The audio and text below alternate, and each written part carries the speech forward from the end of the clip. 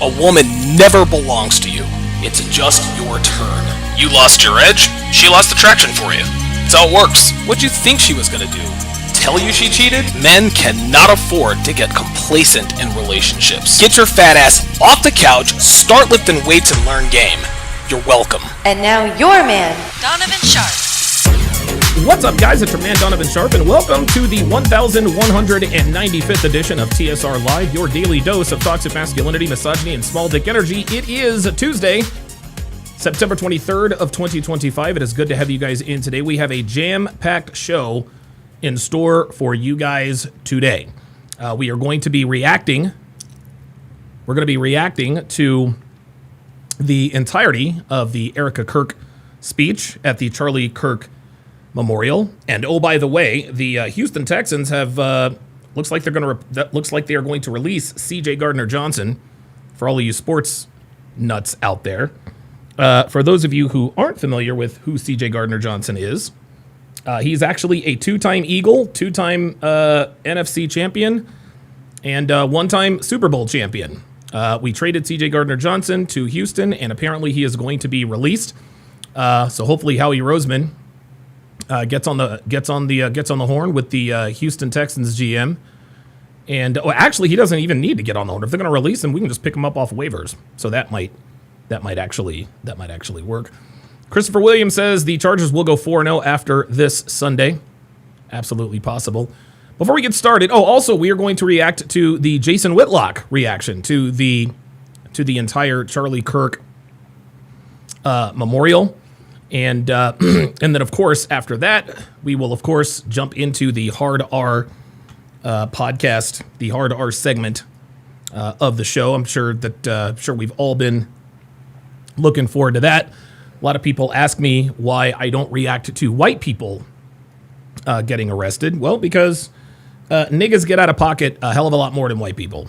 So I'm just, and I'm not interested. I'm not interested in watching white people get arrested. I'm interested in watching niggas get arrested and clowned. You know how that goes. Jay Belay says, Erika is a true woman. All modern women need to idolize her. It's interesting. I actually had this pulled up. I wasn't going to really talk about it, but since Jay Blaze mentioned it, I'll go ahead and bring up an article here. This is on CNN. She's a mother figure for us. In Erika Kirk, conservative women see the future. Let's go ahead and read this. The article starts, less than a week after her husband was killed in the most high-profile political assassination in a generation, Erika Kirk convened a Zoom call for the 1,500 employees at Turning Point USA, the organization Charlie Kirk led until his death. She assured those on the call that they would not lose their job, that, quote, everything is stable and safe. Alex Clark, the host of one of TPUSA's most popular podcasts, told CNN in an interview. The message was clear, Clark said, with Erika Kirk saying that they would carry on Charlie's mission exactly as he had planned. The call was seen as an indication that Erika intends to be at the forefront of taking TPUSA forward, according to Clark. On Thursday, the organization announced that she will serve as its next CEO and chairman of the board. Chairwoman of the board, in accordance with her late husband's wishes. Quote, I think she will do everything in her power to protect the legacy of Charlie, Clark told CNN. And I think all employees would love nothing more than to be able to have her at the helm steering the ship. Nearly a week earlier, in her first public speech 2 days after his assassination, Erika Kirk had issued a warning and avow. Quote, you have no idea the fire you have ignited within this wife, she said last Friday. The cries of this widow will echo around the world like a battle cry. Dude, hell hath no fury like a woman scorned. She continues, I'll make Turning Point the biggest thing this nation has ever seen. She said, the movement will not die. I refuse to let that happen. Even before his death, she had been seen as a galvanizing force for young conservative women to whom she espoused prioritizing marriage and motherhood over career, even as she had her own business pursuits. I would not want anyone else to take over Turning Point besides her, said 19-year-old Faith Merrill, who has been involved with TPUSA for the past 3 years. She is just this motherly figure for us. Charlie was that father figure, and she is the mother figure for us. To Merrill, Erika Kirk, quote, has just awoken something in Gen Z conservatives, and I can confidently say that she will have Turning Point thrive and grow bigger than ever before. On Sunday, Erika Kirk will emerge once again in public, this time at her husband's memorial, which, of course, we will be reacting to here in short order, where she is due to be one of the speakers in the lineup that includes President Trump and Vice President J.D. Vance. Her tone and her message will be closely watched by a nation divided over Charlie Kirk's legacy and by followers in a movement which she has already played an important, though often contradictory role. Oh, here we go. Here we go. Here we go. So, of course, this is on CNN. What about her? What about her was contradictory? See, already, even in that's like a sideways compliment. Gen Z women see her as a mother figure, even though it's been, even though it's been contradictory. So, who is Erika Kirk? Well, anyway, we don't have to get all into this. Erika Franstevie by her mother. Right, by her mother. Erika Franstevie, I guess, was raised in Scottsdale, Arizona by her mother after her parents divorced when she was young. She studied political science in college and was briefly an NCAA basketball player. Oh, okay. I played basketball since I was 5, super tomboy, didn't like dresses, she once said. She later went on to be crowned Miss Arizona USA in 2012, acknowledging in introductory videos for the pageant that she was a late bloomer in some respects. I always think I had that girly girl hidden within me, she said in her introductory video in the pageant. 6 years later, she met Charlie Kirk, 5 years her junior, in New York City, well after he started Turning Point USA. The two have often told their origin story. Originally, he reached out via direct message on Instagram asking to meet with her after she attended a TP USA event with a family member. Oh, shit. Charlie Kirk had a little bit of game. Okay. Okay, Charlie. Let me find out Charlie Kirk was sliding into this bitch's DMs. Okay. All right. Their meeting at, quote, Bob's Burgers in Manhattan 2018 was initially intended as a job interview. They both have said, with him peppering her with questions. Then he quickly changed course. I'm not going to hire you. I'm going to date you, Erika recalled him saying during a speech at a TP USA event. Gentlemen, that is masculinity. He straight up told you, I am not going to hire you. I am going to date you. That is a man. Straight up. That's some man shit right there. The two were engaged by 2020 and married the following year. They have 2 children, a 1-year-old boy and a 3-year-old girl. Though she did not have a public track record of conservative activism before meeting her late husband described her as coming from a, quote, fiercely right-wing family. Erika said her grandfather, a Swedish immigrant, oh, that explains her last name, her maiden name, who served in 2 wars, was, quote, always super far right, and that she became 100% more conservative after she became a mother, which I didn't think was possible, she added. Yeah, it's funny how that works, all right? As Kirk's wife, she has shared much about these personal ideals, which hew closely to conservative Christian values on her social media and through public appearances with him, faith, marriage, motherhood, in that order of importance. In discussing her role in the relationship with her husband, she has often used a provocative word, submission. I love submitting to Charlie because he is a phenomenal leader, she said. I want him to come home and be so unbelievably loved on, to be refueled. In their public appearances, they have talked openly about what they describe as fulfilling the biblical role and covenant of marriage. Charlie takes care of the finances, earning money for the family, while she focuses on raising the kids, cooking, and running the household to support him, an arrangement they encourage other younger people to pursue.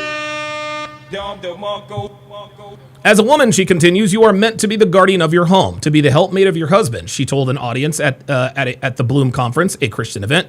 Be that biblical wife you are supposed to be for him and honor the order that God created marriage to be in. When I met Charlie, she said, that was it. I could care less about the career, she said last year at Turning Point's Young Women's Leadership Summit. Merrill, who says she sometimes lacked self-confidence, was first brought into TP USA by her mother. So anyway, this is going to be, wow, Jesus Christ, boy, she was hot. Jesus Christ.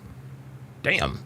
All right, I'm not going to get all into the cultural contradictions and all that good stuff, but I agree with Jay Blaze, man. Erika Kirk is definitely something that young women should aspire to be like, and I think the fact that she comes from a broken home, and that she was career oriented, and that she was a tomboy, and that she did play college basketball, I think coming from that particular background, to become the woman that she has become, what this shows, gentlemen, is that the right man, the right masculine man, regardless of religion, and I'll get into this a little bit later, but the right man will turn a woman into the right woman. We tell you guys all the time, if you are waiting for quality women to just emerge, that is literally as bad as women manifesting their man. You guys have to understand that mothers they don't raise their daughters to be wives anymore. At least most of them don't. Most mothers, like Rollo Tomasi says, raise boys as defective girls and girls really as defective boys, right? They instill all of the masculine traits to their daughters that really should be imparted on their sons. They don't teach women to cook or clean. They don't teach them to iron clothes, do laundry. They don't teach them how to make a home. They don't teach them the importance of motherhood and marriage.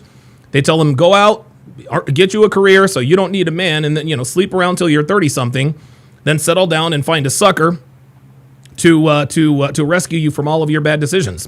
That's just how it is. That's how it is. Dre Raven says, Dre Raven, who is actually from Arizona, says Scottsdale, Gilbert, and Mesa, those are the more conservative parts of Metro Phoenix. Now that I did not know. The Patriarch is in the house. Says also, hey everyone, I'm new here. Shout out to the Patriarch. Shout out to the Patriarch, new person on the list. Shout out to Dr. B84 member for 66 months. Has 5 years of membership in this community. Still miss the gift battles we used to do before watching shows on Sharpe Stream for the OGs in the group. Those were good times when I used to work from home. Yeah, man. Those were the days. Those were absolutely the days. Yeah, man, oh man. By the way, I not only am I going to resume the dating show breakdowns, I'm actually going to, and I'm going to add this. I'm going to add this series to my Patreon arsenal.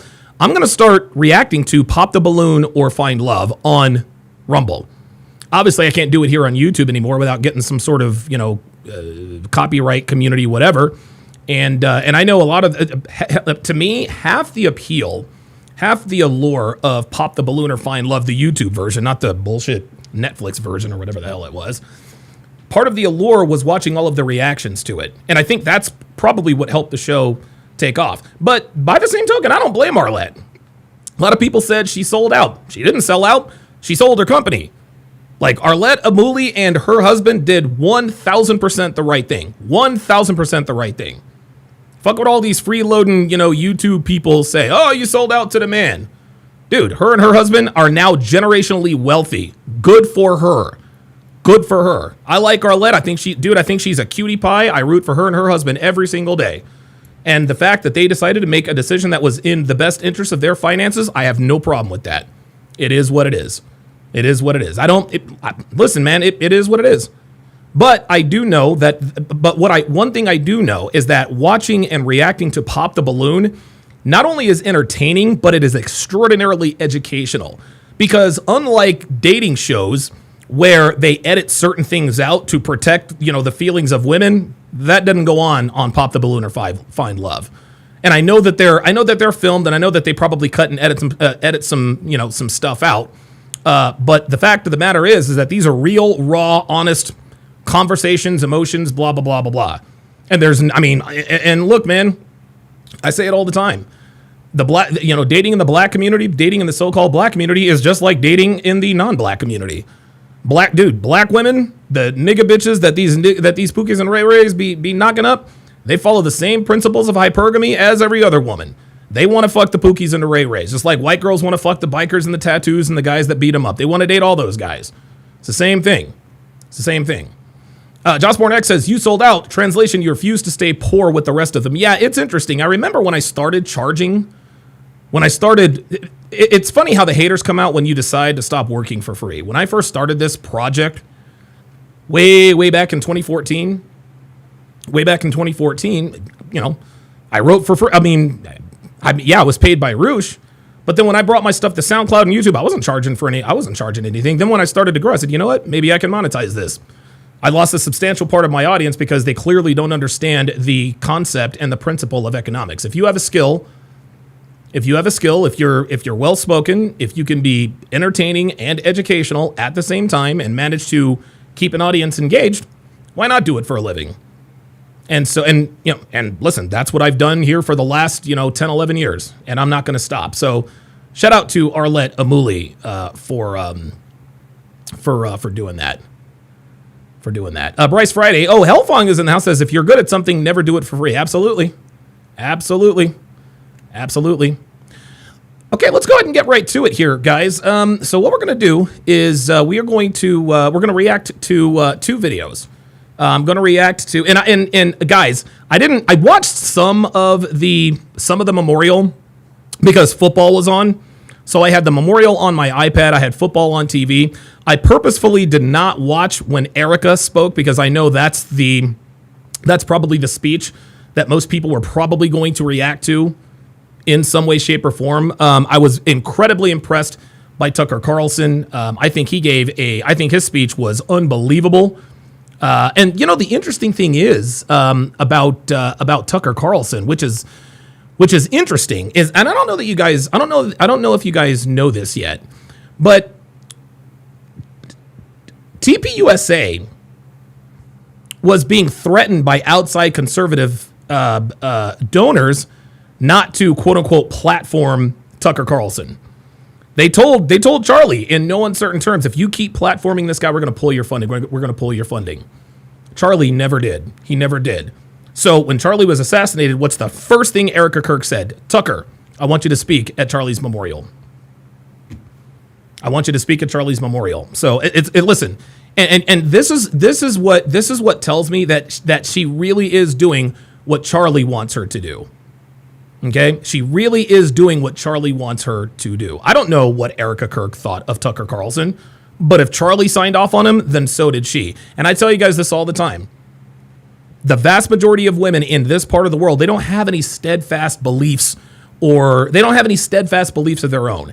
They only believe what the strongest men in their lives believe. If the strongest man in their life believes that, if the strongest man in their life is an atheist, she'll scream from the highest mountaintops, there is no God. If the strongest man in her life is a Southern Fried Baptist, praise be to God. If the strongest man in her life happens to be Catholic, peace be with you and also with you, right? And so the fact that Erika Kirk, who could quite literally have had any man in the world. You look at her, she's fucking beautiful. She's beautiful, she's conservative, she has conservative values, she values being a wife and mother. She meets Charlie, bingo. All of that snapped right into action. Boom, instant femininity. That's what this is. Jay Blaze says, makes me trust Erika more. Right. Under normal circumstances, I would probably question Erika being made the CEO of Turning Point USA. But if that's what Charlie Kirk wanted, then guess what? I trust his judgment. And I'm not going to sit here and say that all women throughout history are useless. Remember, we had Madame Curie, right? Margaret Thatcher, you know, and I'm not calling Erika Kirk a Margaret Thatcher or a Madame Curie. I'm not comparing her to those women, but she could have the same impact that those two historical women did. And I think with Charlie in her mind's eye, in her conscience, I think she's going to be a good leader. Chris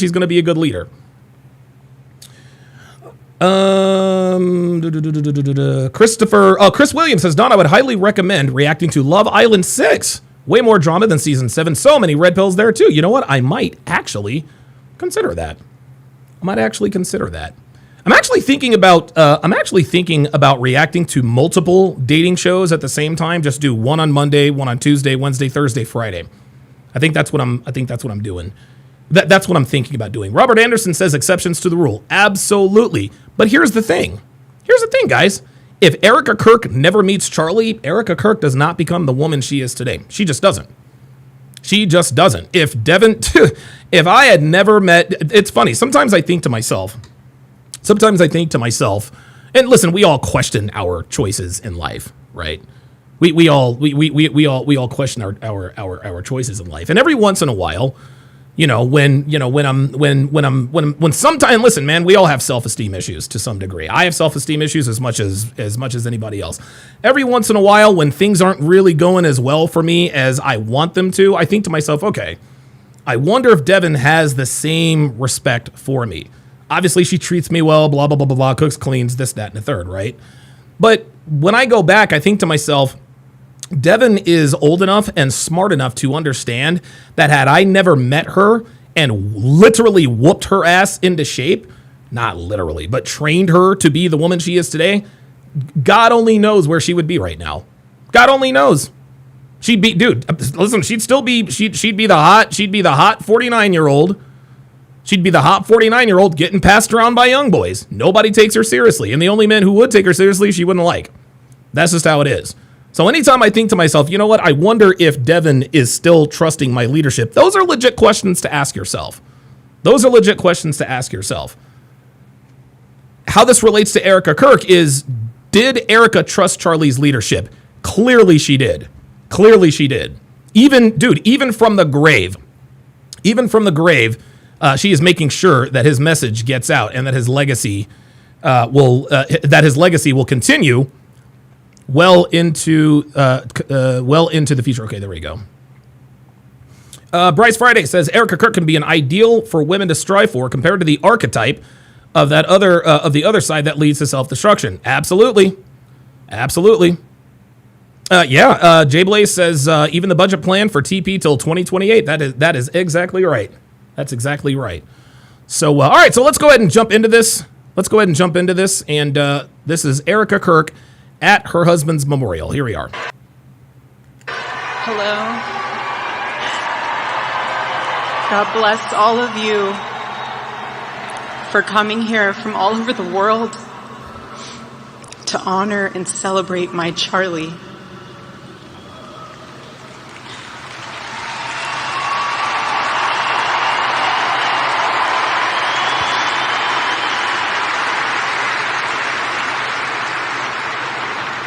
Just a few miles from here, 2 years ago at America Fest 2023, Charlie delivered a speech on stage for our TPUSA Faith event. Charlie loves speaking off the cuff. He's very good at that, without a script.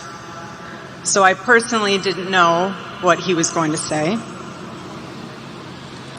And what he chose to speak about that day was his submission to the will of God. He quoted one of his favorite Bible verses, Isaiah chapter 6, verse 8. Here I am, Lord. Send me. Okay, so let me pause it right there.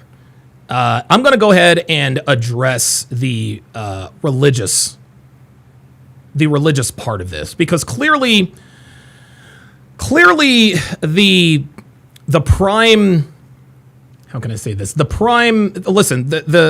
focus of Turning Point, of Turning Point USA is obviously God, Jesus Christ, right? Christianity. That's where they get their core principles. Obviously it worked because look where it is now. And here's another thing before I get into this religion thing. And maybe I'll come back to it. Guys, Turning Point USA is going to replace the Republican National Convention. Turning Point USA is going to become the most powerful conservative force in this country's history. Okay, the Republican National Convention, they've done it for all these years, and they leave a lot to be desired. Turning Point USA absolutely blows the Republican National Convention out of the water. They do. They represent everything that is good in America. They're not a perfect organization, but I think it's better than the RNC, in my opinion. I think, and to be honest with you, I think the RNC is going to have to look. If the RNC needs to fall in lockstep with TPUSA. I think they do. If they want Republicans, if they want conservatives to be taken seriously, I think they got to fall in line. But when it comes to religion, a lot of you guys know that I'm not the most religious person in the world, right? And I'll put it to you like this: throughout history, throughout time, there have been a plethora of polarizing debates, right? From benign arguments like vodka versus whiskey or something like that, or split routines versus compounds lift. Then you have like the ultra critical. You have the ultra critical topics like pro-life versus pro-choice, Hillary versus Trump. There's never been a shortage of issues that split even the tightest knit groups into, opposing factions. One of the most divisive topics of all time is religion. More specifically, in my mind, the very existence of God. Now, like I said, before I get started, I want you guys to know that I don't have anywhere the theological knowledge or I'm not a theologian, okay? I'm not a theologian. If you're looking for some sort of deep ecumenical analysis of religions the world over, you're not going to find it here, okay? I'm not that smart, okay? Instead, what I'm going to do is I'm going to talk about the existence of God from, I don't want to call it from like an atheist's point of view, because I'm not an atheist, okay? I think I'm probably closer to agnostic. So let me back up a little bit here. When men find the red pill, when men find this particular community, everything is called into question, right? Relationships, money, finances, fitness, everything in between. Everything is scrutinized a lot more closely, and 9 times out of 10, we make significant changes in most, if not all, of those areas. Personally for me, religion also falls into that category. And at this point in my my red pill renaissance, I'm starting to sort of question just about every element of my religious beliefs as they apply to and it's not really a newfound knowledge anymore, because I've had this knowledge now for, 2010? Dude, a decade and a half. I had this knowledge for 15 years. I found the red pill back in 2010. That's incredible. That's incredible to think about. That is absolutely incredible. But as far as I'm concerned, the basics of religion, and Devin and I, when we first met, and guys, please stay with me here. I know you guys tuned in to watch the Erika Kirk memorial reaction, but I want you guys to understand where I'm coming from, in case I'm not acknowledging some of the religious parts or the Christian parts of her speech. I'll address some of it because I think a lot of it is rooted in truth. I think the vast majority of it is rooted in truth. But as far as I'm concerned, guys, the basis of most religious groups are all pretty much the same. Exercising some sort of self-discipline by not indulging in life's many tempting vices, treating others with decency, and regularly executing some sort of ritual at a specific day or time. Yes, there are many more layers to every religion, but by and large, those seem to be sort of the main building blocks. The truth is, guys, is that human beings, we have an inherent need to belong. No matter the person, no matter the upbringing, no matter the environment, we all want to be a part of something. Without human interaction, we go insane. This is why one of the worst punishments in prison is solitary confinement. Put them in the hole for a week. You don't know if it's up, down, left, right, if it's 4 o'clock in the morning, 4 o'clock in the afternoon. You just don't know. Even people who describe themselves as loners, they still have a circle of friends, albeit much smaller, but they have a group of friends that they trust and that they can confide in, right? And this is from young men who join gangs to post-wall 304s, who join cults. Religion is, in this context, is a way for people to fulfill their basic need for routine, temperance, structure, and belong. And think about this. And like I said before, think about this. The worst thing that can happen to a man in prison, other than being EPARD, is being put in solitary confinement. He's surrounded by murderers, rapists, but being put in the hole for a month, that is a terrible fate because he's left by himself for an extended period of time with literally nothing but his thoughts. Maybe a few rats, some gruel or whatever. Religion represents going back to religion, okay, in a prison sense, that represents going back to the general population for most everyone, right? Sports, hobbies, and even those misogynistic websites like Return of Kings that used to brainwash men into thinking that women are demons from the seventh circle of hell are all described on some level as religion. People say all the time, I do XYZ religiously when describing something they do on the regular. Regardless of what we call it, anything we do or believe consistently could loosely be described as a religion. Now we're going to talk about the depravity of modern Christianity. For my money, Christianity seems to be the branch of religion that has probably that appears to have soured most people on the existence of God, right? I'll be the first to point out I could be way off in this assessment, and that my upbringing in the Baptist church and being an American, that drastically skews my point of view. But I'm almost certain I'm not the only one who feels this way, right? And to be honest with you guys, I could do like a three-part 9-hour podcast on how Christians have royally fucked things up for people who could really benefit from religion. But instead, I'm just going to talk about the major factors involved with Christianity and its followers, which makes it sometimes borderline unbearable. Anyone who grew up going to church remembers the collection plate being faithfully passed from row to row by the ushers, right? We remember person after person putting in cash, checks, envelopes as the plate made its way through the congregation. It wasn't long before we asked our parents, what are we putting money in this plate for? And they dutifully explained to us that the church is supported by its members, their contributions, and that's why they pass the collection plate around every Sunday. Things could not be more different here in 2025, guys. These mega churches popping up every week, they don't even look like churches anymore. Inside and out, they look like something of a cross between like a warehouse, a nightclub, and a shopping mall. Right? Churches like these cost a lot of money. They've got jumbotrons, flat screen TVs. They've got state-of-the-art tech. And these new mega churches, they seem more intent on entertainment than the actual teachings of Christianity.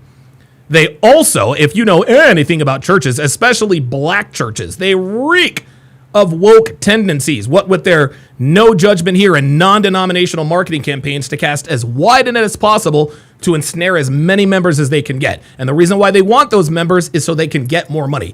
Yes, churches do need support from its congregation, and yes, they have to get word out somehow.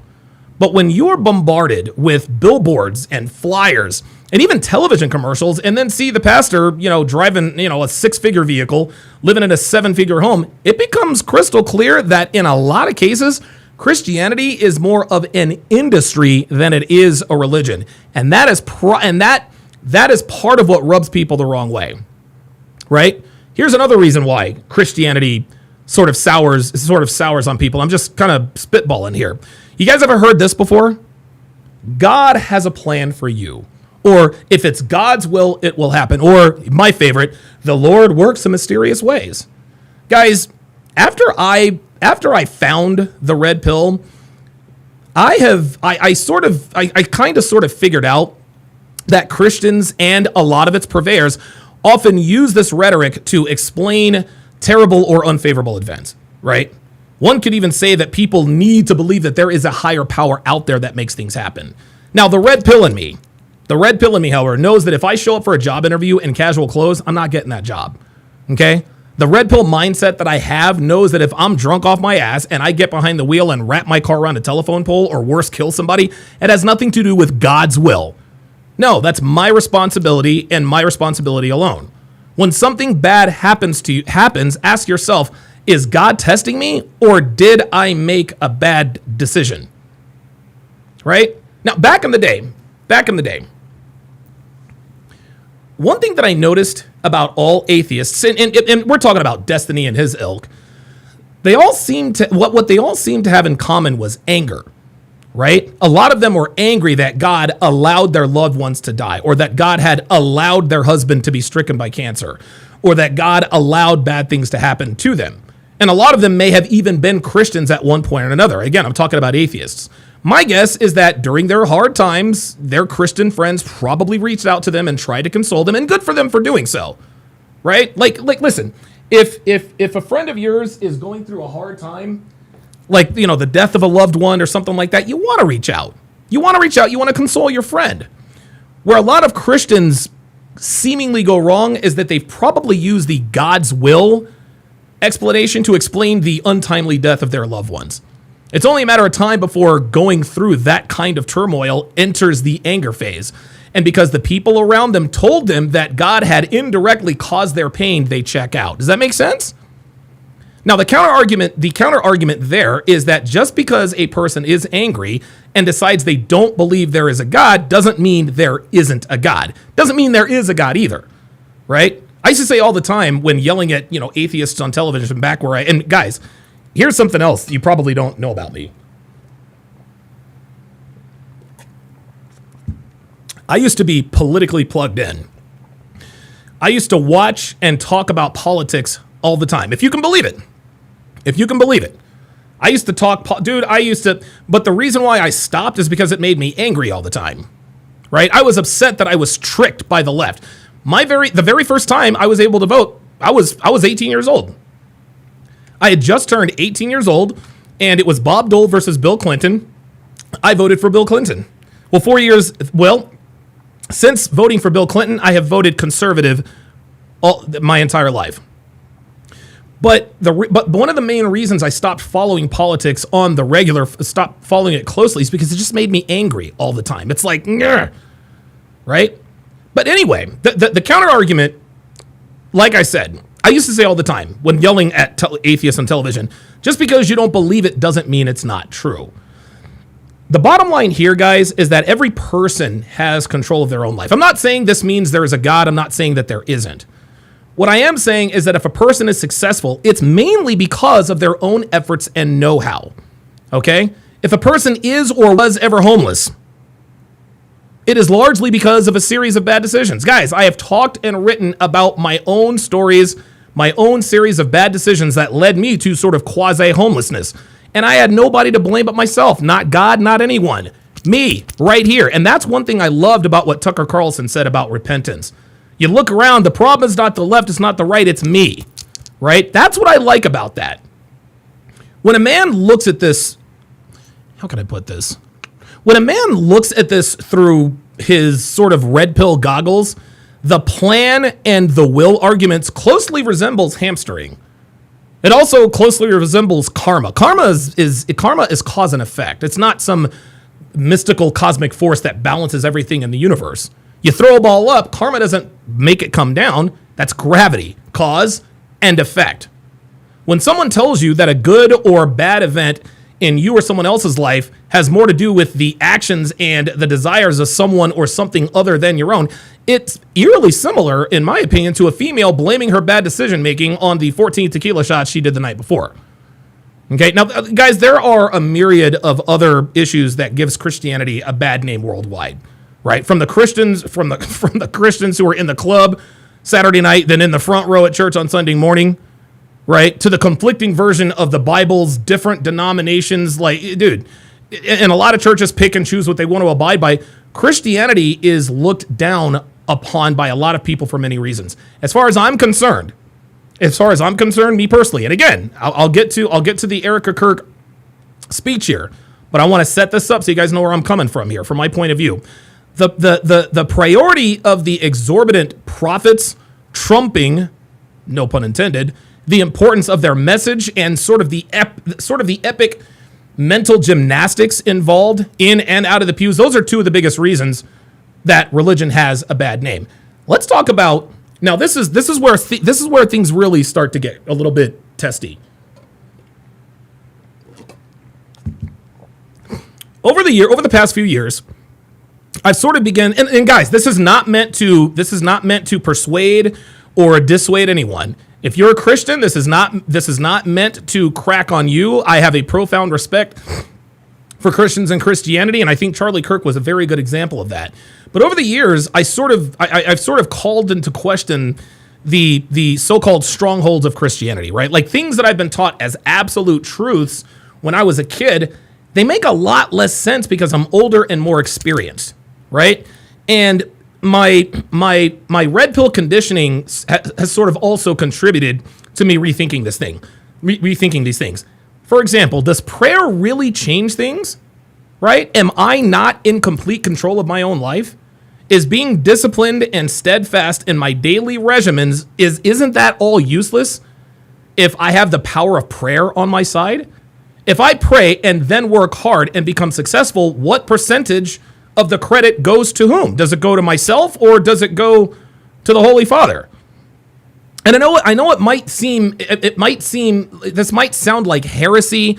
It might sound, sacrilegious, but you have to, I'm just thinking about this practically, right? If I'm disciplined and I'm steadfast in my daily regimen and I do what I need to do, is all of that stuff useless if I don't pray? Right? And here's another question. How do we understand what or how God thinks? Everyone seems to think, or a lot of Christians, let me not general, a lot of Christians, they seem to think they know how God thinks and the reason he thinks these things. How do we know that God is loving and kind? How do we even know God wants us here? How the hell do we really know why God does what he does simply because we can refer to a 2,000-year-old book, right? Here's another question. Would we really believe a virgin birth in 2025? Let's just say, for example, we see on the news, it's trending on Twitter. If it's trending on Twitter that a woman in the Middle East gave birth and claimed to be a virgin, would we really believe it? Here's another question. Would Mary have been opposed to a DNA test to reveal who the suspected father really was? Right? Would an examination pre-birth reveal an intact hymen? And even if it did, would we believe the hymen was intact? Right? Here's another question. Did Gabriel really come down and guys, I'm just going through the time here. And again, I'm not trying to be sacrilegious. I'm not trying to be disrespectful. And if you're a Christian, I promise you, I'm not coming at you guys. These are just legit questions, right? Did Gabriel really come down and talk to Mary? Did Mary and Gabriel really have a conversation? Or was Mary hallucinating? Or worse, did Mary make the whole thing up? After all, guys, back then it was impossible to become pregnant without sex. And as far as I know, I'm not a scientist or a biologist. I think it's impossible to become pregnant without having sex or some sort of in vitro fertilization or whatever the case may be. Here's another question. Was Jesus Christ really the Son of God? Right? Speaking of the DNA test. So let's just say we do a DNA test on the baby Jesus. What would the test reveal? Would the father's DNA be otherworldly or alien, or would it reveal the DNA of a male Homo sapien? Right? And think about this, guys. Okay? Socrateric says, if you literally take the Bible objectively, then you already lost. I have no idea what that means, Socrateric. Listen, and guys, I am open to having my mind changed or whatever the case may be. So Socrateric, if you want to come on and discuss this with me, I'm willing to have a conversation about this. I'm willing to have a conversation about that. Okay. If I take the Bible objectively, what does that mean? Do I take it objectively or subjectively? This is what I'm talking about when it comes to confusion. Because I've seen many people say, well, if you take the Bible subjectively, then you've already lost. So which is it? You got to explain that. You got to explain what that means, Socrateric, either in the comments or you can pull up. And again, I just want to have a respectful conversation. I'm not trying to debate or anything like that. But if you're going to come in here and tell me that I'm lost, I need you to tell me why. Okay? I need you to tell me why. Here's another thing. Do we really believe the stories? Right? Do we really believe that the Red Sea literally parted for Moses? Here's another question. And again, this is just me thinking out loud. How feasible is it? How plausible is it that an old man climbed to the top of a mountain, stayed there for over a month, 40 days and 40 nights, to wait for God to etch the 10 commandments in stone? And how did he do that? How did God do that? What did Moses eat for 40 days and 40 nights? Right? What did he drink if he was on a mountain? Like, how did that happen? Here's another one. Do we really believe that a man got swallowed by a whale and survived long enough to get spit back out? We all know the story about Jonah and the whale, right? We all know the story about Jonah and the whale. But you just have to ask yourself, how likely is it that a man swallowed by a whale or a big fish, as it's described in the Bible, how likely is it that a man swallowed by a whale would survive? How likely is it? Let alone get spit back out. Here's another question. Why would the whale even do that? Was he bulimic? Did Jonah make the whale nauseous? Right? Here's another one. Do we really believe Jesus literally walked on water? Think about it. People are claiming that a man walked on the water's surface and didn't sink in. Would we really believe that in 2025? If we actually saw video of Jesus walking on water, most of that's AI. No way. I'm not saying these things didn't happen, okay? But based on what I have learned and experienced, my mind is telling me it's highly unlikely. If the science and technology available to us today were available to us back then, I'm fairly certain that these stories probably would have been debunked fairly quickly, and that's even if these stories got out in the first place, right? There's another one, water into wine, right? Shade says he lit a candle inside the whale. Okay, Shade, he lit a candle inside the whale. Where did he get the candle? Where did he get the candle, and where did he get the lighter? The lighters weren't around back then. This was back in the Bible days. What did he do? Take the two sticks and rub them together, surrounded by whale guts and fluid, and made fire and lit a candle? Like, seriously. Like, how did he do that? Water into wine. So you mean to tell me that Jesus dipped his finger into a glass of water and turned it into wine? Right?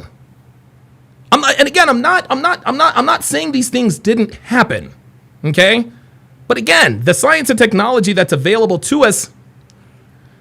Now, a lot of people ask, based on this sort of thinking, are you saying you're an atheist? Right? And to be honest with you, I don't really know. Right? Every time I sort of allow my mind to drift into the atheist camp, the one thing that brings me back is the principle of the uncaused cause. Stay with me here, guys. Okay? Stay with me. I know it's common sense that at some point up the chain of creation, there is an uncaused cause. Something or someone that wasn't made or created by anything. Is that the deity or the God that we worship? I don't know. I would like to think that it is, but at this point in my life, I'm not nearly as certain that the God I've been taught about, that the God that I've been talked about, that I've been learning about and believing in exists, right? Right? Like I'm not nearly as certain the God that I've been taught about by Christianity exists. I believe there could be a God, but not the God that I've grown up believing in. If a strip club burns down to the ground, I don't believe that God rained down fire to punish the heathen sinners. My guess is either arson or somebody flicked the cigarette in the wrong place, right? If someone is successful, I don't use the word blessed anymore. I use the word fortunate and or hardworking. If someone has a run of bad luck, it's shit happens and bad decision making, and that's all there is to it. At the end of the day, guys, I am willing to admit that religion most definitely has a lot more advantages than disadvantages. Okay, like I've known people that have that have pointed out countless red pill doctrines from back in the day that kept women in line.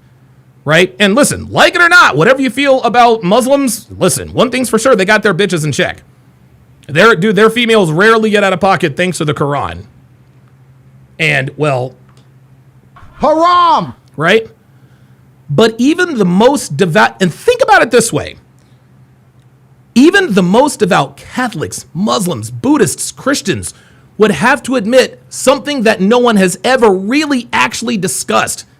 They can't all be right. They can't all be right. The Southern Baptist minister in Lexington, Kentucky is every bit as devout as the Hindu priest in Mumbai, India. But they both can't be right. Okay? They both can't be right. So I'm hoping, maybe, who knows, maybe with this new America that we appear to have found ourselves in, maybe I can gain a little more clarity in terms of what I believe and what I do not.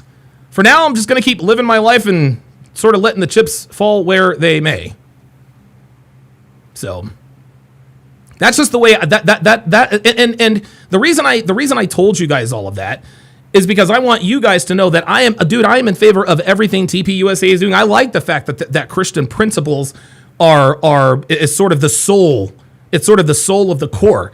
I'm just not religion. I'm just not religious. I'm not as religious as I used to be. And guys, I used to be Catholic. I've got the Hail Mary tattooed on my arms, the entire one. Hail Mary, full of grace, the Lord is with thee. Blessed art thou amongst women, and blessed is the fruit of thy womb, Jesus. Holy Mary, Mother of God, pray for sinners now and at the hour of our death. Amen. I got all that stuff done. So who knows? Who knows? Anyway, let's continue. So that's where my religious compass is right now. After Charlie finished, I met him backstage. And I spoke to him, and I'll never forget this. I said, Charlie, baby, please talk to me next time before you say that statement. Because when you say something like that, there is so much power in that verse.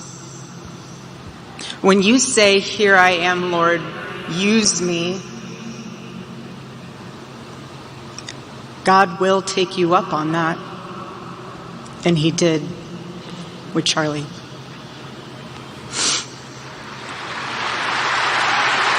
Hellfunk says, for argument's sake, every culture followed a doctrine. The Greeks, Egyptians, Romans, and Vikings believed in gods.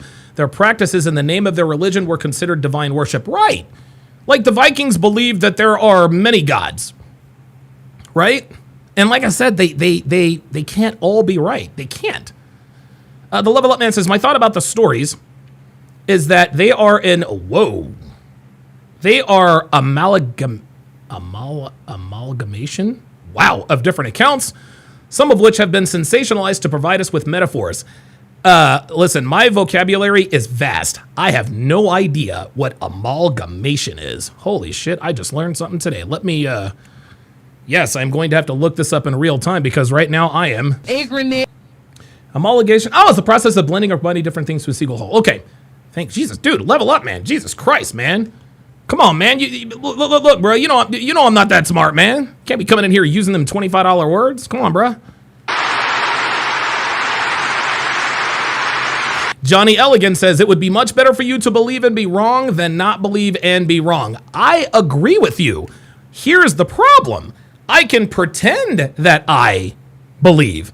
If I don't believe, God is going to know when I get there. He's gonna be like, hey man, like you went to church every day and, or you went to church every Sunday and you prayed and this and that, but I know your heart, you didn't really believe I existed. And I'll be like, my bad. My bad, God, my bad. And Emo Must says he has ice cream. God damn it. 11 days ago, God accepted that total surrender from my husband. Oh my God. Jesus. And then called him Christ. to his side. Oh my God. More than anything, Charlie wanted to do not his will, but God's will. And over these past 11 days, through all the pain, never before have I found as much comfort. Shade says a $10 word. Yeah, Shade, you really seem pretty hell-bent on just disagreeing with me and pointing out what you feel are inadequacies. Not really sure what the point is here. Like, if you don't like me, just gotta say so, man. Like, you don't have to. Yeah, you don't have to. You ain't got to be all like that. I know it's a $10 word, but I had no idea what that word was. That's why I said it was a $25 word. Can't you get it through your thick skull is gifted 5 Donovan Sharpe memberships. At Committed, at Zeke Poncho, at Loaded Locks Gaming, at Tiff Got Jokes, at P-Dubs. Double 69 to welcome them to the TSR family. If you would, all 5 of you put your age and location in the chat. As is customary of all first-time members and memberships, let us do a chat-wide age and location check. This is how we form communities of like-minded men. You never know. Somebody watching could live in your city. They could live in your neighborhood. They could live on your block. They could live on your street. They could live in your building. By putting your age and location in the chat, you let people who are near you know that you are near them. And surprise, surprise, you can now speak freely without worry of judgment. Without worry for judgment. Oh, yeah, right. Exactly. Alaskan K says there's also no oxygen for the fire to burn. Right. Like, Shade told me that he lit a candle. How did he light the candle? You know what I'm saying? And again, guys, I promise, I'm not trying to be difficult. I'm not trying to say, well, Christianity is bullshit. Nah, I'm just saying, man, there are a lot of things about Christianity that I think need to be sort of examined and maybe explained a little more literally. And guys, when you're talking about a religion, you can't speak in metaphors. No, man, you got to speak literally. Here is what happened. Here's what happened. As I now do in the words of our Lord's Prayer, thy will be done.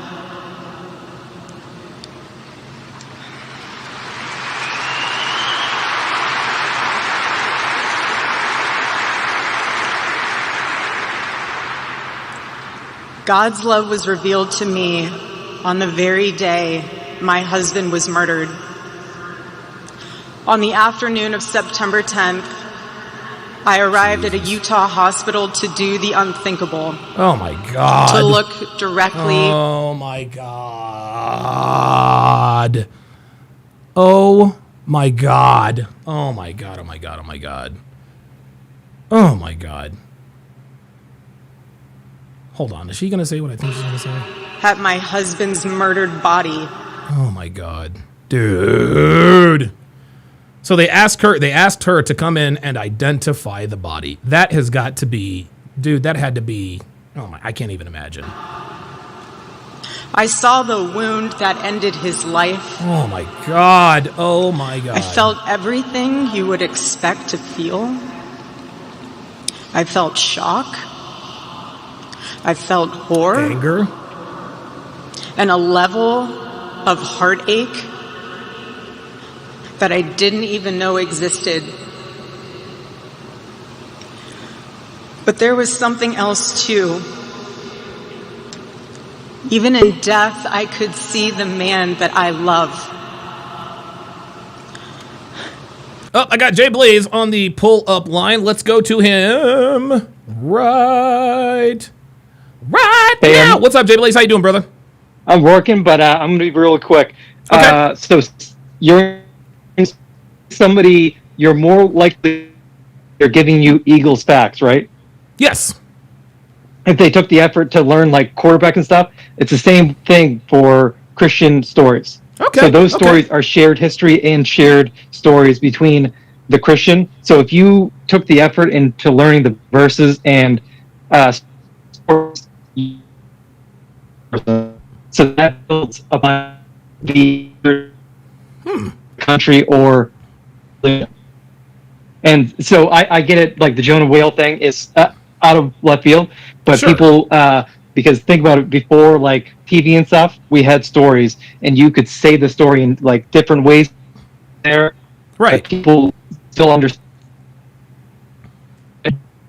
Try through there, so that's what it is. You're breaking up on me, Jay Blaze. Try to jump back in at another time because you were breaking up there at the end. But I caught the first part of what you said. I think I just have to. I think in order to really understand Christianity, I'm gonna have to study it. But at some point, guys, I'm going to have faith. At some point, I'm just going to have to take Christianity's word for it that a crucified human man was buried, and 3 days later, he rose to heaven. Like, I just don't, like, that is something that is, and again, like, it's a miracle and this and that, but, like, that is hard for me to wrap my head around. It is very difficult for me to wrap my head around. Let me go back to, oh yeah, it looks like Jay Blaze is, yeah, Jay Blaze is definitely frozen. All right, Blaze, try to call back in at another time, because I think that was a good call. Yeah, Jay Blaze, if you come back up, start from the beginning. Start from the beginning if you come back up for reference. Let's continue. I saw the one single gray hair on the side of his head, which I never told him about. Yeah. Now he knows. Sorry, baby, I'm telling you now, but never told him. Didn't want to. I also saw this. I also saw on his lips the faintest smile. And that told me something important. It revealed to me a great mercy from God in this tragedy. When I saw that, it told me Charlie didn't suffer. No, he Even the did not. doctor told me. It was something so instant that even if Charlie had been shot in the operating room itself, Yep, they couldn't have saved him. nothing could have been done. Yeah, if you watch that video, man, and listen, I don't know anyone who hasn't seen it. That is the most horrifying thing I think I've ever seen. Man, that was horrifying to see him get, to see this man get shot in the neck, in the side of the neck, the left side of the neck. The force of the bullet sent him back. Charlie, you could tell, was in shock. Boom. All of a sudden, blood starts pouring out of the side of his neck. And at that point, that was it. At that point, that was it. Dude, when I saw the video, I was like, dude, there's no way. There is absolutely no way Charlie survived this. And that's not, I'm not a ballistics expert. I'm not a medical expert. Even Dr. B84 said, yeah, it would be very, very, very, very difficult. What? It would be very difficult for anyone to survive that. And even if he had survived it, he probably would have had brain damage. And honestly, listen, in that regard, I'm glad that Charlie died as a result of his injuries. Because think about this, guys. Think about this. If Charlie Kirk had been saved, guys, he would have been a vegetable. I mean, he probably would have been a vegetable. A vegetable, right? He lost so much blood in so little time. It's almost, I mean, if there is a God, it's almost like God was like, okay, listen, man, you've been shot in the neck. Come on home. Come on home, man. Come on home. Charlie Kirk is honestly, and this might seem insensitive, and I don't mean this in an incendiary way, because Charlie Kirk was a great man. I think it's better for Charlie Kirk that he died than had he survived. Because who wants to be a prisoner in your own body, right? Let's say Charlie Kirk did get brain damage. Oh my God. Who the hell wants to see Charlie Kirk, drooling out of the side of his mouth and trying to, nobody wants to see that, man. Nobody wants to see that. So I think it's actually good that he died as a result of his injuries, because had he not, his quality of life would have been gravely, gravely compromised. Gravely compromised. Malcolm Barrett says, the bullet that came from behind, chat, the think exit wound, not entry wound. I haven't seen anything about that, so I'm not going to give that any. It doesn't matter how he died, Malcolm. He got shot in the neck, whether it was from the front or the back. He got shot in the neck. That's just all there is to it. Malcolm Barrett says, anyone who goes against an alternate theory is suspect.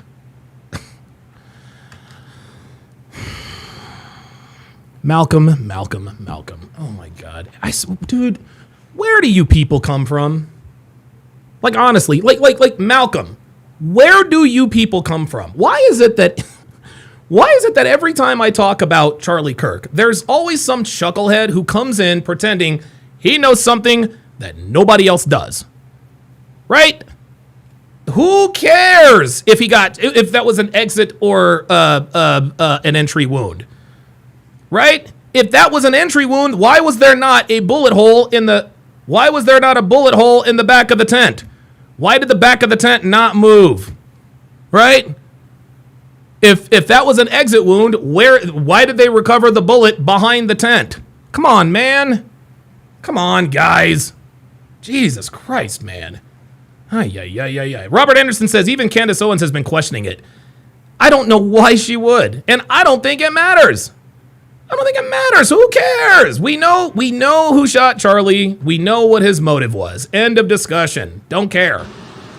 There was no fate. But I'm suspect. Come on, man. There was no fear, no agony. One moment, Charlie was doing what he loved. And the next, he wasn't. Arguing and debating on campus. Fighting for the gospel. And truth. In front of a big crowd. Angel Barber says, nothing insensitive about that statement. He would rather performed his purpose or leave this world and meet Christ, knowing that he had served God's purpose well. Yeah, I agree. And then he blinked. The Patriarch says, Candace Owens seems pretty off to me. I don't know why. Yeah, that's because you're not thinking, Patriarch. There's nothing off about Candace Owens. Candace Owens We're all good, Malcolm. Yeah, Candace Owens is as based as they come. I think the patriarch, I think the reason why you think Candace Owens is off and you don't know why is because of who you are. You're going to question every woman, just like myself. I questioned Erika Kirk, right? I did, but we know Charlie trusts her, so I'll put my trust in her. If Charlie trusts her, then so do I. I'm not going to call into question Madame Curie or Margaret Thatcher. Just because someone's a woman doesn't automatically mean they're useless. It means they probably are, but it doesn't mean that they probably are. So you have no reason, like there's no reason for you to think that Candace seems pretty off. There's no reason. The reason why you think Candace seems off is because she is a woman, nothing more. That's it. He blinked and saw his Savior in paradise.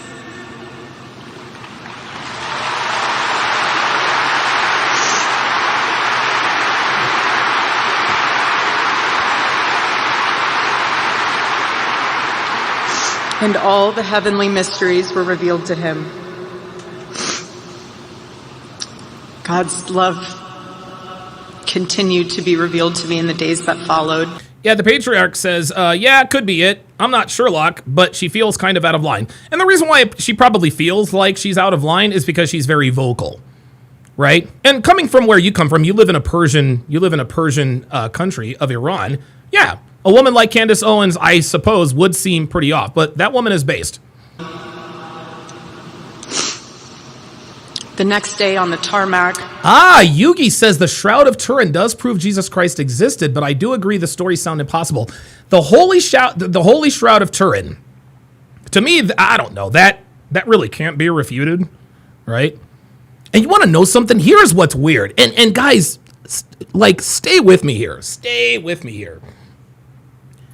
I didn't start questioning my faith until I learned that Jesus Christ was an actual person.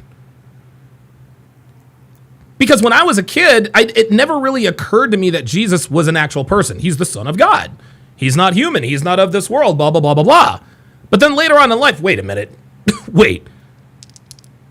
Jesus Christ was actually, like, there was a person who existed, who we all acknowledged was, what?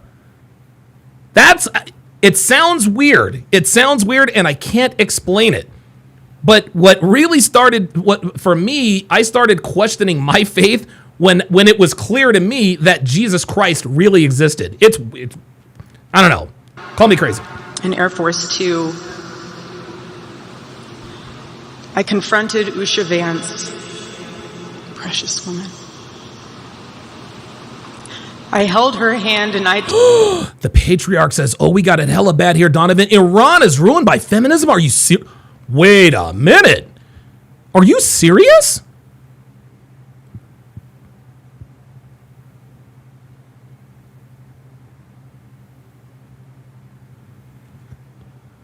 Is Iran really?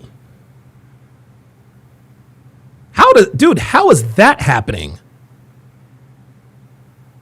Are you sure? Dr. B84 says, keep in mind, other gods do claim some form of humanism too. You know what's interesting? I remember when Reggie White died. And for you guys, if you're not a sports fan, you don't know who he is. But Reggie White, one of the greatest defensive ends ever. I think he's got like 198 career sacks or some crazy number like that. One of the greatest players in NFL history. Well, they called him the Minister of Defense because he was a very devout Christian. Toward the end of his life, he started to delve into more theology and world religion. And shortly after that, I think he died of a heart attack or something like that. That was just kind of weird. Like, again, and this was Reggie White. Reggie White was starting to call into question Christianity. Probably for some of the same reasons that I do. So even Reggie White, one of the most, he wore his faith on his sleeve, man. Malcolm Barrett says Jesus was around 6'2". Damn, Jesus was 6'2"? Of course Jesus was 6'2". Of course he was a Chad. All right, we got Jay Blaze back. Let me jump in here. All right, Blaze, we got you back, man. Okay, Yep, much better. Okay, so take it from the top. What were you talking about in terms? I remember you were talking about, hey, someone who doesn't know, football. You learned about the quarterback position. Take it from the top. So because you have a shared history of your Eagles facts, you're trusting that person more. So if somebody says Eagles fan, the same thing goes with Christian stories and values. Because if you have shared stories, you trust that person more, and then you're bringing community together through those stories. Okay, that makes sense. Because if more than one person has that experience, then that sort of galvanizes the belief. Yeah. So look at our movies and TV. They're an utter train wreck because we lost the Christian values of those movies. Yes. And so that's why we have issues with immigration, because they don't come from our shared history or stories or religion. Right. They don't have the same sensibilities we do religiously, and that is an instant conflict. Yeah. So there's tall stories, of course, like the whale story and stuff. Sure. But you have those tall stories so people can gather around, like campfire. Think back to when they were first happening. Those stories brought together people in bars and stuff. Sure. I got you. And so they would converse, and you could probably do either or, because there are different versions of each story of each Bible testament and stuff. But I just wanted to say, what I'm happy about that we're bringing some religion back is because it's a bottom up, because the moral clarity of the bottom is going to influence the top. 100%. The politicians. I totally agree. And even though I'm not a religious person as of right now, I can readily admit that Christianity being at the core of our value system in the United States is what makes this country great. I get back, but I just want to say that. Yeah, listen, very profound. Thanks for coming up, man. Yeah, that's actually quite profound.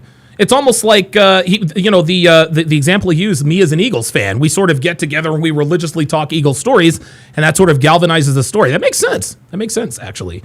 That one Carlos says, other piece of compelling evidence: the disciples who knew Jesus Christ and their followers almost murdered brutally without recounting the faith. They believed what they witnessed with Christ was truth. Okay. All right, man. Okay. All right. Then if you say the disciples are delusional or hallucinating, you have to justify that with some sort of supporting evidence.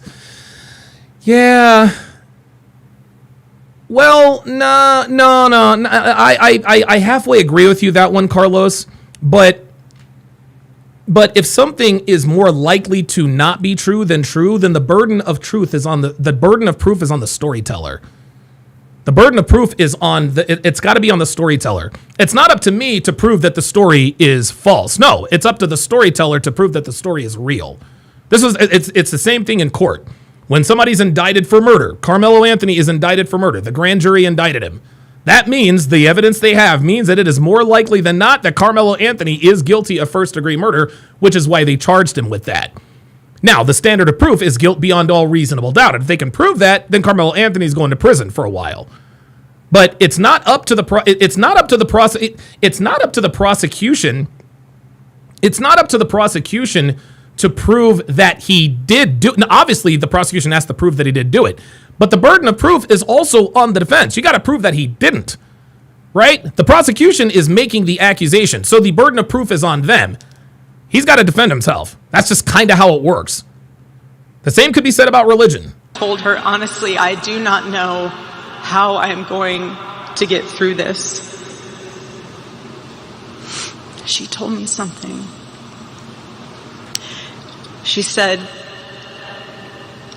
you know when you're on an airplane with your kids and it's the last 15 minutes of the flight and things are crazy. Kids are not cooperating. Toys are flying everywhere and everyone's screaming. Oh my God. And you think to yourself, I cannot wait for this flight to land. Shit. And it's 15 minutes before you land. You know what, Erika? I can't identify with that, but I can identify with other people's kids acting a fool on the plane. And she told me, you will get through these 15 minutes and the next 15 minutes after that. Okay. Usha, I don't think you realized it then, but those words were exactly what I needed to hear. Oh, good for her. But most of all, God's mercy and God's love have been real. I hear we go. Level Up Man makes a good comment. Says, I think the Bible does have some folk tales that are immortalized and probably embellished to teach an underlying lesson. Think of more contemporary folk tales like Paul Bunyan and Pecos Bill. Okay, that makes sense. Right. Okay. All right. Revealed to me these past 10 days after Charlie's assassination, we didn't see violence. We didn't see rioting. Erika is in her bag. Here we go. 10 days after Charlie's assassination, we didn't see violence. We didn't see rioting. Nope. Hell no. Don DeMarco. Don fucking DeMarco. Real shit, man. Hey, Don fucking DeMarco, Erika Kirk. There it is. Dude, there is not an empty seat in this place. There's not an empty seat in this place. But yes. When George Floyd was, quote unquote, murdered, they burnt down the city of Minnesota. We know that. Anytime something doesn't go the left's way or doesn't go niggas' way, what do? They react violently. The Rodney King thing. What did they do? They rioted. The Watts riots. All that stuff. White people in America don't riot. Only niggas do. And the funny thing is most of the rioters didn't really give a shit about George Floyd. They were like, you know what? We're going to riot because, well, this is what we do, and I can get some Jordans and, maybe a couple of bottles of Hennessy. Oh, there's RFK. Okay. So this is RFK. I forgot there's Tulsi Gabbard.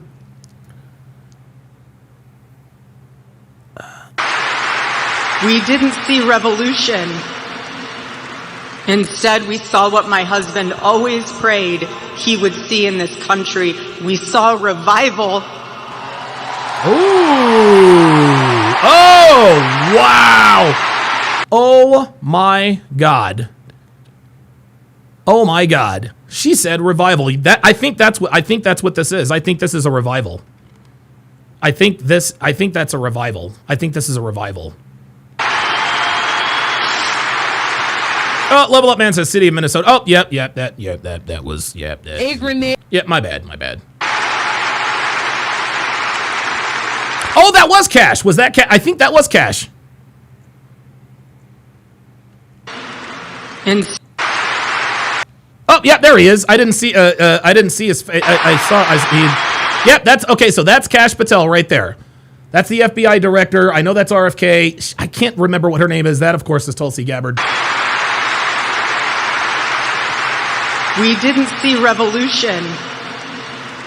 Instead, we saw what my husband always prayed he would see in this country. We saw revival. Jamon said they had 5 hours of Christian rock and prayer before anyone spoke. Wow. The Patriarch says, interesting how a man's soul can revive and gather this amount of souls together. I'm going to tell you what, guys, what we are experiencing right now, fortunately and unfortunately, this is the silver lining to Charlie's death. I would rather Charlie be alive than dead, but I'm going to tell you what.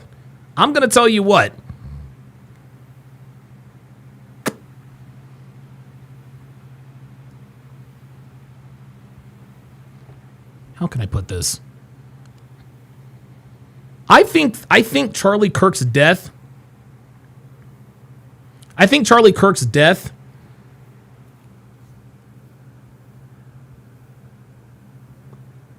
gotta think of the way to say this. Just give me a minute here.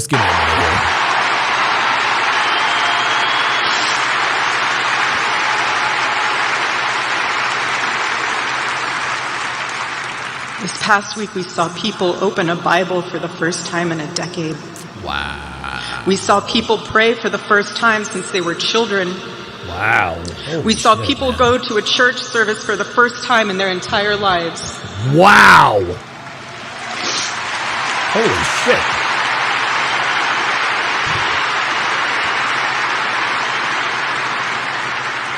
I think Charlie Kirk's death probably, as far as the hearts and minds of people, I think Charlie Kirk's death It's almost like we got an advance on the change he was trying to make. I think if Charlie Kirk were still alive, it would probably be another decade or so before we got the seismic shift, maybe even a little sooner. But there's been a seismic shift in the way we express ourselves and politics. We're seeing people on the left get canceled left and right because of the hateful things that people saying about Charlie Kirk. It's almost like it's literally reversed. The left is now experiencing what the right have been experiencing for the last decade and a half. If you say anything, if for an opinion, you get shut down, canceled, blah, blah, blah, blah, blah, right? But these people on the left, they're not getting canceled or fired because of an opinion. No, they're getting fired and canceled because they're not showing a basic level of humanity. You are a terrible person if you dance on someone's grave. If you dance on someone's grave, there is something wrong with you. My worst and mortal enemy, Anthony Johnson, his mother was murdered by his brother. Okay? And listen, man, like, I can hate Anthony all I want to. That's some pretty fucked up shit to have to go through. I am not about to come on here and be like, oh, Anthony's mother died. Ha ha ha. No. I would never, ever do that. I would never do that. But I'm pretty certain that if something bad or tragic happened to me, Anthony Johnson most certainly would not afford myself the same courtesy as I have given to him. I think that if a loved one of mine died or whatever the case may be, I think Anthony would have found a way to troll me in some way, shape, or form. I think he would have. Does this mean I'm a better person than him? No. This doesn't mean I'm a better person than Anthony. It just means that I'm more sane than he is. So shout out to Anthony Johnson. I hate that this happened to him. But this is how it goes, guys. Charlie liked to journal. And I say this because he did it to remember important moments and sayings that affected him. And one of the things he wrote in his journal was this. Casual Germ says, in conservative-minded friends in other countries, even they're pissed off about Charlie Kirk's death. Yeah, I've heard about that. Every time you make a decision, it puts a mark on your soul. To those of you out there who just made that decision and took the first step toward a spiritual life, I say thank you and welcome. You know what? This is interesting, guys. This is very interesting. Charlie Kirk's death, the subsequent response from the left, and the response from the right, that even had Devin asking me, hey, Donovan, should we start going to church? Like, she asked me this. And the reason why she's curious about whether or not we should start going to church, she sees the kind of character and the kind of people and the kind of lives these people live, right? Like, these people are truly they're truly happy. They really are. They really, really are. And I think Devin wants a piece of that in some way, shape, or form. Hellfong says, goodbye to cancel culture. Welcome consequence culture. Yep. Absolutely.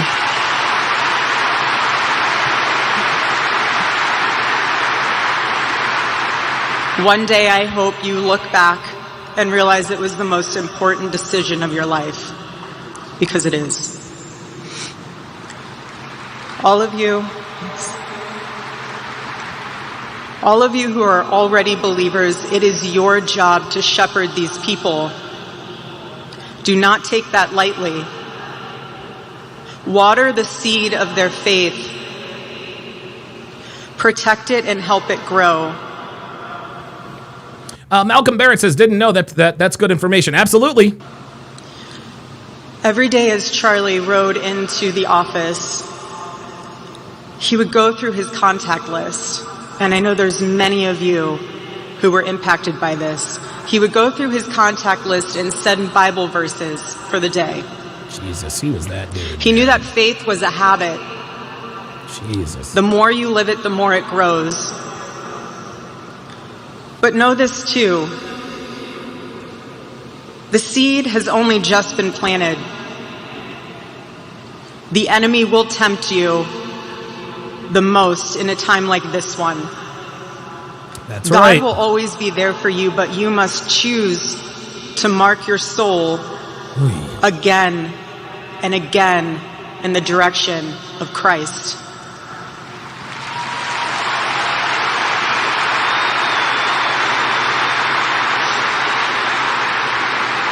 Moss says, I agree, but shouldn't people allowed to have their opinions even if it's not a good one? Like Kirk had said some bad things to say about Muslim, and that's right. Cancel and consequence culture is one and the same. The thing is this, Moss, there are a lot of people bitching and moaning that their free speech rights were violated. Nobody's free. The last I checked, none of these people who danced on Charlie's grave were arrested and put in jail. Okay? And I said this the first time I talked about this. We can bitch and moan about YouTube censoring us and this and that and the third. We can bitch about this all we want to.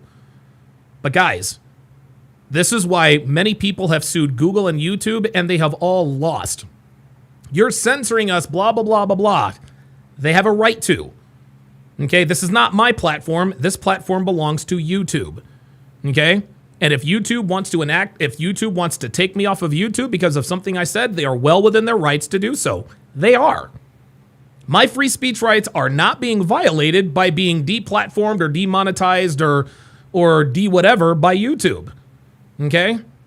No, what would be in violation of my free speech rights is that YouTube sends the cops to arrest me or I get shot in the neck by someone on YouTube. And Bill George says, as long as it's not the government. Exactly. Exactly. You can say whatever you want to say. Freedom of speech doesn't mean freedom from consequences, but it also doesn't mean that you are free. It also doesn't mean that companies have to have you on. Companies, and there are a lot of people who work in right to work states and at will states, meaning a company can fire you for whatever reason they choose. They can fire you for any reason or no reason at all. And if a company decides to, if the company decides to fire you because of some shit that you said on your private platform, they are perfectly within their legal rights to do so. They can even tell you the reason we're firing you is because you said or did this on social media. You're violating my free speech rights. No, we're not. If we wanted to violate your free speech rights, we'd either put a gun to your head because of what you said, or we'd have the cops come and arrest you. You still have your freedom. You still have your health. Nothing has been violated. So please, by all means, feel free to talk about what you want to talk about. Just understand that there are consequences. Pray again. Read the Bible again. Go to church next Sunday and the Sunday after that, and break free from the temptations and shackles of this world.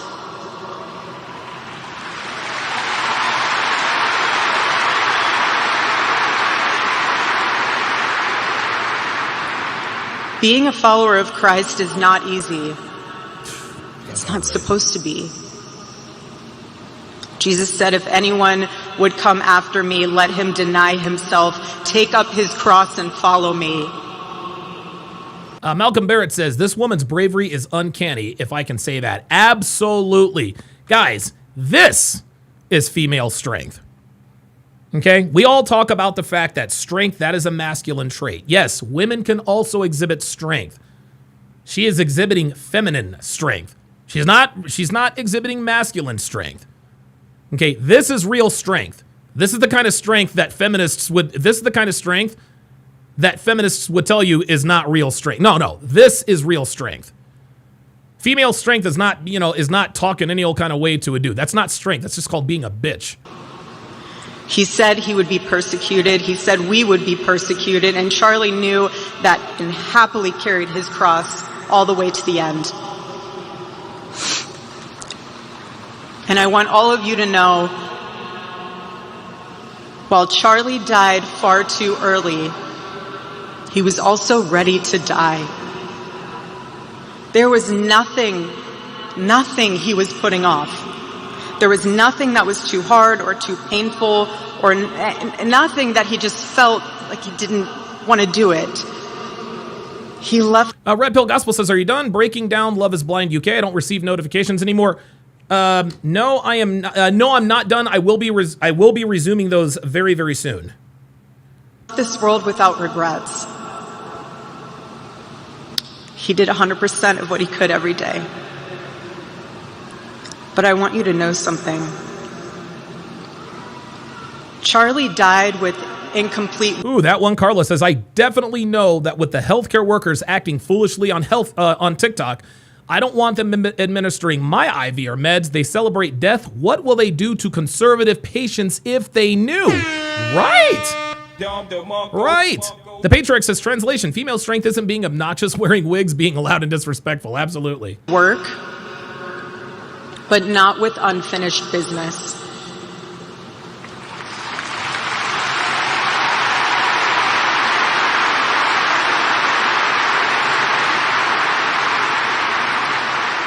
But I will miss him. I will miss him so much because our marriage and our family were beautiful. And they still are. That's terrible, man. That's fucked up, dude.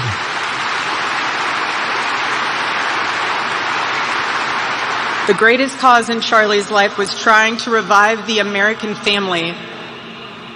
When he spoke to young people, he was always eager to tell them about God's vision for marriage and how, if they could just dare to live it out, it would enrich every part of their life in the same way that it enriched ours. Gons0651 on the Rumble site says, YouTube sucks. I was subbed to your show, but YouTube unsubbed me. Had to resub a few times now.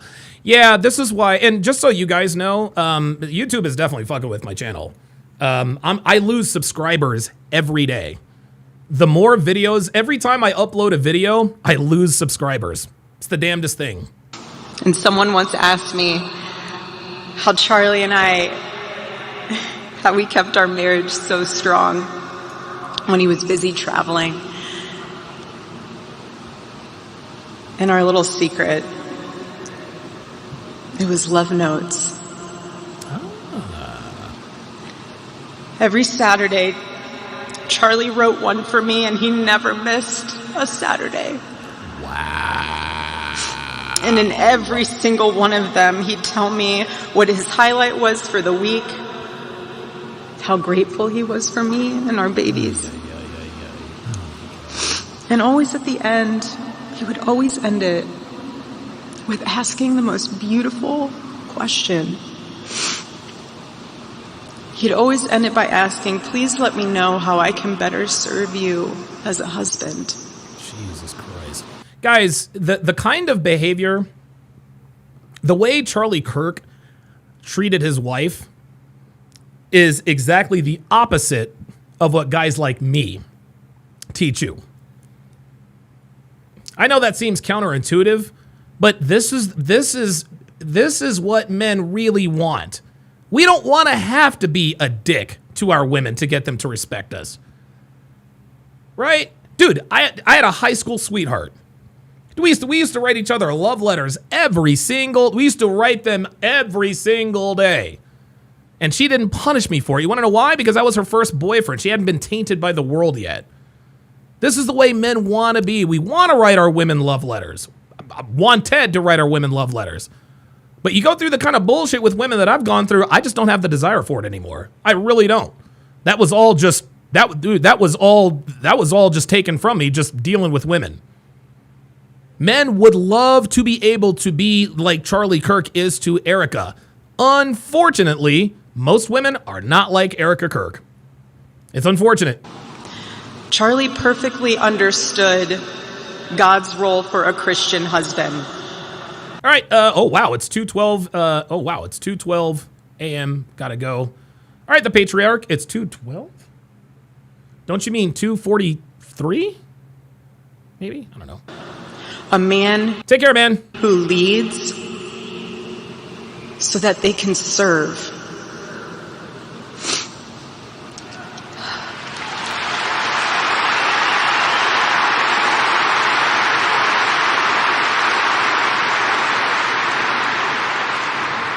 To all the men watching around the world. Yeah, Dr. B84 says, you do this with a 304, you will get barbecue cooked. Hell yeah. Yep.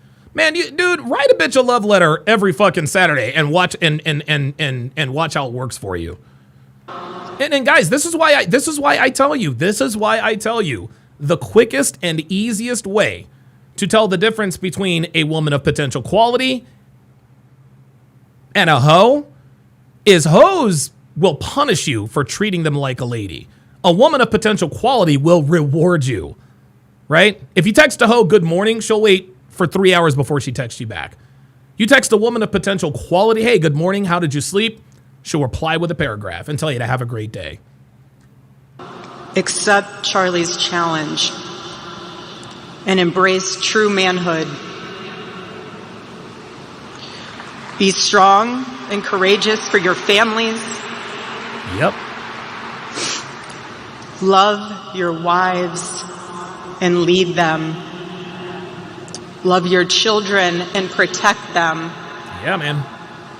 Be the spiritual head of your home. But please be a leader worth following. Yes. Your wife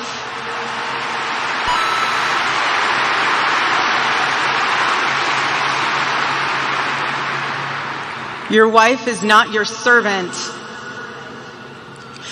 Your wife is not your employee. Your wife is not your slave. Of course not. She is your helper. Yep. Wow. You are not rivals. Wow. You are one flesh working together for the glory of God.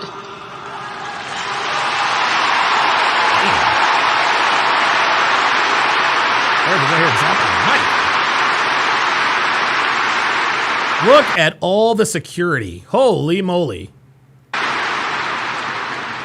I was Charlie's confidant. I was his vault. His closest and most trusted advisor, his best friend. I poured into him and loved him so deeply, empowered him, because his love for me drove me to be a better wife. Told you. There it is. There it is. This is why she submitted to Charlie, because he was submittable? Daryl Bradley says, modern women, listen up. Hey, y'all better listen. Day he honored me, and I prayed that I could be the wife that God needed me to be for my husband. Women, I have a challenge for you too. Be virtuous. Our strength is found in God's design for our role. We are the guardians. We are the encouragers. We are the preservers. Guard your heart. Yep. Everything you do flows from it. Including fucking. And if you're a mother, please recognize that is the single most important ministry you have.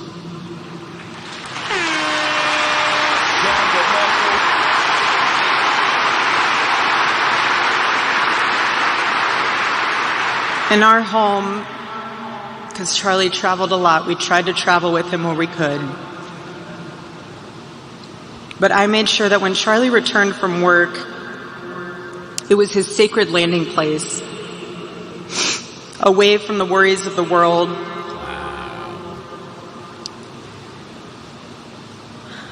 I didn't make him feel guilty for being away too long or too much, or getting home too late. I always told him, home is here for you, and it'll be ready for you. And I made it into this place where he wanted to be as soon as possible when he was on the road. Look, I'm not going to compare Devin to Erika Kirk here, but the last time I was in Miami, I was actually supposed to be in Miami for a lot longer than I actually was. I was supposed to be in Miami for a lot longer than I actually was. And it was like, I was there for, I think I was there for 2, maybe 3 days. I was like, Devin, I'm coming home. Something, I mean, I don't know, man. It was just walking around Brickell. And Brickell's beautiful. We all know it. Miami, beautiful people, all that, great weather, pretty girls, great food, blah, blah, blah, blah. I was just past it, man. I was just past it. I was like, Dev, look, man, I was supposed to be out here for a couple weeks. I'm coming home, dude. I'm coming home. And the reason why part of the reason why I do like coming home is because Devin is dude, she comes and picks me up from the airport. Hey, how was your trip? Right? Hey, I bought this for you. I bought that for you. I cleaned up the house. I did this, the pets, this and that and the other. She always makes it, and she never ever made me feel guilty about traveling. She's not, what are you doing? Who are you with? Blah, blah. Dude, I'm in Miami, dude. The 305 is the 304 capital of the world. And Devin never, dude, she's never, where are you? What are you doing? Send me your location, blah, blah, blah, blah, blah. She's never like that at all. There was no keeping score between us. That's right. We were a team, working together for the same mission. I never wanted to be the one standing between Charlie and the task that God prepared for him, had set for him. And I knew Charlie would always do his best to help me with the same. Jay Blaze says, I'm upset. I'll never have a woman like this. Yeah. Well, it's not like I don't want to say, obviously never say never, but yeah, the likelihood of you finding a woman like this is very, very slim. My marriage with Charlie was the best thing that ever happened to me. Wow. And I know it was the best thing that ever happened to him as well. He wanted everyone to experience that joy. And that's what's so beautiful about God's design for marriage, is that everyone can. And I could talk endlessly about it, and years to come I will. But Charlie's mission above all was aimed directly at those who aren't married. He named his organization well. He knew things were not right with America, and especially with young people. That's right. And they needed a new direction. Charlie passionately wanted to reach and save the lost boys of the West. That's right. The young men who feel like they have no direction, no purpose, no faith, and no reason to live. The men wasting their lives on distractions, and the men consumed with resentment, anger, and hate. Yep. Charlie wanted to help them. He wanted them to have a home with Turning Point USA. And when he went onto campus, he was looking to show them a better path and a better life. Phoenix Light Games is in the house. Says Erika Kirk is the living embodiment of what men used to strive for in women. Unfortunately, she's a widow, but she is still carrying out her husband's mission, and it's pathetic. Most women hate her for it. Erika Kirk is the type of woman that we used to go to wars for, guys. Like women like her, this is why men fought wars, is to protect women like her. Right? That was right there for the taking. He wanted to show them that.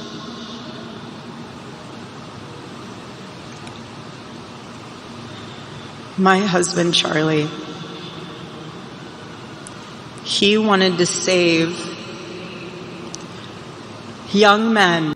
Lauren says, without Charlie Kirk, we might not have become the only generations of Americans that elected a president who is out on bail, was found guilty of felonies, and was found liable on sexual abuse. Ay, ay, ay. Oh boy. Ay, ay, ay, ay, ay. All right. Okay, Lauren. Yeah, we got you. You're another one of those. Got it. All right. But you want to be hard on Donald Trump. So what are you saying, Lauren? What? We should all strive to be like Destiny? Come on, man. Give me a break. Just like the one who took lies and propaganda. His life.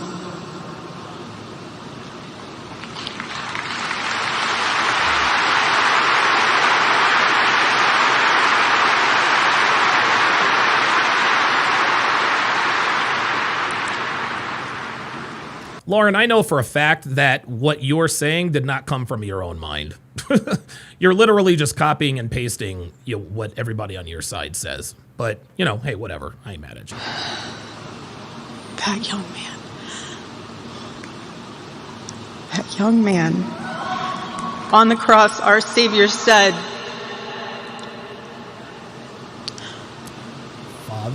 Father, forgive them, for they not know what they do. That man, that young man, I forgive him. What? Oh my God. Oh, holy shit. That is serious. There are people openly weeping. Do you see these people? Everyone is weep. These people are weeping. This is incredible. Look at these. Look at this guy. This guy right here crying. This guy right here is crying. This woman is crying. Holy moly. This guy looks like he's on the verge of tears. Wow. Look, man, Erika Kirk, listen, she's a stronger person than me. She's a stronger person than me. Right? Like, I didn't even know Charlie Kirk, and I don't forgive Tyler fucking Robinson. You serious? Fuck out of here. Dude, I cannot believe she just told this kid that she forgives him. Oh my God. Oh my God. Oh boy. This is why I'm not a Christian, guys. This is why I'm not a Christian, because I can't do shit like that. Yeah, Neil Ray says, I can't do that. I was in shock when she said it. Bruh, it would take me a little... Listen, if I were to ever get to the point where I could forgive someone for taking out Devin, it certainly would have to take a lot longer than a week and a half. That's for damn sure. Holy moly. I could not... Oh, my God. Nope. Mm-mm.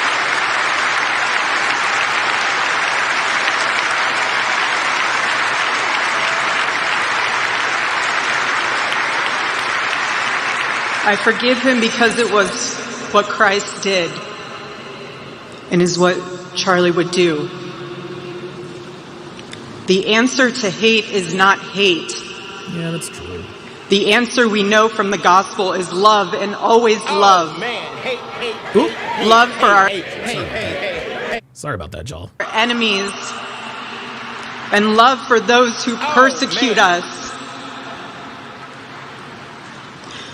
The world needs turning point. Gons 0651 says, crazy that kid didn't even kill Charlie. People already finding new details. Dude, he's already been... Dude, they found his DNA on the weapon. Dude, they're talking to his furry girl boyfriend. Like, dude, no. They've arrested him. They've charged him. Stop it. USA. It needs a group that will point young people away from the path of misery and sin. It needs something that will lead people away from hell in this world and in the next. It needs young people pointed in the direction of truth and beauty. And so I promise you today, every part of our work will become greater. I am tremendously honored to be the new CEO of Turning Point USA.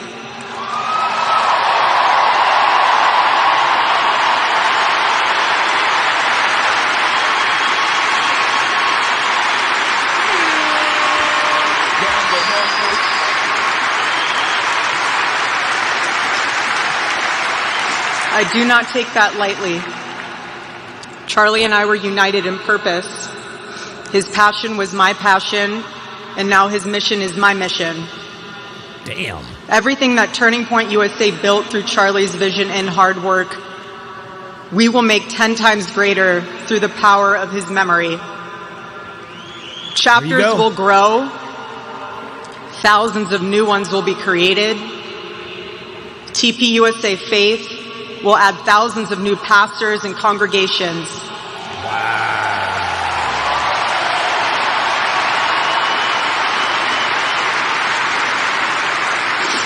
And yes, campus events will continue. Hey! And we will continue to hold debates and dialogue. Damn right. Hell yeah.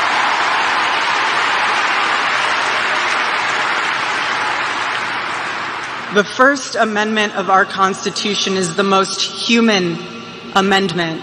That's right. We are naturally talking beings. naturally believing beings. And the First Amendment protects our right to do both. No assassin will ever stop us from standing up to defend those rights, ever. There you go. See, this has had the opposite effect that Tyler Robinson thought he would have. He thought, we take out Charlie Kirk, that solves the problem. Nope. No, man. All you did was magnify the impact of Charlie Kirk. Honestly, I think Tyler Robinson, like I said, he has directly magnified the profile of Charlie Kirk, who is a martyr. He is 100% a martyr at this point. No matter what the left says, he's not a martyr. He wasn't. Dude, look at the response of the world. He is 346% a martyr. 100% full stop. Oops. There we go. There's another one posted. Oh, all right. Awesome. 1-0 Phillies. Because when you stop the conversation, when you stop the dialogue, this is what happens. When we lose the ability and the willingness to communicate, we get violence. That's right. And as I stand here now and I look at this beautiful photo of my husband in front of me hanging in the stadium, I think of my husband 13 years ago. I hadn't met him yet. He was 18 years old, a man barely out of high school, running around the halls of the RNC without $1 in his pocket and a single contact in his phone. People who saw him said that he didn't know what he was doing, but he did. He did know what he was doing. He knew exactly what he was doing. He was going to change the world, and he did. Charlie's life. Neil Ray, member for 43 months. Says Charlie wanted Elon and Trump to make amends, and they did. Yep. Absolutely. Life was a turning point for this country. It was a miracle. Let that miracle, that was Charlie's life, be your turning point as well. Choose prayer. Choose courage. Choose beauty. Choose adventure. Choose the right woman. Choose family. Choose a life of faith. Most importantly, choose Christ.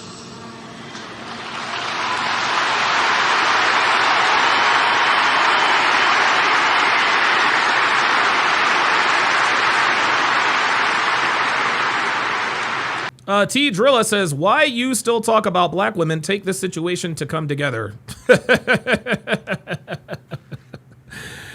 Oh, my goodness. Why I still talk about black women. Let me ask you something, T. Drilla. Actually, you know what? I don't want to answer a question with a question, because I want to answer this question directly. The reason I still talk about black women is because American black women are the scourge of the fucking earth. Black women are the scourge of the fucking earth. They are at the bottom of the global sexual totem pole. Nobody wants these people. Nobody. Nobody wants to date, fuck, or have kids with women like that unless they are losers and bums themselves. So why do I still talk about black women? Well, I do it for people like you, actually. I do it for people like you. Because I know you still probably have in your mind that there's a black woman out there for you. Or that if you had a good black woman, your life would be... No. No, man. I still talk about black women because there are still people like you who does not understand that you need to avoid these people at all costs. That's why. And black women are not interested in using this as a come together moment.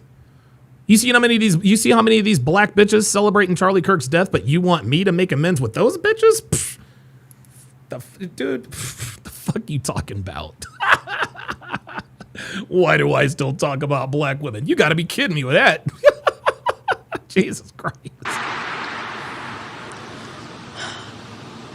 I love you, Charlie, baby. And I will make you proud. God bless you all, and God bless America. Hey!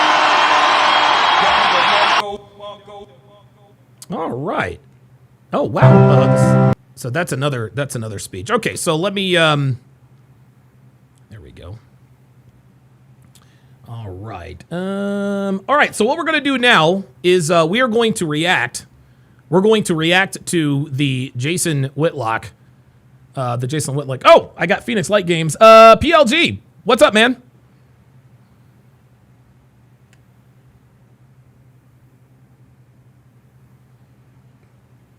PLG, where you at?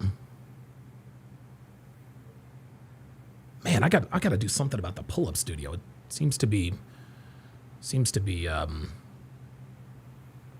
Drilla says Charlie didn't talk bad about black women. He was a true Christian and brought people together. T Drilla, I am not Charlie Kirk. Okay? I am not, nor will I ever be the man that Charlie Kirk was. I will never measure up to that. Okay? So I am not Charlie Kirk. And I am not a Christian. So if you want to ask me, if you're going to compare me to Charlie Kirk, I'm sorry, man. I just don't measure up to that dude. I don't measure up to that dude. That's just all there is to it. I'm not interested. Dude, I am not interested in bringing people together. That's just not what I do. My mission in life is to help as many men as humanly possible stay away from the wrong kind of woman.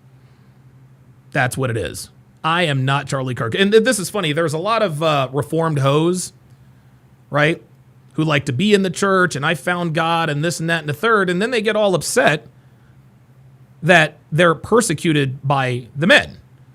Well, Jesus forgave, right?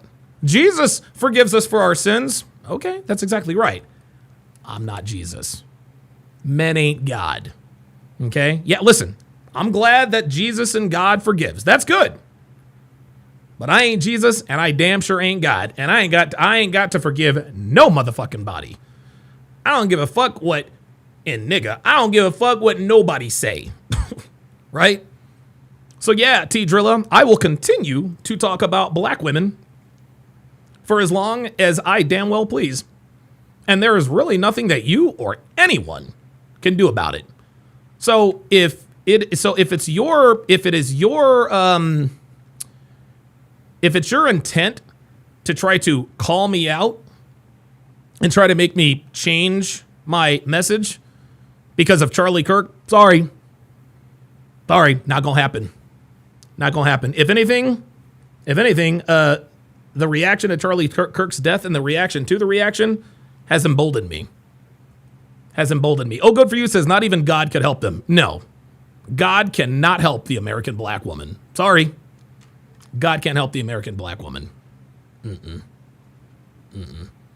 Jay Castro says FBAs are different. My girlfriend is from the Caribbean who immigrated to Canada when she was 14, and she's immensely helpful to me in my best interest. Good. Fred Casillas says these women self-destruct themselves. Absolutely. Yeah, I don't give a fuck. Like, I don't give a fuck that Charlie didn't talk down to black women. I don't give a fuck. I don't care. I ain't Charlie Kirk. Fuck what you heard. All right, let us react now to, by the way, before we react to the Whitlock video, I'm going to play for you guys a snippet. I'm going to play for you guys a snippet, probably one of the most controversial but true Probably one of the most controversial and true videos. And I'm going to post this a little bit later today. I'll probably post it tonight. This is me telling everyone in my audience that Charlie Kirk was a better man than Martin Luther King Jr. Take a look and listen. Martin Luther King Jr. did a lot of good for this country, but let's not, and here's the thing, Charlie Kirk wasn't perfect, but he had a higher character than Martin Luther King. Oh, yes, he did. Yes, I fucking said it.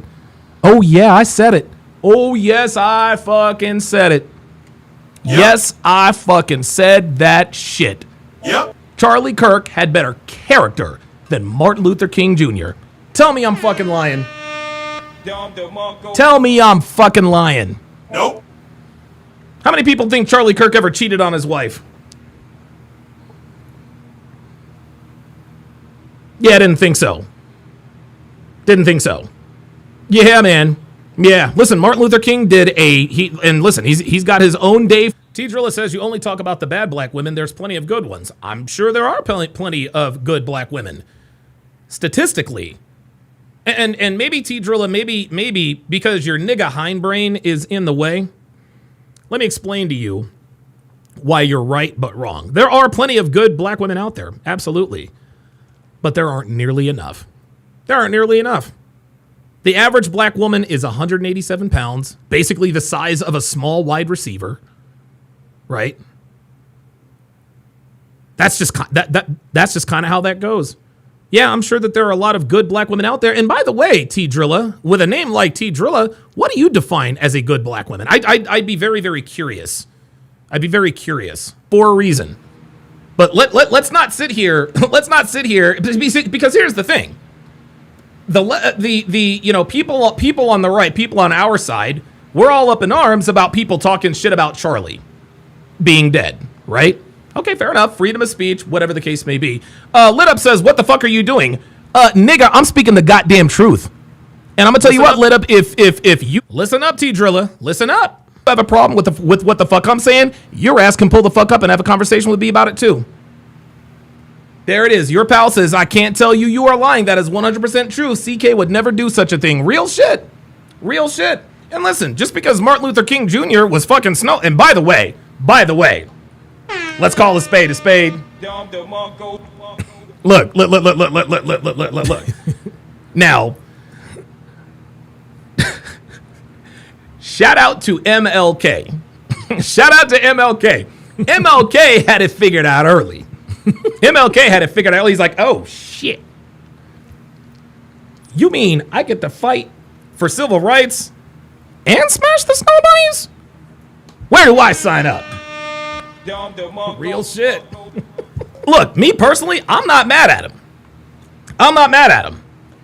Is this a snow bunny situation? Yep. It absolutely is. And I'm being dead ass. I am not mad at Martin Luther King Jr. for stepping out on Coretta with them snow bunnies. Please believe. Please believe. Look, you all know what it is. We are pro snow bunny here at TSR Towers. Please believe. Sir.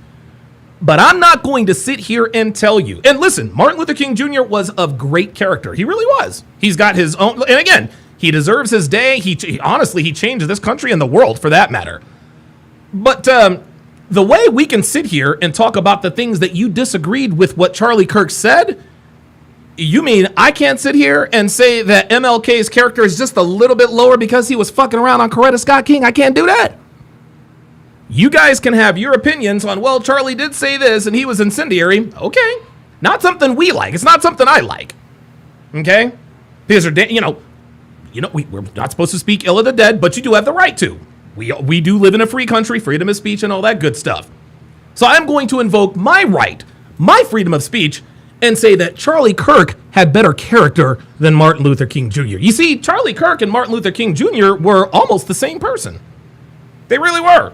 They were about free speech, they were about open debate, and they were about nonviolence.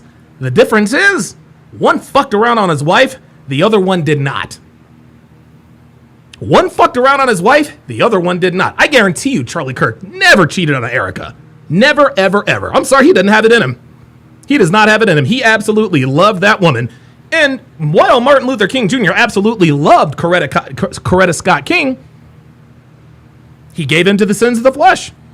And guys, I'm gonna be honest with you. I probably would have. Look, I could never ever do what MLK did. I just don't. I don't have the character. I don't have the morality. I don't have the wherewithal. I don't have none of that stuff. I don't have none of that stuff. Right. I don't have none of that stuff. Right. But if I were a civil rights activist and there were snow bunnies like trying to holler at me,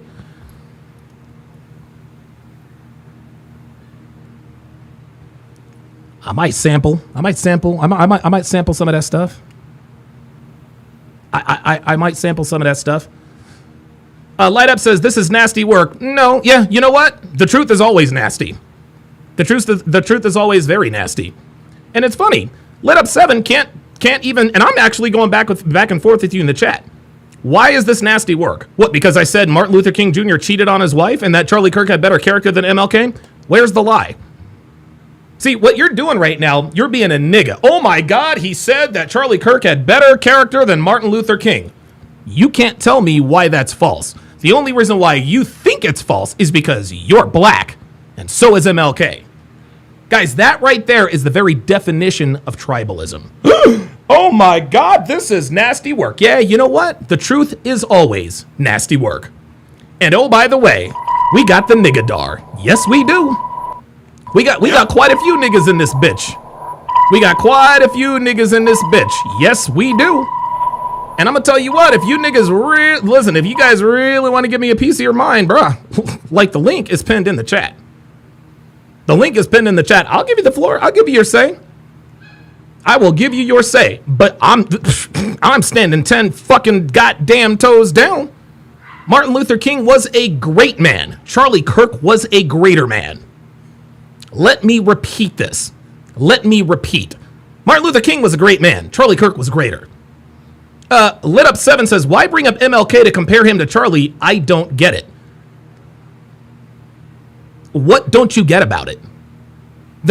These two are essentially the same person. Dedicated, husband, father, activist, spoke out. Neither one of them held political positions, and they were both assassinated. And I think, if I'm not mistaken, I think Martin Luther King Jr. was also shot in the neck. That's why I'm bringing him up. And here's another reason why I'm bringing up Martin Luther King Jr. Okay? Because there were actually a lot of people who didn't know what the hell Martin Luther King Jr. was up to. We all want to talk about how great and moralistic he was. That's fine. He might have been.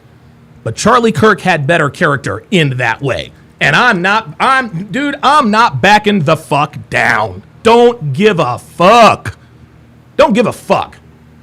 Both were politically assassinated. They were both men of high character, high moral compass. Martin Luther King obviously was smashing the snow bunnies. But the point is they were the same person. They were the same person. Same person in different decades. King BD says Kirk was not better than Dr. King. Hell no. Well, tell me why, King BD. Tell me why. Different centuries. They were both political figures who did not hold political office, who were assassinated so that they could be silenced from putting out their views. King BD says, definitely an unpopular opinion of yours. Tell me why. Look. I know why you're aghast at this, but I want you to tell me why. Tell me why Charlie Kirk didn't have better and higher moral character, overall character, than MLK. Tell me why. Right? Tell me why. That was it. I'm not saying that Martin Luther King Jr. wasn't a great man. Of course he was. He's got his own fucking holiday. But I'm not going to sit here and tell you that he had better character than Charlie Kirk, because that's simply not true. I'm sorry. I got you, PLG. Hang on. Sorry. Not going to do it. And you want to know something? What you're doing right there, and this is so funny. This is what I love about niggas. What was Martin Luther King Jr.'s? What was his overarching point? about his I have a dream speech. He says, I'm paraphrasing. Listen up, King BD. Here, I have a dream that people in this country will be judged not by the color of their skin, but the content of their character. Martin Luther King did a lot of good things. The man cheated on his wife. Charlie Kirk did a lot of good things. The man didn't cheat on his wife. That's content of character. You're judging Martin Luther King by the color of his skin. How dare you compare Martin Luther King Jr. to this white boy? That is a direct contradiction of the I have a dream. You are judging this man, you are judging these men by the color of their skin and not the content of their character.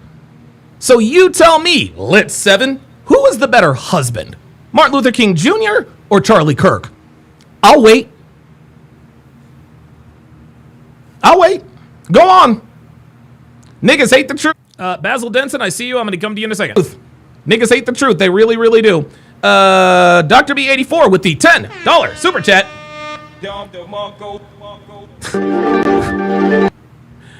Says MLK knew it was a snow bunny situation back then. Yes. Yep. Yes, he did. Yes, he did. Travis 887 with the $5 super chat says, I'm the one with receipts on Tommy and Myron. You go after the small fries in the chat. Too much racism for your crew. Travis, Travis, what are you talking about? Travis, bro, I still don't know what that nigga was talking about. Travis, please, at this point, I have no idea what the fuck you're talking about. Are you talking about Lucky Charms or are you talking about Pistons for, what? What are you doing? I have no idea what the hell you're talking about. So please, educate me, inform me, enlighten me, pull up or shut the fuck up. What's wrong with you people? And that's right, I said you people. Okay, all right, let me go to Phoenix Light Games. All right, I'm going to go Phoenix Light Games, then Basil Denson, and then we will continue. PLG, what's going on? Can you hear me? Yes. Yeah. Yes, finally. Oh my God. I don't know why the Pull Up Studio has been acting up lately. All right, man. What's on your mind, brother? It's no problem. I'm sorry. I'm still laughing over that Lucky Charms comment you made to Travis. I'm sorry. Sorry. Hey, they're magically delicious, man. Oh man, but again, sorry for the late pull up. I was getting my haircut, as you could see, so that's hairline why looking clean. I ain't mad at that. Yeah, but yeah, this whole Erika Kirk, man. Yeah, man. Jesus, like I said before, and thank you for taking the time to read it. Like, this is what men used to go to wars for. This is the type of woman men used to go to wars for, and to see a woman like that, bro, women are fucking shaming her for doing what she's supposed to do. Yeah, that's exactly right. Okay, so her husband was assassinated. Unfortunately, yeah, she is a widow. God bless her. God bless Charlie. God bless their entire family, their children. But you're making fun of her for doing what she's supposed to do. And another thing that she did that actually is going to and you know what? This is actually going to incite the left. Is actually going to make them angry. You know what she did that most victims cannot do? Forgive their perpetrators. Right. Dude, myself included, man. Yeah, I totally agree when you said, Erika Kirk is a stronger and better person than me, because I could not forgive somebody who would do that to my loved one. I could not. Ain't that the truth? The fact that she did that, and while alive, speaking to the entire country, it's only going to make the left angrier, because, again, like I said before, the last time I pulled up, when Destiny was, going through his, mental breakdown on Piers Morgan. Oh my God. People like him, people on the left, can't stand it when they're out victimized by somebody else. That's right. And Erika Kirk is actually proven now to have even more higher moral character, because that's right. She's done what most people cannot do. Forgive their perpetrators for taking out their loved one in the world. Here's the thing. Even if she was lying and saying, listen, I forgive you, even though she doesn't, it's the principle, right? It's the principle. It's not the gift. It's the thought that counts. So whether she forgives Tyler Robinson now or not, the fact that she said publicly, "I forgive you," I think that speaks volumes.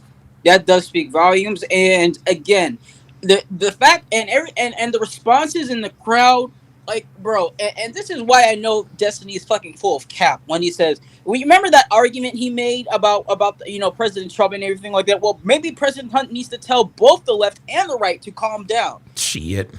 The entire crowd was quiet, responsive, reverent, and everything, emotional as hell. Unless I'm fucking crazy here, I didn't recall any time I ever saw people in the crowd having violent tendencies. Right. Like, bro, the both sides need to come down is a fucking lie. The right. That's like that is two siding the argument, man. Yes, they want us to turn the temperature down when all they do is turn up the temperature. So now all of a sudden that they're getting canceled and losing jobs and shit, now they want the temperature to be turned down? No, you want the temperature to be turned down because you can't take the heat that you caused. And another reason why they say the right needs to turn down is because it's the same principle of niggas. They don't like it when people acknowledge what goes on in the communities. They don't like that shit. They don't like not at all about what they're doing. Like you say all the time, they hate it when Myron or you or Andrew Tate or even and Charlie Kirk, they hate that they vocalize the problems within the black community. So that's what they mean when they say tone down. When they say tone down, that means stop talking about us, because deep down they know that the way they live makes no fucking sense. It's a bunch of hoopla and delusion, and they know it is, and they don't want to keep validating their experience. I mean, their life experience, because it holds no merit. It makes no sense the way they live. It makes how their perspective on life. It does not. So this is why they want us to stop talking about it. But now, since the heat is turned up on their side rather than ours, cancel culture has switched over from our side to theirs. Now they have a problem with it. And bro, this is like, and bro, I have never seen a powerful speech like that in years. I have not. Man. And if anything, this is gonna galvanize the right even more. This is like, hey, yo, we got to put aside our petty differences, man. We need to start, uniting again. Listen, we may have our small differences, but the foundation is the same. Like, people on the right, if you really boil it down, the foundation of our beliefs is pretty much the same. I agree. I totally agree. PLG, I gotta let you go because I got other people who want to come up and talk. I appreciate the thoughts, man. Good knowledge as always. All right, let us go to Basil Denson. Hang on. Basil Denson, can you hear me? Yeah, I can hear you. All right. What's on your mind, brother? You said that Charlie Kirk was more influential than Martin Luther King? No, I did not say that. I said he was a better man than Martin Luther King. Okay. Why would you say he's a better man than Martin Luther King? Because he didn't cheat on his wife. Okay. Now, what would we consider cheating? Fucking women outside of your marriage. Okay. Basil, listen, Basil, hold on. Basil, hang on a second. I hear you, and I get it, but you got to come stronger than that. Okay. No, I'm trying to see your stance. I've made my stance clear. I've made my stance clear. Martin Luther was a good man. Charlie Kirk was a better one. And the differentiator there is Charlie Kirk was faithful to Erika. Dr. Martin Luther King was not faithful to Coretta. So sleeping with another woman while you're married makes you a bad man? Didn't say. No, hold on. Basil, hold on. Stop right there. I did not say that Martin Luther King Jr. was a bad man. I've never said that. If you watch the video that I just played, Martin Luther King Jr., it was a great man. He deserves his own holiday, and he got one, okay? That man absolutely changed the world. It is my assertion that as far as moral character, as far as being a faithful husband, Charlie Kirk was a better man than Martin Luther King. Okay. And you're saying it because from like a husband point of view, or as in overall just being a man? From both, yes. Okay, so I disagree on just being a man because I think it's within a man's nature to want to have sex with other women. And I don't think it is considered cheating when a man goes and sleeps with another woman. Okay, well, I do. Like what? And I guess that's just a fundamental difference between you and me. Okay. And do you think like compare if you compare things of what they did for um people as a whole, you think Charlie Kirk is on the same level as Martin Luther King? Or is Never it just said a that. cheating deal? No. I never said Okay. that, and that's the wrong question to ask. Charlie Kirk and Martin Luther King Jr. both very, very good, great men, highly influential, et cetera, et cetera. Martin Luther King had high character. Charlie Kirk had higher character. And the only differentiating factor is that Charlie Kirk was faithful to his wife and Martin Luther King Jr. was not. That's it. That doesn't mean Martin Luther King Jr. is a bad person. Doesn't mean that he's a terrible guy. It just means that Charlie Kirk has higher character than Martin Luther King Jr. That's just all there is to it. I see your point. I just disagree that just because Martin Why? Luther King Because had Martin Luther sex King out is of black? while he was in his marriage. No, not just because he's black. I think okay, everybody makes mistakes, but I also think it's within Martin a Luther man's King nature Jr. to made want to have many, sex with many, other women. many mistakes. And Coretta Scott King used to regularly talk about Martin's wandering eye. Does Erika Kirk talk about Charlie's wandering eye? No, because Charlie didn't cheat on Erika. Again, this doesn't mean just because Martin Luther King Jr. cheated on his wife, this doesn't make him a terrible human being. My overarching point is that character-wise, Charlie Kirk was a better man and a better husband than Martin Luther King Jr. was. But you also don't think it's because of the time? Say again? You also don't think it's because of the time? Like people were more honest back then versus now? Like No. I doubt No. that she would go on like national television and tell the world that he was looking at other women, dealing with other women. I think it's just something that she would not say versus back in those times they were more honest, I believe. Okay, well, I mean, you can believe what you want. You're wrong. And Martin Luther King Jr. was a devout, yes, you're wrong, because you want to know something? Martin Luther King Jr. was a devout Christian, my friend. And in the Bible, Yeah. the God made it very, very clear in the Bible that you should not cheat on your wife. Martin Luther King was contradictory in that way. Again, hold on, let me It's finish. considered a sin, but Hold every on, man no. sins, I need you to including let Kirk. me finish talking and then I will give you the floor, okay? I said it again. This doesn't mean Martin Luther King is a bad person. It doesn't mean that he's a terrible guy. It just means that Charlie Kirk was a better man, a better husband than Martin Luther King Jr. For all intents and purposes, Martin Luther King Jr., dude, he changed the world. The man literally changed the world. There is no doubt about it. We're not going to have a Charlie Kirk holiday, okay? There's no need for one. We need a Martin Luther King Day because the man literally changed the course of American history. But as we all say, not people are imperfect. And I'm sure that Charlie Kirk probably has his idiosyncrasies and weaknesses. But the worst thing you can do to your wife is to embarrass her publicly by having these orgies with women of the opposite color and by people of the opposite sex and women of the opposite color. And here's the thing. I don't begrudge Martin Luther King for sleeping around on his wife, and I think that's probably more of an indictment on my character. But I am self-aware enough to know and understand that even though I don't have a problem with what Martin Luther King Jr. did, I know that if there is a God, he probably took off a couple of character points for MLK. So I disagree because yes, the Bible says you should want to. You stay disagree faithful. because he's black, Basil. This is No, yeah, you do. that's not true at all. It is Because true. Every It is man true. sins. Every man sins in the Yes, Bible. but So every even man though sin. Martin No. Luther King Don't give me this. All were to sins are do that, equal in if the he eyes of repents, he's God. all right.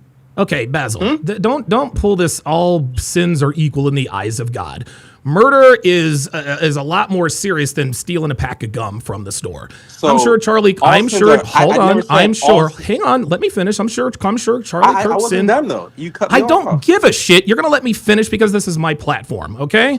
I'm sure Charlie Kirk was certainly not without sin, okay? There are levels to this shit, as people in the nigga community like to say. I'm not going to make this any more complicated than it has to be. As a matter of fact, it is my opinion that Charlie Kirk was a better man than Martin Luther King. This does not diminish his greatness, but the one distinguishing factor, Martin Luther King was not faithful and Charlie Kirk was. To me, that speaks to a man's character because he probably, think about Charlie Kirk and all of the influence he had. You think Erika Kirk is the only woman who thinks he was attractive?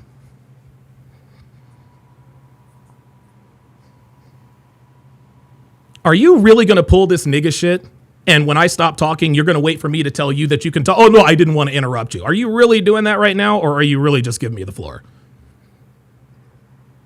I mean, I was going to say, I mean, you're asking me a question. I mean, pretty much, no, I don't think so. But I mean, just because he didn't take those options or we didn't hear about it doesn't mean it didn't happen. But I was going to say that doesn't mean Charlie Kirk has not sinned and has not done anything worse than cheating on his wife. That's what I'm saying. Well, let me ask you this. What would be worse than cheating on your wife? I think politically defending another type of agenda on what's going on in the world. Here we go. This is it. So, okay. So, and that's okay. Like you genocide. can think, I hear you. So I think what this is I think you and I are on opposite sides of the aisle. My guess is that you're probably not conservative or Republican. You're probably a liberal. I'm conservative. I'm conservative, but there's still things that go on that I don't 100% agree with.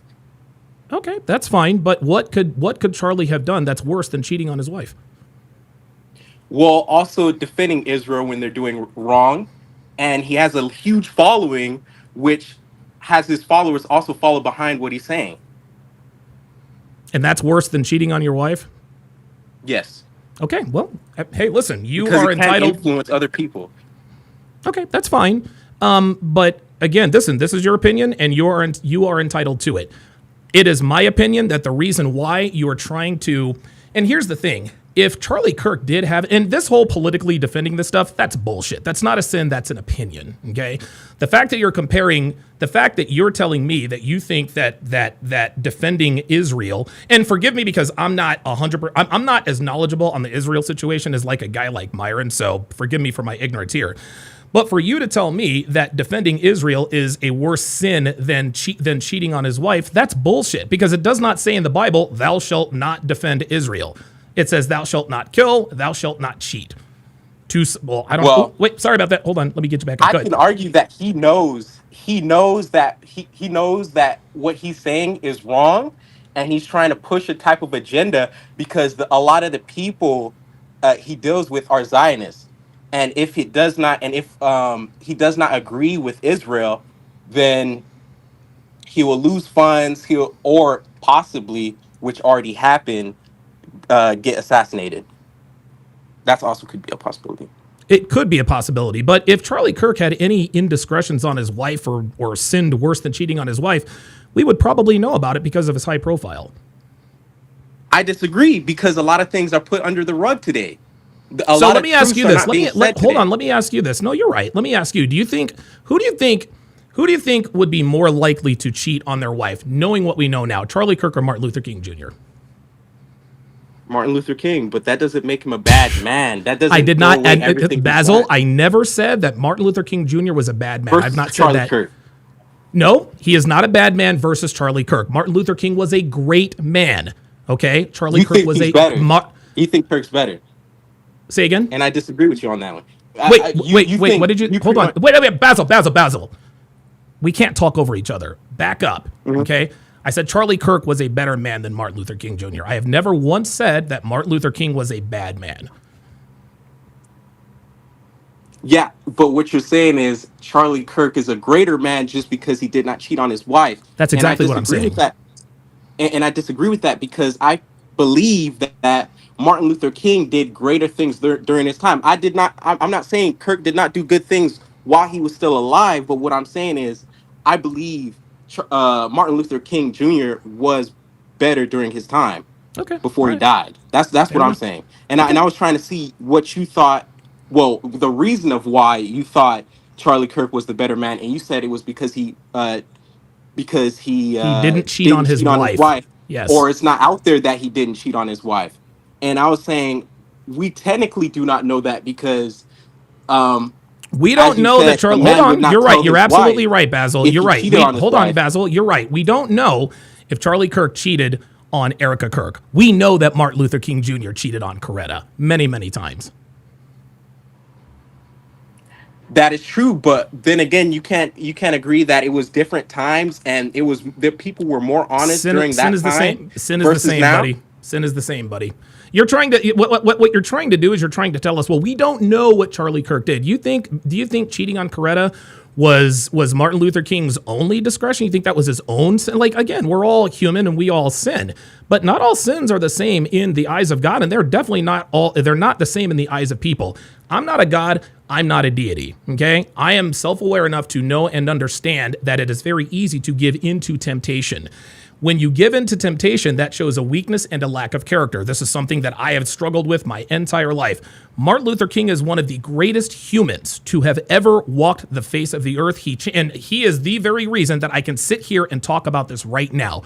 But morally, ethically, in terms of being a good husband, I'm sure Martin Luther King was a great father, and I'm sure he's probably a good husband too. The man cheated on his wife. And for that reason, Charlie Kirk was a better man than Martin Luther King Jr. I'll give you the last word. Okay. I disagree because I think you disagree because he's black. He was a more honest man. So you think Charlie Kirk is lying about not having cheated? He's a more honest man because a lot of people. Hold on, let me stop you right there. You think he's a more honest man? Wait, hold on, Basil. You think he's a more honest man, but he deceived his wife. It takes a level of deceit and dishonesty to step out on your wife, but Martin Luther King was the more honest man. Come on. Hold on. And I'm saying this because a lot of people, not only me, say that Charlie Kirk also knew what was going on around in Israel. And Israel is not, look, bro, giving an opinion on Israel is not a sin. I mean, what I'm saying is, if you know a genocide is going on and then you still defend the country that is doing the genocide or the ethnic cleansing, that is still a sin because you know what's going on and you're still continuing to push something that you know that is wrong. And that would also be considered a sin. Okay, you know what? In the book, in the Basil Denson Bible, I guess Martin Luther King Jr. was a better man than Charlie Kirk. I believe he's a better man because he's achieved more than Charlie Kirk has. No, you believe Martin Luther King is a better man than Charlie Kirk because he's black. No, yes, you do. And that's Basil. That's what it is. You reverse the races. This is a different conversation. It's not bro, true. You're smiling because you know I'm right. This, guys, what is happening here, gentlemen, and now I'm going to talk to the crowd here. What is happening, guys? This is low-key, indirect racial tribalism. Okay? You are using No, hold on. Let me finish. Let me finish respectfully. You are using disingenuous arguments. We don't know what Charlie Kirk did. You're right. We don't know. We know what Martin Luther King Jr. did. Martin Luther King was the more honest man. Well, you can think that if you want to. The man cheated on his wife, repeatedly cheated on his wife. It takes a level of deceit and dishonesty to cheat on your wife. For those reasons, Martin Luther King accomplished more. He was more influential. He did a lot of good. He deserves his own holiday. But in my opinion, Charlie Kirk was a better man than Martin Luther King Jr.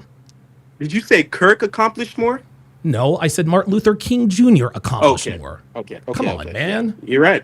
And you said you're a conservative. And here's the thing, Basil. Here's the thing. You said you're a conservative. I'm calling bullshit. I don't think you're conservative at all. I literally voted for Trump. I don't give a shit. Just because you voted for Trump doesn't mean you're conservative. Okay, but I mean, but you believe just because he cheated on his wife means he's not a good man. He's not. I did not say Martin Luther King Jr. was not a good man. You keep in order to win this debate, you keep putting words. No, hold on. Let me finish. Let me finish. You keep putting words in my mouth. I've never said that Martin Luther King Jr. was a bad person or a bad human. Let me finish, please. I'll give you the floor. Never said that. So I would appreciate it if you would stop saying, well, that doesn't mean he's a bad person. I never said that means he's a bad person. Okay. Okay. Well, you believe that because Charlie Kirk did not cheat on his wife, that makes him a greater man than him. And yes, and you want to know what what else thinks that? The Bible thinks that. And last I checked, Martin Luther King and Charlie Kirk and Martin Luther King and Charlie Kirk serve the same God. You don't even so you don't even follow the Bible. So I was not trying to say that as in a religious term, but it doesn't matter. So you mean to tell me that in the Bible it says that it's okay for a man to cheat on his wife? Is that what you're saying? A man can. There's been people who cheated on their wives in the Bible. Absolutely, David and Bathsheba. That's all at the end of the day that matters because in the Bible in the Bible, it states that we're all sinners. Right. Just because Charlie Kirk sinned at a different time, it doesn't matter. As long as he repents and he believes he's Christian, he can still be saved, because in the Bible, God believes we're all sinners. So it doesn't matter what you say, God would still see Charlie Kirk as a sinner. He wouldn't be like, oh, just because he didn't cheat on his wife, that makes him a better man. I never said that Charlie Kirk was not a sinner. Time. I never said that Charlie Kirk wasn't a sinner. So, I definitely never said Charlie Kirk was a human perfect. side on how everybody sees it.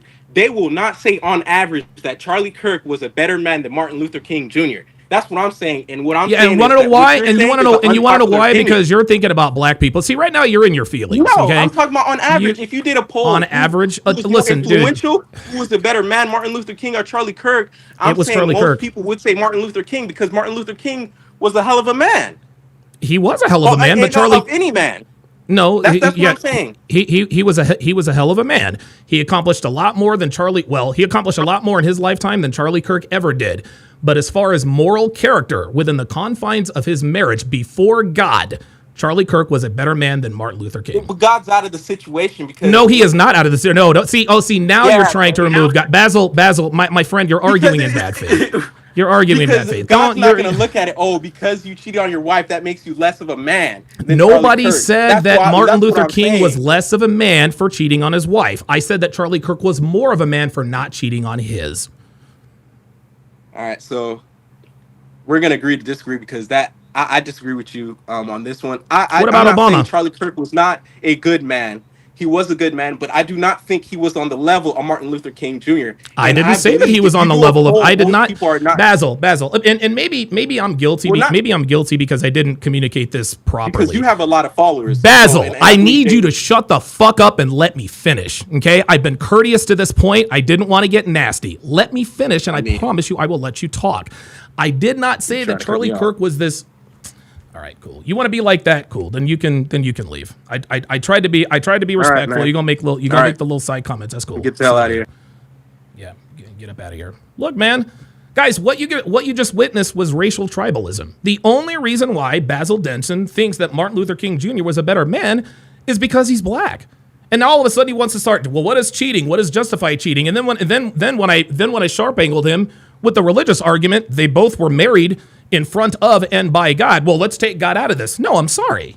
I'm not taking God out of this, because according to God, Charlie Kirk was the better man. That does not mean that Martin Luther King Jr. was not a good man. Come on, give me a break. And he says, well, I'm conservative. I'm conservative. I voted for Trump. I don't give a fuck. You're sitting here. You're sitting here arguing. You're sitting here arguing an obvious. You're arguing. You're in a losing argument. Yet you're pointing out all the reasons for your losing argument, except for the obvious. The reason why you think Martin Luther King Jr. was a better man than Charlie Kirk is because Martin Luther King is black and Charlie Kirk was white. That's it. That's all there is to it. Isn't it interesting, guys? And this is what I talk about all the time on this show. We got a lot of guys in here who are red-pilled on women, okay? But we have a lot of men who are not red-pilled on, they're not red-pilled on politics, and they're not red-pilled on race. Basil Denson is he's red-pilled on women. He knows these hoes ain't loyal. But as soon as somebody says something or compares somebody favorably to a black person or a white person, that's when he decides to jump in. It is what it is.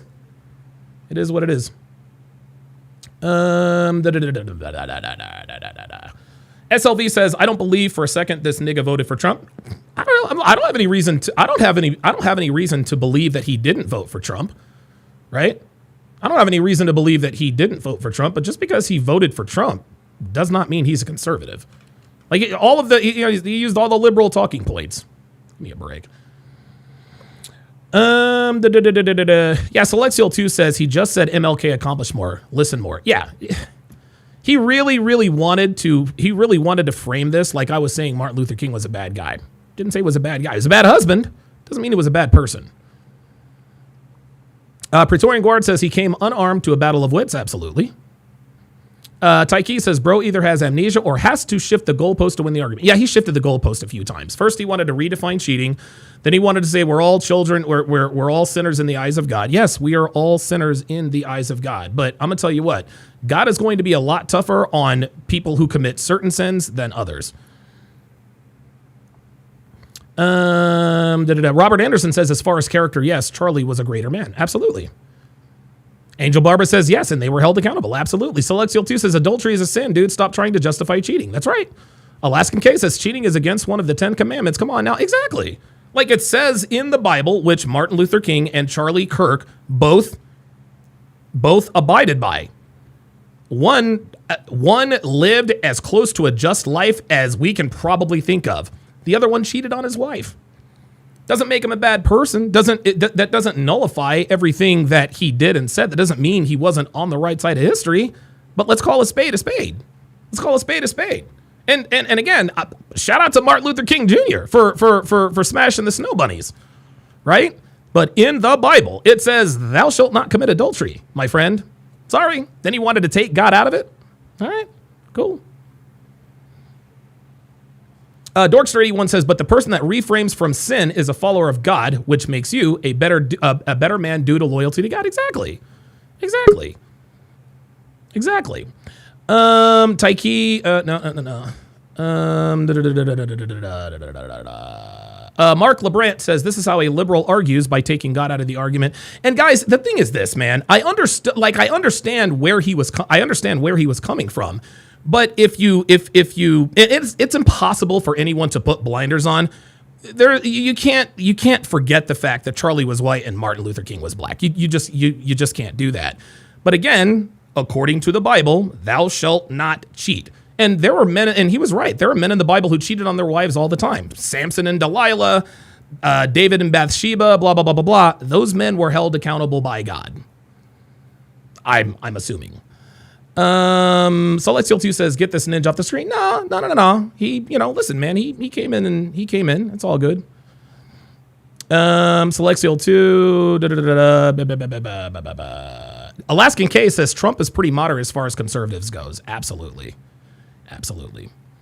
Celestial 2 says, I'm conservative, but let's remove God out of it. That's the thing, man, is I'm definitely conservative, but I'm not like, I want to be religious. I really want to be religious. I really, really want to be religious, or I want to believe in Christianity, but it's just, I don't know. That's something that I'm going to have to deal with at some point or another.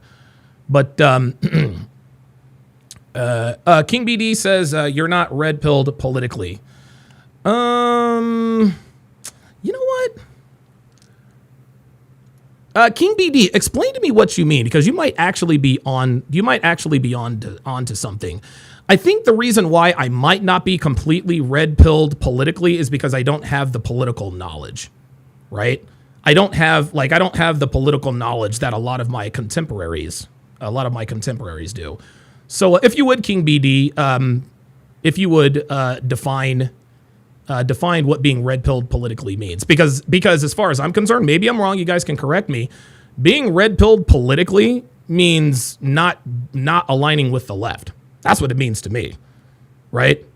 I was red-pilled politically between 1996 and 2000. That's when I became a conservative. So who knows?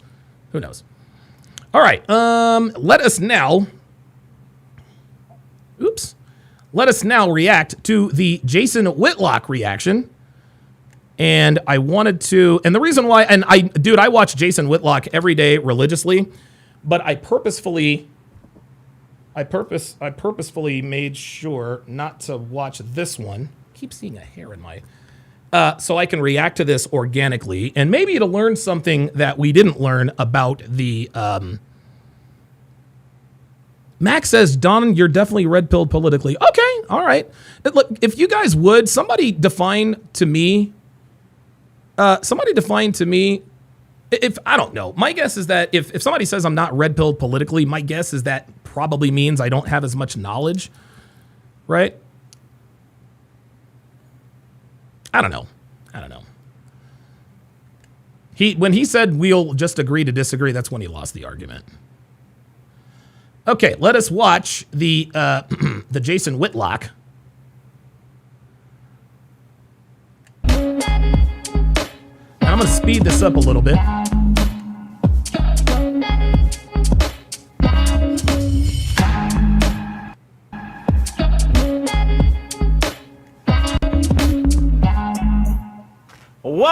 Welcome to Fearless with Jason Whitlock. I am Jason Whitlock, your host. My shirt's not buttoned properly, but boy, am I in a good mood today. I hope that yesterday you participated in the revival that went on in Arizona. For those of you that Wow, he called it a revival. Holy shit. didn't, for those of you that, hey, it's Monday, Jason, I want those NFL truths. I'm going to have to delay you for one day. I apologize. I really don't apologize. What happened yesterday was so important, so vital, so refreshing. The Charlie Tori Mason says overly right. Oh, I suppose so. Phoenix Light Game says I was red pilled politically / racially when I was 10 years old. Remember, Donovan, the story I told you when my dad took me to Pittsburgh to show me the disparity between districts and niggas. Absolutely. Absolutely. Yeah. Okay. I mean, dude, my guess is that if you see, here's the thing, man. Here's the thing, guys. What we really have to understand is that, like I said, we have a lot of men out here who are red-pilled as far as relationships and women. But when it comes to their politics and their racial tribalism, they're not. Right? Like, they know bitches, you know, they know bitches ain't shit. Tori Mason says they treated Kirk like MLK, as they should have, because Kirk's death, like Martin Luther King's death, was absolutely tragic. They treated Kirk like MLK, as they should have, Tori Mason. Because as I said in the video, if you were watching, Charlie Kirk was a better man than Martin Luther King Jr. King B says, you should talk to Myron about what's going on with Israel. I'm definitely conservative, and when I said we'll agree to disagree is because we're going in circles. Oh, so you are Basil Denson. Yeah, when you said we'll agree to disagree, that's when you lost the argument, friend. And the reason we were going in circles, Basil Denson, is because every time I would defeat one argument, you would go back to other arguments. That's why we were going in circles, because I was like, I kicked, like, dude, like I debunked all of your points. All of your points, pardon me, all of your points. Tori Mason says, no, not all. So Tori Mason is, So Tori Mason is also going to engage in racial tribalism. The only reason why he's mad that they treated Kirk like MLK is because Kirk was white. Guys, this is what happened. King BD says, I was not defeated though. Okay. I want you guys to, if you guys, you know what? Let's put it on the poll.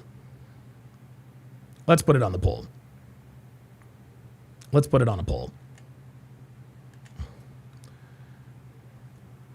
Was Basil defeated? Yes or no? Yes or no? Tori Mason says, Kirk was never arrested for standing up for the rights of people. You're absolutely right. Number one. Number two, Kirk was never arrested for anything. Correction. Kirk was never arrested. Well, not correction. Charlie Kirk was never arrested for anything. So there you go. What you guys are seeing, guys, this is the cleansing. This is the cleansing. King BD says they will agree because they're your followers. No, they'll agree because you lost. Like, Basil, like, you got your ass absolutely handed to you. Like, you came with no facts. It was all theories and accusations. You actually, the funny thing is you actually, well, define cheating. Nigga, are you serious? Cheating is sticking your dick in women that are not your wife. But you wanted to ask, as soon as you said define cheating, I already knew where this was headed. Okay? This doesn't make you a bad person, but you really need to take off the racial glasses. Okay? Like, you really need to stop thinking about a black supremacist. Okay? There are a lot of good black people, black men and women. Just because they were black doesn't mean they were better. King B just says, I definitely said facts. No, you didn't. King B, you were full of shit. You're fucking full of shit. Yeah, hold the L, bruh. Hold the, like, dude, Basil, listen, Basil, I've lost debates and arguments before, right? I'll admit that. Just take the L, man. Take the L. I appreciate you being a loyal follower and all that good stuff, I guess, if you are. But, bro, you lost. That's just all there is to it, man. You were in your feelings. You were talking about, well, we don't know what Charlie Kirk did. No, we don't, but we know what Martin Luther King did. Just take the L, man. Take the L. Kirk memorial service was amazing, historic. I think it's something we will remember for the rest of our lives. I think it's something that will go down in history as a moment in American time that was very important. And so I apologize. The NFL truths, I'll deliver them on Tuesday. We got a great Monday Night Football game tonight, Baltimore and Detroit, so it makes perfect sense. God, dude, I cannot believe Detroit went into Baltimore and beat the Ravens. Wow. To unpack all of my thoughts on the NFL weekend tomorrow. But today, we have to celebrate and reminisce about what happened yesterday and what's happening in America ever since 9/10/25. And so we'll have Vince Everett Ellison on. He was in the building yesterday in Arizona. We'll have Virgil Walker on. He was in the building yesterday in Arizona for the memorial service.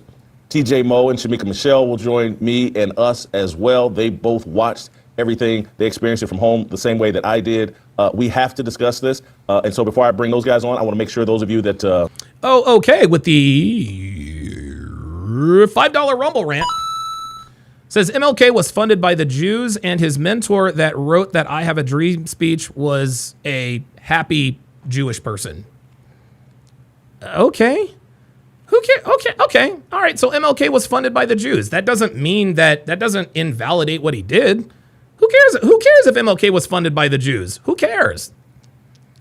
Who cares? And whoever wrote that I Have a Dream speech, okay, maybe they were a switch hitter and maybe they were Jewish. It was a great speech, one of the most historic speeches in the history of this country. So I don't really know what that has to do with anything. Are listening over Apple, that you hit that 5-star review because we deserve it. We're going to give you a 5-star show, and we want you to give us that 5-star review because it helps us with the algorithm. So please do that right now. And the other thing you can do is you can thank our friends. Yeah, Tori Mason says, LOL, it could have been Mr. Rogers. But it wasn't Mr. Rogers. It wasn't Mr. Rogers. It was Charlie Kirk. And the reason why there was such a big turnout for Charlie Kirk is because of the man that he was. That's all there is to it. Tori Mason says, okay. I have no idea what you're okaying to. So I guess you want to go back and forth in the chat too. All right, gotcha. Hell, at least Basil had the balls to pull up. Tori, you probably won't. Friends at Preborn for making today's show possible. You guys know about our relationship, my relationship. Yeah. And people started weeping and people started crying. The great event, but then what was it like? Jason, I had never experienced anything like that before in my life. I didn't know what to expect when I got there. But when you walked into that stadium and you saw all of those people around, suddenly it started emerging what you were witnessing. Yeah, Johnny Elligan says, Basil just tried to invalidate Charlie Kirk by bringing up the Jews. Yeah, and that's the thing. He tried to see, this is funny. Basil couldn't point to a sin that was greater than cheating on his wife. So he said, well, he sided with Israel. Need I remind you that Charlie Kirk, towards the end of his life, unbeknownst to him, he was actually starting to question what Israel was doing over there. He actually was, and a lot of people, there are some people out there who think that Tyler Robinson might have been, an operative of Israel and took out Charlie Kirk because he was starting to switch his stance on Israel. Throngs of people from all over the... Tori Mason says, I'm saying that because I don't care about race. Yes, you do. All of you people do. Tori.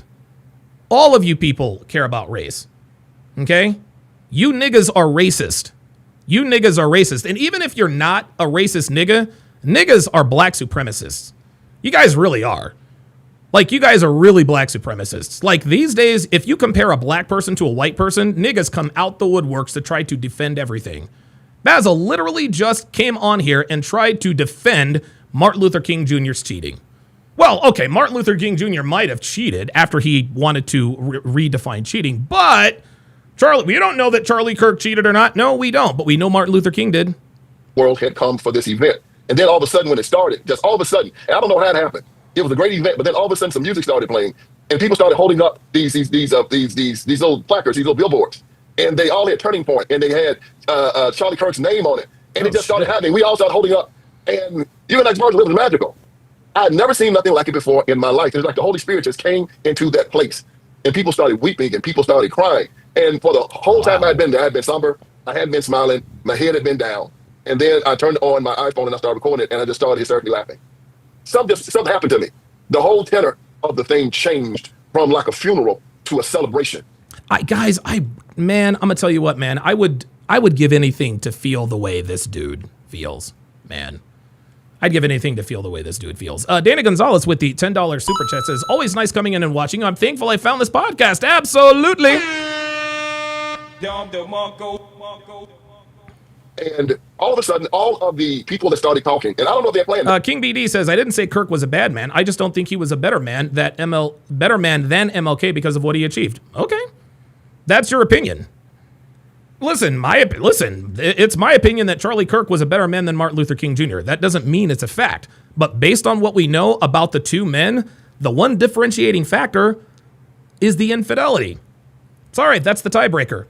Angel Barber with the $10 super chat says, Basil, continue to straw man your position, making it about you demeaning MLK as a person. You made the clear distinction that you are addressing character. It's apparent that he was bad faith. That's exactly right. Selexial 2 backs that up and says, Donovan never said MLK was bad man. Enough using the stupid straw man arguments. Mister, I claim to be a conservative. King BD says, I don't think cheating on your wife makes you a bad man. No, I don't think it makes you a bad man either. But I think not cheating on your wife makes you a better one. Listen, if you cheat on your wife, you're not going to get any judgment from me. But if you don't cheat on your wife, you're going to get credit from me. Okay? And there you go, King BD, with another straw man. I never said that cheating on your wife makes you a bad man. Matter of fact, I Don DeMarco'd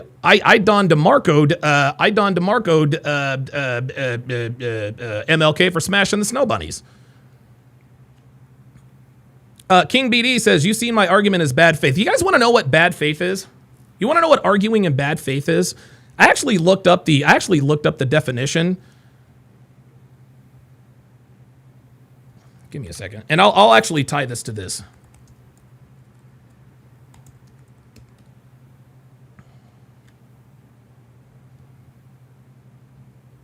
Here it is. Bad faith is intentional deception, dishonesty, or an intentional failure to fulfill a legal or contractual obligation rather than wait a minute. No, that's not it. The owners have bargained in bad faith. What does bad faith mean? I saw a better definition. I'll give you my definition of bad faith. Bad faith is arguing a position that you're not really taking. Basil came up here and said, I think Martin Luther King Jr. was a better man because he accomplished more.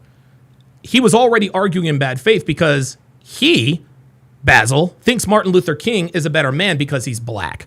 That's the real intention. He wants us to think that he thinks MLK was a better man because of what he accomplished. That's bullshit, and he knows it. Basil, you're arguing in bad faith. The reason why you disagree with me is because Martin Luther King Jr. was black. Nothing more. Nothing more. And it was obvious from the start. Listen, you can say whatever you want. It was obvious to me and the 95% of people that know you took that L.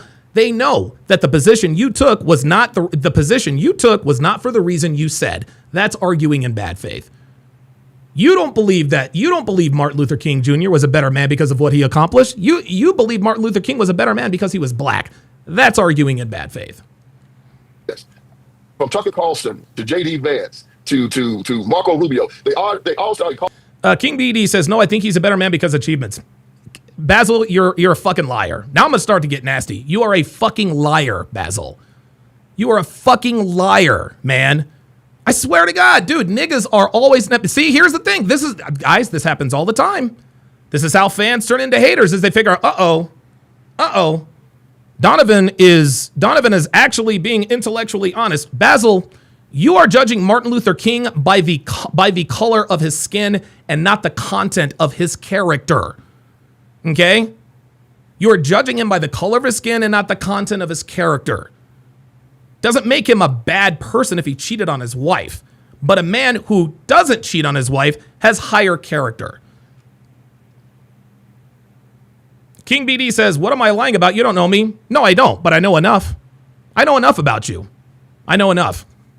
Bro, take the L, bruh. Take the L. Listen, honestly, man, if you had just come up and said, look, man, I can't come up here and say, I'll be honest with you. Canelo versus Terrence Crawford. Canelo versus Terrence Crawford. Okay? Really good fight. Terrence Crawford dominated Canelo. If I were a betting man, I would have taken Canelo. But I was pulling for Terrence Crawford. Why? Because Terrence Crawford is black. That's why. That's why I wanted Terrence Crawford to win. When Tyson Fury fought Deontay Wilder, I wanted Deontay Wilder to win because he's black. I just admitted that. I too engage in racial tribalism from time to time, especially when it comes to sports. Right? But sports is the one true equalizer. It is the true meritocracy. Sports doesn't care about race. All it matters is, are you better than the other person? Are you better than the guy across from you? That's what it is. That's what it is. King BD says, no, race has nothing to do with this. King BD says, I never mentioned race. You didn't have to. You didn't have to mention race. The reason why you think MLK is a better man than Charlie is because he's black. Just say it. Just say it. Just admit it. Hey, look, man, I'm black, so I got to side with MLK on this one, Donovan. And at that point, I'd have been like, okay, hey, if that's what you want to do, then do it. At least you were being honest. But you came onto my platform and you were clearly dishonest. You strawmanned every position I had. Every time I would defeat one argument, you kept moving the goalposts until we were going around in circles until the point where you said, we'll agree to disagree. Translation, I don't have an argument to disprove what you said. And it's not really disproving anything. These are matters of opinion. It is what it is. Calling the name of Jesus Christ in that place. They didn't just say God. They started calling the name of Jesus. They started talking about the Holy Spirit. They started talking about repentance. King BD says it's not true, so I won't. No, it is true, King BD. It is true. It is true. You are red-pilled on women. You are not red-pilled on race, my guy. You are not red-pilled on race. You can't see past the own color of your skin to acknowledge the obvious. You tell me who the man of greater character is. The man who cheats on his wife, the man who doesn't. Yeah, that's what I thought. Next. They started talking about calling men to manhood. The very things that you talked about on your show, Jason. The very thing that you and I talked about together. The same thing that Virgil had talked about. We started seeing the President of the United States of America, the Secretary of State, Secretary of Defense, all of them, yeah, Pete Hegseth, talking about these things in real time, and not just there. Tyke says Basil's mudding definitions to make his point, and that's what these people do all the time. For the world to see, for America to see, and this is a resurgence of what you've been talking about for years. King BD says, I've watched you for years and it was not about race, but MLK achieved more than Kirk, so I see him as a better man. Oh, really? So let's put it, okay. So he achieved more, so you see him as a better man. Okay. Let's say that there was a man, there's a man who was a blue collar worker, worked a 9 to 5. He was married, faithful to his wife, good father, not rich, but he was a devout Christian. He was good to his wife. He was good to his kids. He loved his wife. He loved his kids. He loved God, never cheated on his wife, never hit his kids, never hit his wife. Didn't really accomplish much other than, building that family, which is fine, but he didn't accomplish anything, right? Then you look at a guy like Diddy. Who has more character? Was it the blue collar worker or was it Diddy? Diddy accomplished way more. He accomplished way more. So are you telling me by your definition, the more accomplishments you have, the better a man you are? No, I don't think so. There are many men in the history of this country who've accomplished many a great thing who are terrible people. Napoleon Bonaparte accomplished many great things, was a terrible person. Think about all the oil sheiks. They've accomplished many things. A lot of them are terrible people, right? So if your barometer, the more you achieve, the better a man you are, then you must also think that Diddy is a better man than the 9 to 5 blue collar worker who never cheated on his wife. Yeah, I didn't think so. Try again, Basil. Try again. Bro, no, Basil, don't try again. Bro, you lost the argument. You lost the argument, bro. Like at this point, just stop it, man. It's over. Got to bring God back. We've got to bring Jesus back. This is a spiritual war, and now we're ready to fight it. Yeah, Robert Anderson said Genghis Khan was a terrible person. Absolutely. Genghis Khan accomplished many a great thing. He was a terrible fucking human being. Saddam Hussein accomplished many things. Terrible fucking human being. Right? Saddam Hussein has accomplished more than I ever will. I'm a better man than him. Right? Come on, man. Stop it. Virgil, you've been to a lot of events. Have you ever been to anything like that?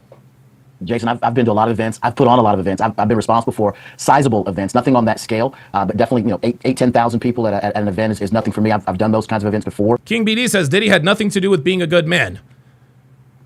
You're right, but he accomplished a lot more than the 9-to-5 blue-collar worker. And you told me, and I quote, MLK achieved more than Kirk, so I see him as a better man. That's the only definition you gave. MLK achieved more than Kirk, so I see him as a better man. Diddy achieved more than the 9-to-5 blue-collar worker. King BD, all right, that's it. I'm not going back and forth with you, bruh. Look, I'm gonna time you out because now you're acting like a nigga. You can't take the L. My guy, you're timed out for 24 hours. I'm not gonna keep on going back and fucking forth with you. My guy, you fucking lost, man. And if that causes you to unsubscribe, then so fucking be it. But I'm not going to allow you to have the last word when you know you lost the argument. You argued in bad faith. You're engaging in racial tribalism that has completely decimated the black community, nigga. You might want to rethink your position before you start telling people you're conservative. Now get the fuck out of here. I'm like seriously. Look, I wanted to be a more civil debater, but when you debate with people that are engaging in bad faith, all the decorum goes out the fucking window. Fuck off, nigga. Fuck off. Stupid niggas. Always wanting to change the goalpost. Putting in laughing emojis like you're really laughing. Bro, you lost the fucking argument. Now go start a channel and talk. Jesus fucking I've been in a Christ. room and felt the electricity of an 8,000. Just like a nigga. Got to have a last word. Bruh, you're acting like a bitch. 1,000-person event. This was off the Richter scale. Just take whatever you experienced on television. I'd say magnify it by 100. The level of just. And I'm gonna tell you what. If you want to come up for another ass whooping, the link is in the chat, my guy. If you want to come up for another ass woman, the link is in the chat. Because you're wrong here, bruh. You are absolutely wrong. You just said that MLK accomplished more than Kirk, so I see him as a better man. I completely blew your argument out of the water, and you again shifted the goalpost. No. You said MLK achieved more, so I see him as the better man. P. Diddy achieved a lot more than the blue-collar 9-to-5 worker. So does that mean you think he's the better man? No, you don't. That's why you shifted the goalpost. Fuck out of here. Palpable power that was in that space was unmatched. I've never experienced anything like it. Nothing like it. It started before everything began because they had different people singing praise and worship songs and just doing their thing, and it kind of goes. So you found yourself as you were milling in, beginning to pick up some of the hymns of old, some of the spiritual songs of old. You would find yourself either swaying or singing or thinking about the things of God long before the first person got up. I remember watching Elon Musk come in, and then the bagpipes started. And once the bagpipes started, you knew that things were transitioning. And there was a hush that kind of came over the entire auditorium. And the point that Vince Basil, I'm more than willing to discuss this with you again. Right? Just like Clubber Lang famously said in Rocky 3, no, I do not accept Rocky Balboa's challenge because Rocky Balboa is no challenge. But I'll be more than happy to beat up on him some more. If you want to step into the ring and take another L, who am I to stop you? Vince is talking about, Vince is talking about, Vince is talking about where the signs that had Charlie Kirk's image on them and had the Isaiah passage, here I am, send me, and the turning point thing. You just realize that within that audience, within that framework, everybody was on one accord. Everybody was thinking the same kinds of things. And again, it was chilling because we were there because of an assassination, a martyrdom. We were there for that reason, and there was some somberness to that.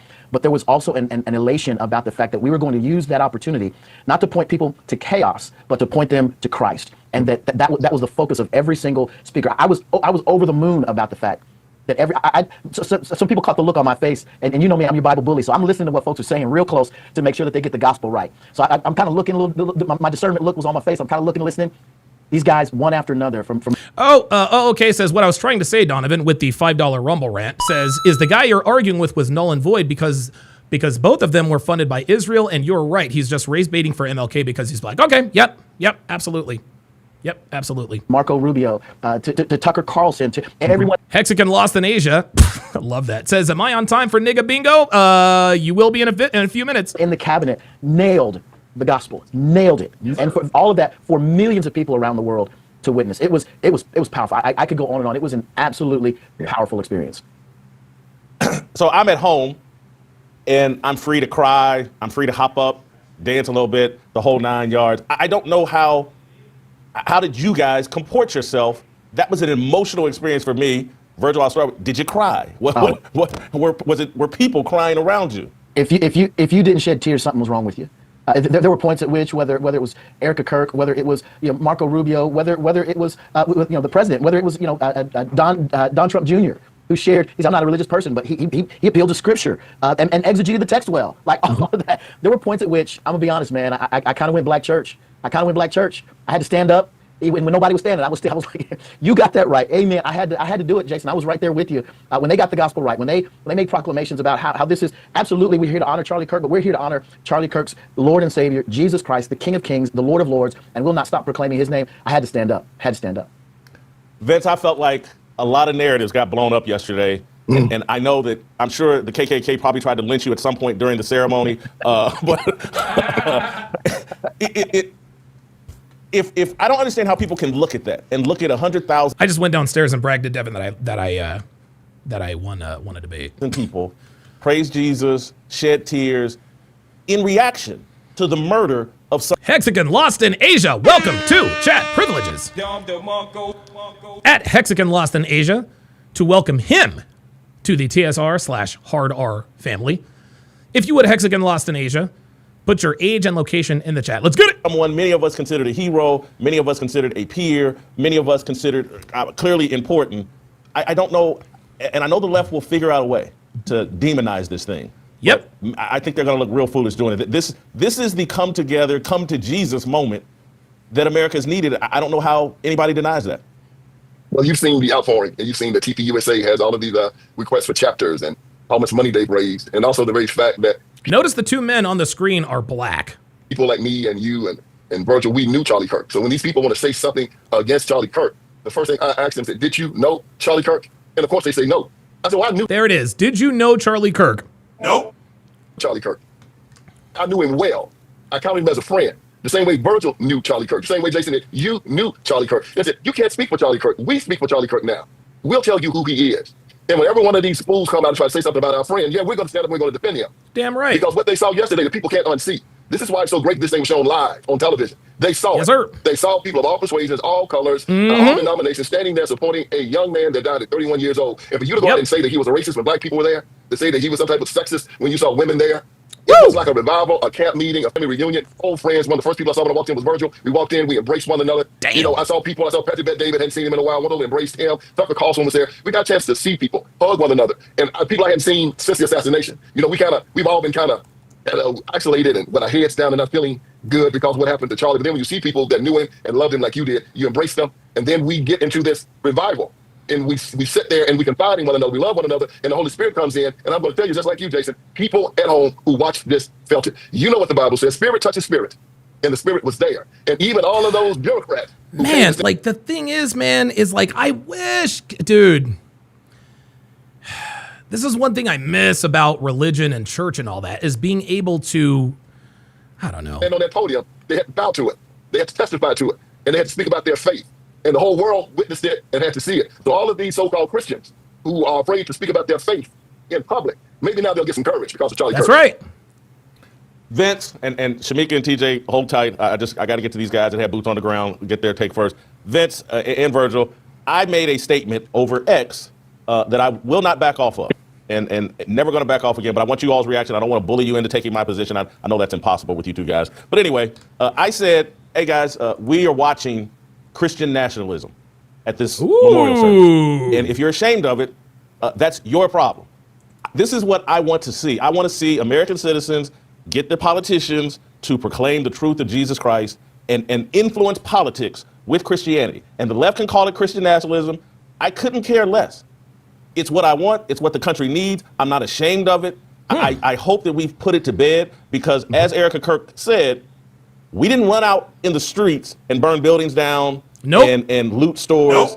When we were struck with a tragedy that hit us hard, we turned to Jesus and got the politicians to turn to Jesus. And that, to me, is Christian nationalism. And it's something we should not be ashamed of. It's actually something we should embrace. Vince, your thoughts? Wow, that's actually a pretty good way to put it. Christian nationalism. Okay. You're absolutely positively correct. When I saw Kamala Harris show up at the Georgia Dome down in Georgia to kick off her campaign, she had Cardi B on the stage twerking. And wait, wasn't that? It doesn't matter. I thought it was Megan Thee Stallion. Megan Thee Stallion. Megan Thee Oh, it Stallion. was. Sorry, you're right. Megan Thee Stallion. Yeah, listen, Cardi B, Megan Thee Stallion. Who gives a shit? It don't matter. They're the same guy. They're the same bitch. Thank you for the correction. Megan Thee Stallion up there twerking with 4 other black women up there twerking with her. Offset coming up there, got charges on it. He's up there speaking out, vote for Kamala Harris. And people just acting like they're at a strip club at these Democrat situations. Young men hollered out at Kamala Harris's rally, Price is King. What did she say? You're at the wrong place. And now you see what we do when one of our people have been murdered. His wife got up there and said, I forgive you. We talked about bringing men and women to Christ.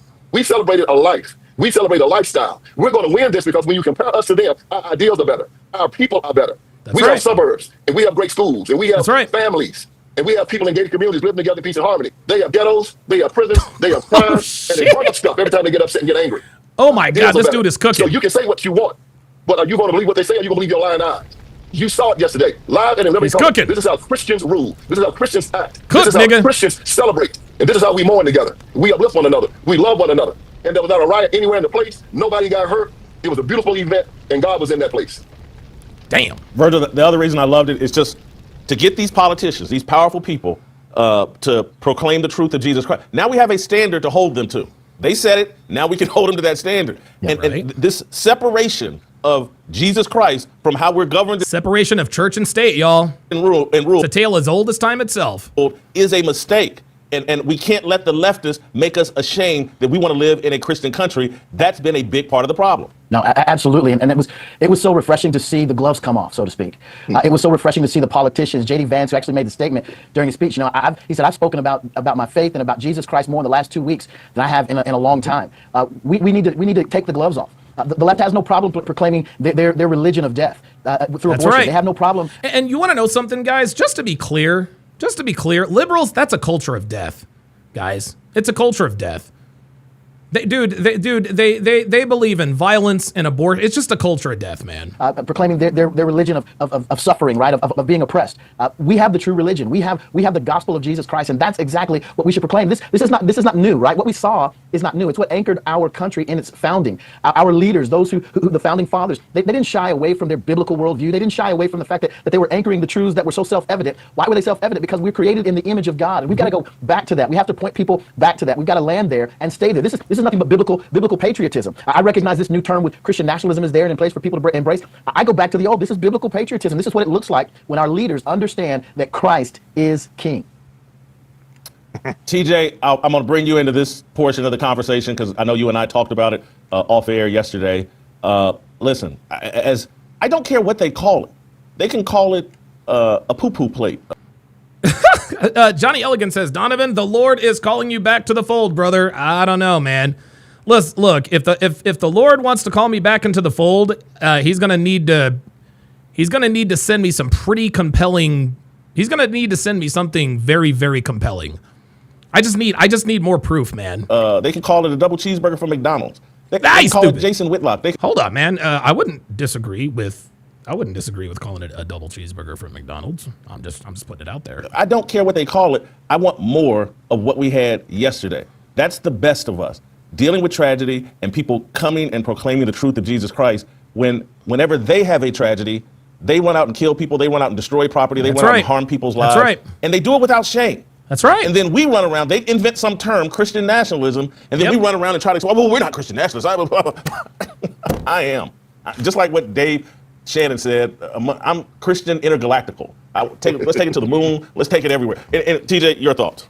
Yeah, I would like to match up Virgil's video just now with his video a couple years ago when we were arguing about Christian nationalism, because I think he's officially come over on. Angel Barber says, Donovan, you are ever moving closer and closer to the faith. I've watched you for years. You have come from being a hard secularist to now considering faith once again. I've never not considered faith. It's always something in the back of my mind, man. I don't know, man. Some things just need to be cleared up for me, man. Because it's like, dude, people like, to be that happy with life, to be as happy as Charlie Kirk was, man, and to see how happy his wife was, how could you not want that, right? Like, how could you not want that? It's just, it's incredible. But I don't know, man. I got to see more proof, dude. To our side of the Christian nationalism campaign. Christian nationalism is nothing more than just, as you pointed out, it's a slur. They try to use it as a way to knock us down. The reality is that conservative politics have always been biblical. Now, not all conservative politics are biblical, but the Bible is always conservative politics. That is just the reality of it. Okay, so when you get a guy like Charlie Kirk who comes out and leads with politics, you get these cowardly pastors who say, no.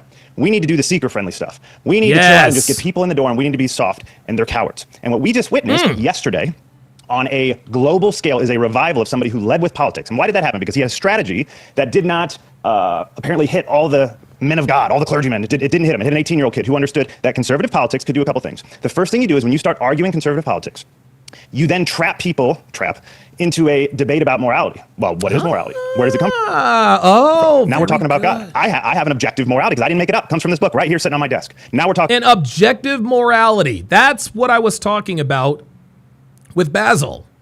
That's what I was talking about with Basil. About Jesus Christ. So you can talk about your morality that you made up in your own head, but you, if you're not made in the image of God, according to you, have no self-worth, so who cares? And so Charlie Kirk would use conservative politics into a way to trap people into understanding that they're made in the image of God and that they have an inherent value, and they should actually be listening to that God, and that's how they brought them into Christianity and then eventually conservative politics, right? So that's the first way he did it. The second way he did it is he figured out that, look, you get indoctrinated into Marxism. You don't just grow up a Marxist. Yes. Right? You're not just one day, you're not like, this makes the most sense, I'm a Marxist. It's like this is why they tried so hard to take over colleges and everything else. So he figured out, I can get to these young kids and they love liberty, okay? Everybody loves freedom. Everybody loves America when you know what it really is and you're not brainwashed. And so what he figured out is these young kids, he could show them all about what America truly is, the liberty and where it came from and how we got here. And then he would say, guess where that liberty came from? Came from Jesus Christ. That is how this Constitution get written. Came from the Bible. Where did we get the separation of powers? Jeremiah 17:9. Where he can point to scripture for every single one of these things. So all these things that you love, you guys love liberty and you love America, and congratulations, guess where we got it? We got it from Jesus Christ. And so Charlie Kirk, in his brilliant 18-year-old mind, figured out I can use conservative politics because it's very difficult to walk up today and tell people. Wow, this is a very good point that he is making. He used conservative politics as sort of an in to get people to talk about religion. That's actually very good. Guys, let me tell you about Jesus Christ. But everybody wants to talk politics, so Charlie figured out, let me tell you about conservative politics. And he walked them down the road into asking Jesus Christ into their heart. It was brilliant, and we... Oh, no, Johnny Elegant. Jesus, he says, I hear it in you, Donovan. It will come. Your woman has even brought up the church to you. Every cash app I send you from now on will mention the Lord. Love you, brother. I appreciate it, man. Angel Barber says, little by little, you are meeting and incorporating people of faith like Andrew Wilson in your circles, even slightly, so the seat is waiting for you when you get there. God almighty, you guys are killing Saw me. the product of that yesterday. Shamika, I want to play the clip that I think most people consider the highest point. There was a lot of high points, but consider the highest point. And it was Erika Kirk offering words of forgiveness for Tyler Robinson, the young man that's been accused of killing Charlie Kirk. Let's play shot number 1. My husband, Charlie, he wanted to save young men, just like the one who took his life. Oh my God, I couldn't believe she said this to you.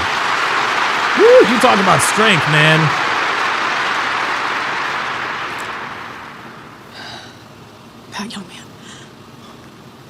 That young man, on the cross, our Savior said, Father, forgive them, for they not know what they do. That young man, I forgive him.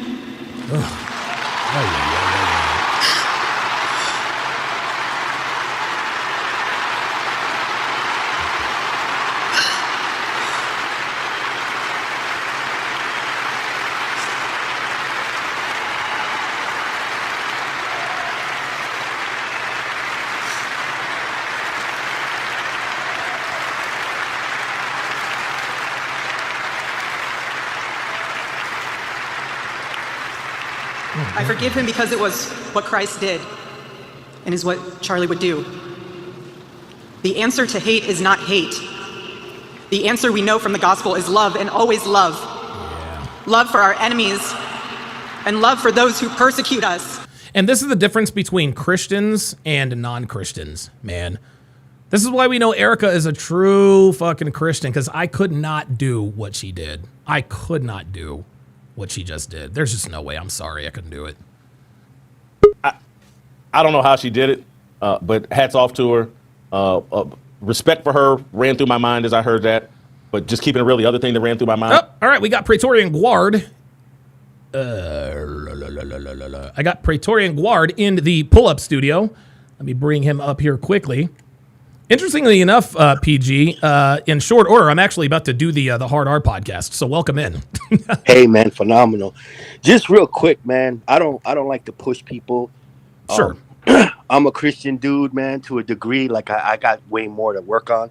Right. But you say that you need proof, right?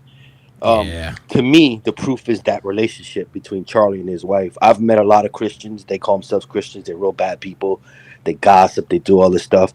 But I've met quite a few people that are like Charlie and his wife. I have a best friend. He's an ex-cop. He's the same way. Him and his wife, they have this joy. And I wish I could get that joy. And, you know, there's scripture on it, man. It says that Jesus Christ gives you this this sense of peace that transcends all understanding. So, I mean, if I were you, man, I mean, you do what you do. You're a grown man. But just start reading a little bit in the Bible, man. And, you know, it'll, if nothing else, it'll make you a better businessman. There's a lot of good business. Yeah, that's true. You know? Yeah, that's very true.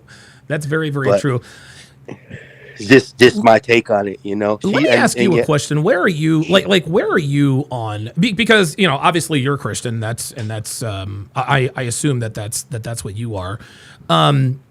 Where do you stand on people like me? I'm definitely not an atheist because I do believe there is a God. But what do you say to people like me who are on the fence? Like, what can I do to sort of, you know, what can I do or you know, go where? I mean, like, because I want to be able to believe. I want to believe. I just don't completely. Well, you know what I mean? You took the first step. I mean, you married the woman that you love. Okay. You know, it doesn't have to be by court. Sure. You know, that's another thing that we've done, I think, in society that I appreciate you doing is a lot of people say, yo, you got to get married by the court. It's a ceremony. I mean, when back in the Christian days, back in the Jesus times, it was a ceremony. There was no judge that came. And so you did that. And I would just maybe go to a church service one day and not, you know, go to a non-denominational Christian church. Just walk in. You're going to see the preacher's going to look like you, bro. A lot of these new preachers, you know, the people that God's selecting, they look like us. They look like regular people. They're not dressed in suits, man. They got tattoos. They got earrings. Really? They're like us, man. Jesus didn't go and preach to preachers. He went into the bars, man. He talked to people at bars. He talked prostitutes. To Yeah, exactly. He came to rescue. He came to rescue people that are like us, bro. Not, you know. So that's just my 2 cents on it. Okay. Again, I'm not the greatest Christian. Sure. I'm working on it. Right. But that's what I would say. And again, just get into the word, read a little bit. You know, people are going to be judgy. Some Christians are, and other Christians aren't, man. You got to love people where they're at. Yeah, that's true. That's true. That's my mentality. That's something that's hard for me to do. Listen, man, I appreciate you coming up, man. That's actually you're getting better, brother. You're getting better, man. Oh God, good Lord, oh my God. You didn't cook homeboy, so the debate. Nah, I didn't. But I wanted to, but I wanted to. I really did, but I didn't. It is what it is, brother. But yeah, man, take care, bro, and hopefully, you know, just again check out a church and get into the word just a little bit. Okay, all right. I don't know, man. I think I might do that. I think I might do that, man. Thanks for coming. Yeah, up, man. Brother. Yes, sir. All right, man. Praetorian Guard coming up. Yeah, that's actually pretty good intel, you know, because I only used to memorize Bible verses when I was a kid to like win prizes. That's the only reason why I know a bunch of Bible verses. But I don't know. We'll see. Let's continue. And it's like her husband was just assassinated 11 days ago. Oops. And she's already going through the process of forgiveness because she knows that's what's best for her and for her kids. And then I think about the people that want to not offer up any forgiveness about things that happened 150 years ago that they had nothing to do with. Thank you. There it is. Erika Kirk lost her husband as of the recording of that video, lost her husband 11 days ago. 11 days ago. She's already forgiven Tyler James Robinson. But then we got niggas out here running the streets talking about reparations for shit that didn't happen to them from 150 fucking years ago. Yeah. They're the real Christians. Things that happened 100 years ago that they had nothing to do with. Thank you. Things that happened 50 years ago that they had nothing to do with. And microaggressions that they can't forgive people for. Yep. But this woman, through her faith, can forgive someone that stole her husband from her 11 days later. She can begin that process because it's going to be a process of forgiveness. I thoroughly impressed with Erika Kirk yesterday. First, let me say, Jason, I noticed that you have a fresh haircut, and I want to say that you look marvelous, darling. I just wanted to give you that compliment. Shamika's stupid. First thing she said, she got the fresh cut. He's like, appreciate it. Appreciate it. Thank you. But yes, I heard that, and I thought it was beautiful what she said. Beautiful that she could offer forgiveness. I don't think that I would be in that place just yet, but I think it screams to who Charlie was, what type of man he was, and what type of leader he was to his family, that his wife could actually offer up that type of forgiveness so soon. So to me, I just said, okay, it just gave me a deeper glimpse into who he was and who he was to her, and the type of role model that he was first to his home. So that's what I saw when I heard that. Good. Did you have, beyond this one, did you have a favorite moment from yesterday? I think my favorite moment was the guy, and I can't remember his name, but he was talking about how could we have a Trump rally with God in there, and they showed the text messages that Charlie sent, the pictures that he sent when he said this was his vision, and to just see that actually come to pass, even in the way that it did, it was wow for me, because I sat there yesterday and I was just amazed, and I was so happy, and I was in a good mood, and I didn't even want to entertain anything that wasn't on the same accord that I was on watching that memorial service. It was just so beautiful. I almost got tricked into a debate, and I had to come back to center and say, you know, I'm not doing this today. I only wanted to sit on my couch and talk to people who were also witnessing what I was witnessing, and just... By the way, guys, by the way, guys, you guys are going to hear some occasional barking down there. Chester and Fernando fight like brothers. It's funny. Praetorian Guard says, I think Whitlock is a Christian too. Oh, absolutely. Absolutely. Enjoy the moment. I was amazed. It was so beautiful. Vince, did you have a favorite moment? Mine was when my good friend Tucker got up there and Tucker started talking about repentance. I always saw. Yes. Now that's the part of the speech. That's the part of the memorial service I did watch. Tucker Carlson was awesome. He was really, really good. About that's the most dangerous concept of the left. They tell us that we've done nothing wrong, whether it be LGBTQ, whether it be abortion. We're all sinners. And Jesus called us to repentance. And then after repentance, we have reconciliation. But when you walk around in pride, you cannot repent. And when you don't repent, you can't have reconciliation. And as you see, the whole left is about pride. Pride month, black pride, this pride, that pride. We have to humble ourselves and come back to Christ. And when I was sitting there in the event, I got like 5% to go on my phone calls. It's winding down. I looked down, Jason, I saw your text. And actually, if I could come over the show, I looked over, and that's my good friend April Chapman said, I said, April, do you have a laptop? She said, yeah, I got one. Well, Jason Whitlock just requested that I be on the show. She said, you can't turn down Jason Whitlock's events. That's so funny. And I'm so happy to be able to stay here and talk to you about this event, man, because it was like the greatest event. I don't know if it'll be topped. There was a spirit there in that place, and I had to share it with the world. I was there. It was hard to get there. It was tough. I flew all the way from Virginia to get here, but it was worth it. I'd do it again 1,000 times because I had to bear witness. I had to bear witness to the greatness of my good friend Charlie Kirk, to the love that Charlie Kirk displayed to this world, and how he was going to be celebrated, and how now, like they say, when you plant that seed of corn in the ground, how it comes out and sprouts and becomes a magnitude, a multitude. We saw it on full display yesterday. It was a hinge point in history, and I'm so glad that I was there. Now I can tell everybody for the rest of my life I was there. It was something to see, Jason. I wish you could have been there. Oh, okay, so Devin tells me you can't hear the barking on the air. Oh, okay, cool. All right, well, never mind then. Sorry about that. It was unforgettable. Vince, it's funny you mentioned April Chapman. I've never met her, but I follow her over Twitter. I see a lot of her stuff, and I promise you, last night I was like, man, I should ask Vince to see if April would come on with him. And then I changed my mind up for some reason. But tell April I'm definitely going to have her on the show. I want to thank you for making time this morning. I want to give you, I know you got to get to the airport, things to do. I want to give you the option to bounce. We appreciate you coming on, and we appreciate April loaning you her laptop. Thank you so much, Vince. I want to, before I get to TJ and Virgil about their favorite moments, I want to play what Vince is talking about here from Tucker Carlson. This is a pretty long clip, but it's important that Tucker Carlson, one of the best journalists, one of the best TV broadcasters, someone who 10 years ago, 7 years ago, 5 years ago, no one had it on their bingo card that Tucker Carlson would be preaching the gospel in front of 100,000 people at a stadium, millions of people watching online and on television. But man, did he do it. Let's play shot number 3. But the main thing about Charlie and his message, he was bringing the gospel to the country. He was doing the thing that the people in charge hate most, which is calling for them to repent. Right. So how is Charlie's message different? And Charlie was a political person who was deeply interested in coalition building and in getting the right people in office because he knew that vast improvements are possible politically. But he also knew that politics is not the final answer. It can't answer the deepest questions, actually. That the only real solution is Jesus. And the reason, it's really simple. Politics, at its core, is a process of critiquing other people and getting them to change. Christianity, the gospel message, the message of Jesus, begins with repentance. Christianity calls upon you to change. Our core prayer, given to us by Jesus, the Lord's Prayer, demands that we forgive other people, but preceding that is a request for our forgiveness. In other words, forgive us our sins, meditate on what we've done wrong, how we've fallen short, and then it becomes possible to forgive other people. There you go. That is a call to change our hearts from Jesus, and that is the only way forward in this country. That is the only solution to where we all know we're going. And Charlie knew where we were going without that. And that is not a call for being politically passive. Of course not. I stood on many stages with Charlie calling for various people to be elected, particularly Donald Trump. And I'm proud of that.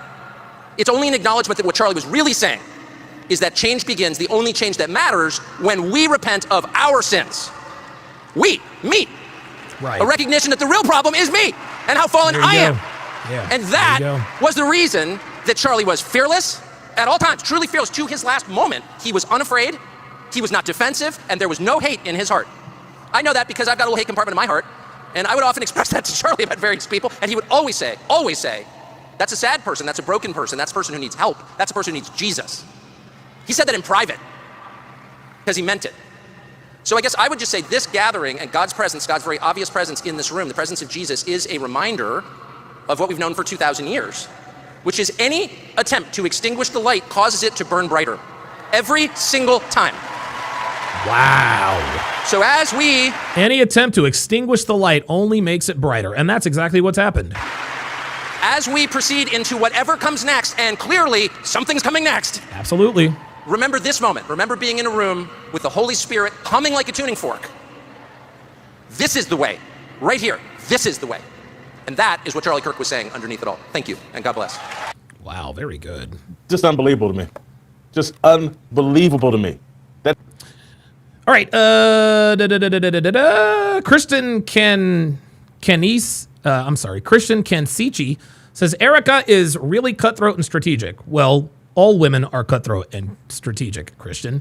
Said, I don't think Charlie Turning Point and his brand wouldn't have grown as fast as it did without her counsel, would have still been big, just not as fast. Nah, I disagree. No, Erika fell in with Charlie. Charlie was the leader. Man. Charlie Kirk would have gotten to this point with or without Erika. That's just all there is to it. Listen, I'm glad he got married and had a family, and I think that obviously helped his brand because he literally practiced what he preached. But no, Charlie Kirk is the reason why. I'm sure Erika assisted him to some degree, but saying that it wouldn't have been what it became if not for her, that to me is a little short-sighted. That's a little short-sighted. You guys know how that goes. Ghost 1978 says a lot of people on the left didn't like what Tucker said. No, of course they didn't. They never listen, man. Listen, if you want to anger the right, tell lies. If you want to anger the left, tell the truth. I don't make the rules, gentlemen. I simply report them. Okay. Christian says when she took over as CEO, someone asked her how much she knew about TP's operations. Her answer was, I know everything, shrewd woman. Yeah, she knows everything because Charlie told her. That's why she knew everything. But that being said, I think listen, as long as she is doing what Charlie wanted, Charlie Kirk wanted her to be the CEO of TP USA should anything happen to him. And like I said, if Charlie trusts Erika, then so do I. I trust Charlie's judgment, so there it is. All right. Well, we're going to ditch the Christianity for a little bit.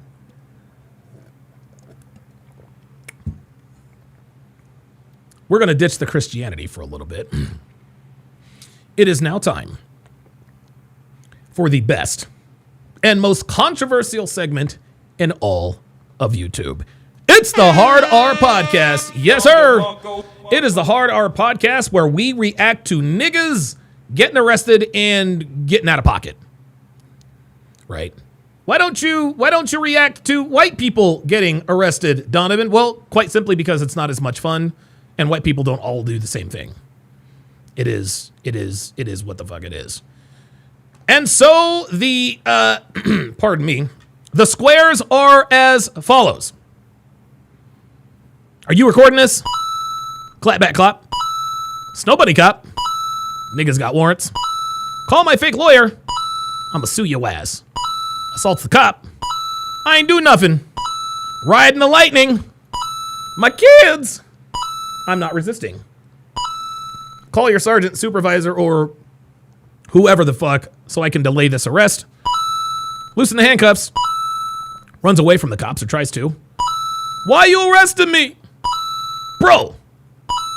Let me call my... I don't have ID. You racist. I can't breathe. I know my rights. I'm afraid for my life. I need an ambulance. You're weird. Don't touch me. And so to business. Yeah, Christian, listen, I mean, I guess we'll agree to disagree. I think Charlie Kirk would have accomplished, what he accomplished in just as much time.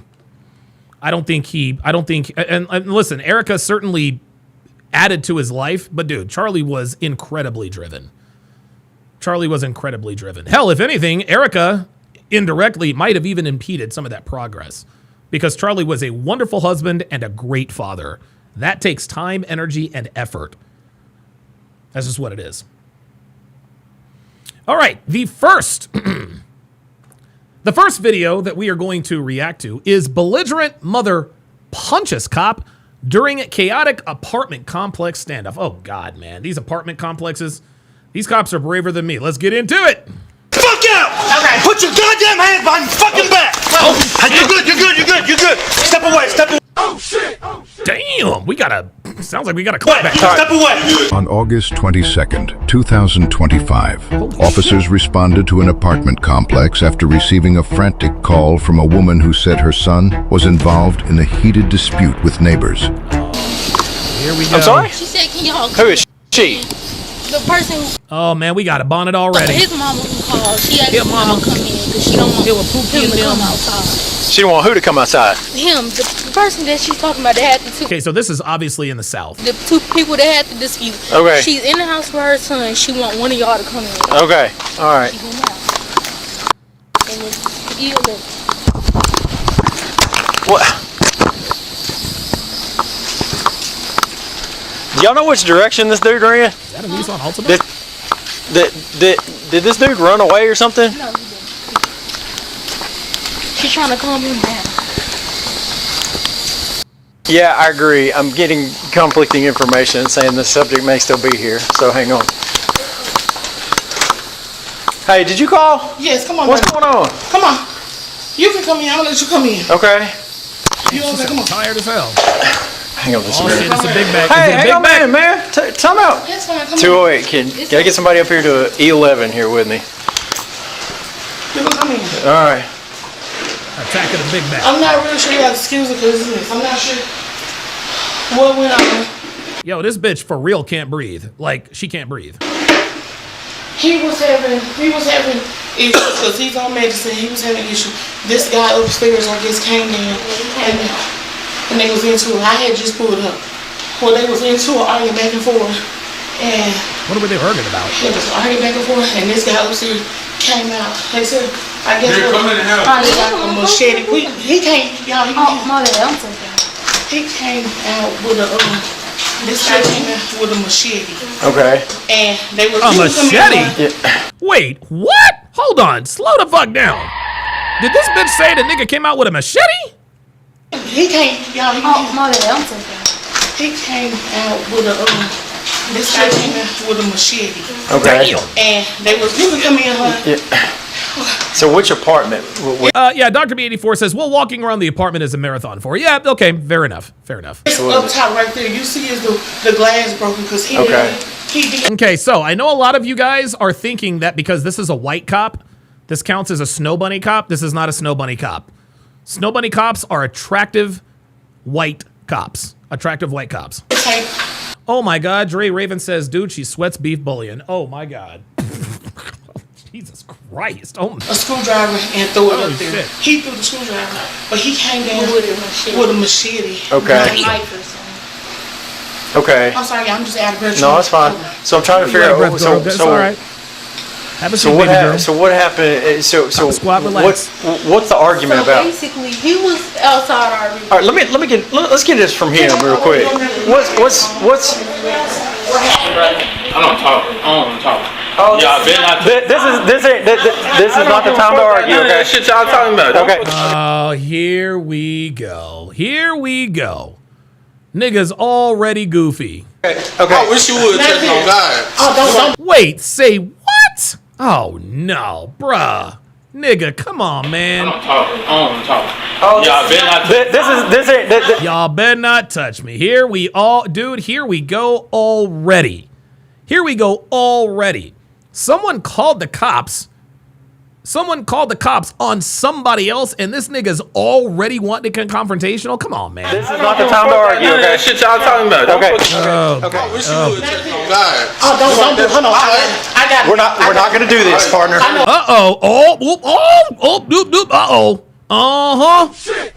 Y'all see that? Niggas got the taser out. He's like, no, we ain't doing this today, partner. It ain't going down like that.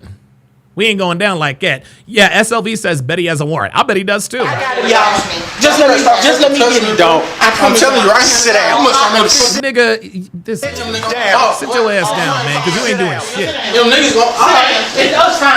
This nigga about to ride the light. Yeah. Rumble Son says this nigga about to ride the lightning. Yes, he is. Shut the fuck up, bitch. Shut the fuck up talking to me. Who the fuck is he talking to? I was polite. Shut the fuck up, bitch. Shut the fuck up talking to me. He just said that to a female cop. He said, shut the fuck up, bitch. Shut the fuck up talking to me. Oh my God. These irreverent people. Everything I love, He's not on it. On everything I love, what? What you gonna do? He had me taking it. I know what y'all. What's it for? Fuck, this shit ain't gonna do shit, nigga. Weak ass nigga. Fuck, hoe ass nigga. Autism and mood disorder. What is this? Oh, now here she goes. Now here she goes. Guys, this is why the black community is a fucking joke. This nigga is sitting here insulting the cops. He's sitting here disrespecting the cops. What's the first thing his mama does? Making a bunch of fucking excuses. He's normally on his medication. He's got a mood disorder. Nah, bitch. Nah. He ain't got no fucking daddy. That ain't no mood disorder. That's some nigga shit. The fuck? I know what you're saying. We're grown. Look. Check it out. Listen to all this nigga's going off, talking all this shit, talking all sideways. Mama immediately comes to his defense. Watch. Them niggas go. It's us trying to polite. Shut the fuck up, bitch. Shut the fuck up talking to me. Man. He's not on it. He had me taking it. I know what y'all. What's it for? Fuck, this shit ain't gonna do shit, nigga. Weak ass nigga. Fuck, hoe ass nigga. Autism and mood disorder. Autism and mood disorder? Oh God. Okay. I know what you're saying. We're grown adult. We know how to control ourselves. You know how to control ourselves. Y'all not finna come with that shit coming out. All y'all bitch ass niggas out. Y'all niggas know what's up with me. Y'all better fucking learn. You gonna lost. Wait, we gonna learn? And how exactly are they gonna learn? Yeah, this dude needs his fucking ass whooped. Let's kick this dude's ass. Bitch, fuck you. Shut the fuck up. Be quiet, man. Fuck these niggas. I'm the boss. Oh my God, this nigga. Oh my God. I wish I would touch my everything. I'm gonna knock y'all niggas. Stand up. Yeah, fuck his ass up. Said, I wish y'all would. No, nigga, now you going to fuck the jail. Okay, put your goddamn hands behind your fucking back. You're good. Step away. Okay, so we see, this is what happens when you talk. I wish you would. Guess what? Now you're gonna get your ass whooped. Step away. Niggas. Take that nigga to jail, man. Yo, that's not. This is the type of nigga that doesn't. This is the type of nigga that does not deserve to be free. He is savage. He is uncivilized. When cops approach you to simply ask you questions and you react like this, you do not belong around regular people. I'm sorry, you just don't. Sorry, you don't. Take his ass to jail, throw away the key. Fuck him. Okay, you understand that. Mom, put your hands down, sweetie. You raised a fucked up son and his ass is going to fuck the jail. I don't give a fuck what kind of meds he's on. Fuck out of here. He's fixing to get a charge. I'm just letting you know. Sir, I know.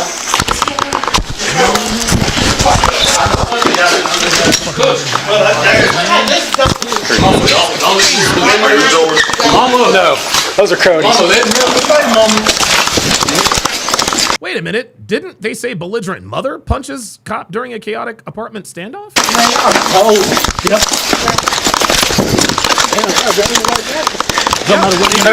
I was saying that Sarge's. That don't matter.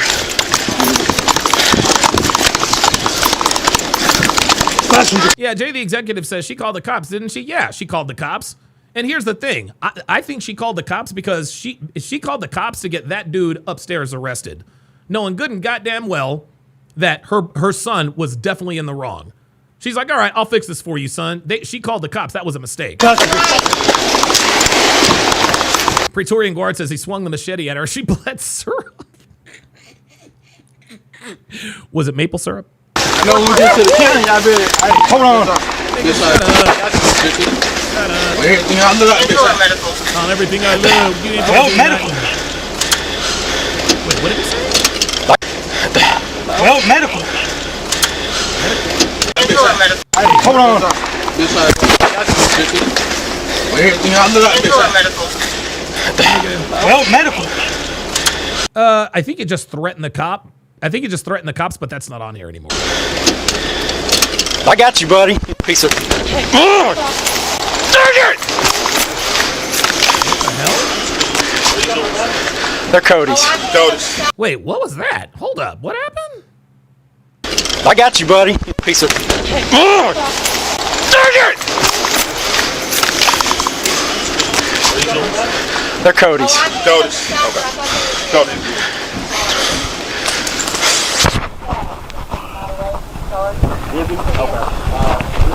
Y'all okay with that? You're telling me this is okay? No, because I'm good. I'm good. I'm good. And that's why when I went to see him then, I was trying to diffuse the situation. Mom, you are not trying to diffuse the goddamn situation. You got a bad fucking kid. Fuck out of here. You have a bad fucking kid, bitch. Because I understand and I understand him. But he's supposed to be on medicine, and he's not on his medicine. He's angry. I mean, he was just upset with. So. He kicked my car, so I'm just trying to diffuse it, and I guess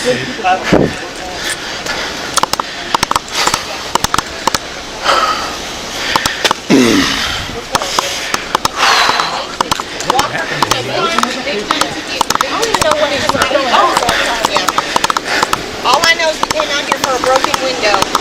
Hey, I don't know. So. Oh my God, Alien Earth just dropped on Hulu. We also have a task to watch, so I'm looking forward to that. Oh, good for you says he closed the door on his finger. Ooh, fuck. Ooh, God. Stray Raven says when she plays football, she's always out of bounds. Yo. He told him he was and then he threw the little thing up there. And after that was it. They had an argument, and he brought out his machete and told him he was going to do something if he come up there, but he didn't come up there at all. And then he threw the little thing up there, and that was it. And then she called home. He threw the fuse. I don't know, it might be in the house. That's your call. Yeah, Christian Kensichi says Alien Earth is fire. Bro, Alien Earth is awesome. Yes, and it has a great soundtrack, too. Great soundtrack, man. Yeah, dude, I can't wait. I cannot wait. Cody. I know. Oh, no. Emo Muzz says Alien Earth is an R-tard fest. Too bad it could have been great. No, I like Alien Earth.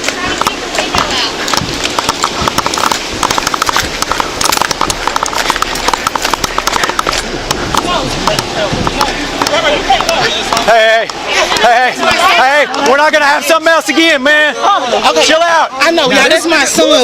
Okay, but son doesn't need to be acting like a jackass. You understand me? He not. I know what I'm telling. What's your excuse now, Mama? What's your excuse now, Mama? Now you got another son acting like just like the cop said, acting like a jackass, acting like a nigga. And there's mom once again. But officer, please. There's another explanation. Nope, sorry. That's what I'm saying. He didn't need to come up here doing all this. Okay, go. Okay? Go. We got a situation. Go. Get arrested. Jesus Christ, y'all better stop. Go. Or what? Go. Or what? Just let me. Okay. No, bitch. Mama, get the fuck out of here. You don't have control over anybody. Fuck out of here. Fuck out of here. Pull him out. All right, let's pull him out. He's about to break out the window. Get back right now. What are y'all doing? Unlock the door. He's kicking. We're trying to talk to him so he can stop, okay? Hey, y'all do me a favor. Just do me a favor. And she's recording. Now she's recording. I think we're about to get a lot of bingo squares rather quickly, if you know what I mean. Y'all go over there for a second. We'll be right back with you, okay? Come over here. Hey, yeah. Thank you. Yeah, y'all go over there for just a second. Hey, calm down. Jesus Christ, I got 5,000 in the car. Oh, Jesus Christ, calm down. Oh, Jesus Christ, I come pay your bond, nigga.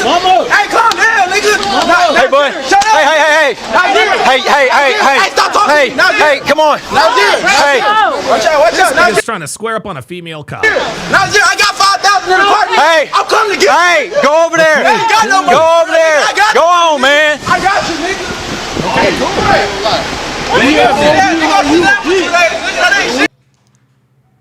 I see you outside the bitch. I'm on your ass. Tell me. I'm on your ass, nigga. On GD, I'm on your ass, nigga.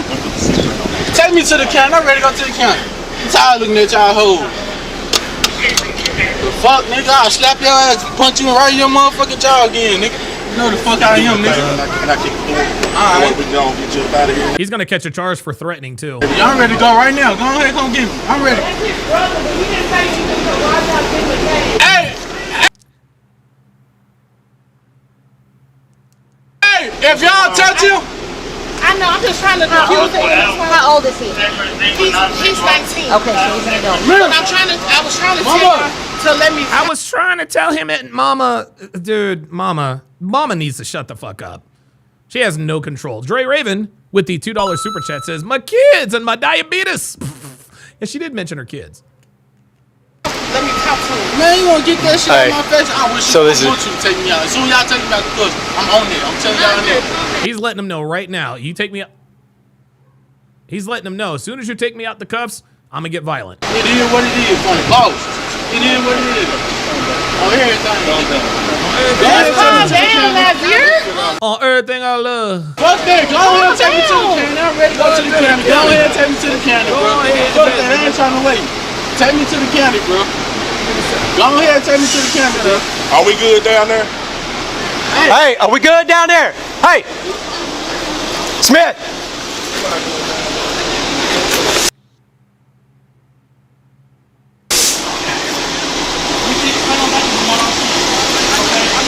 Praetorian Guard says she said she fights for her kids. The only fight she has here is against diabetes. Have a good day. Hey, are we clear? Yeah, that's what I'm saying. Nope, you can turn around and go around the other way.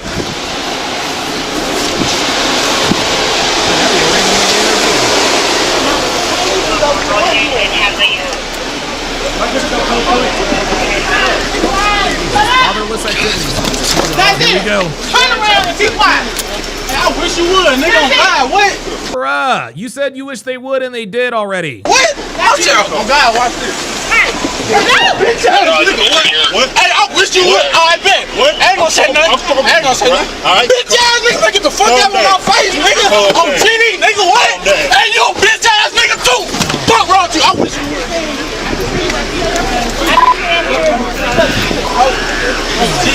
You a hoe, nigga. On the boss, nigga. What? I'm going. I'm going. Hey, I'm going. All these niggas do is talk.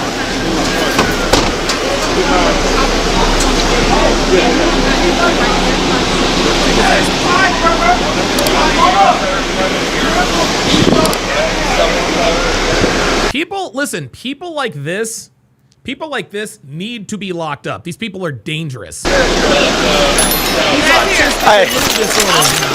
Uh-oh. Hey, back up. We got to get through.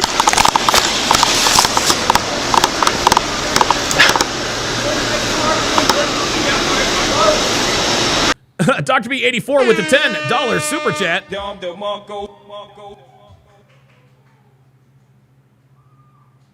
So I'm gonna do this on everything I love, and nigga ease translates to I have a steadfast and unequivocal belief in my ability to be successful.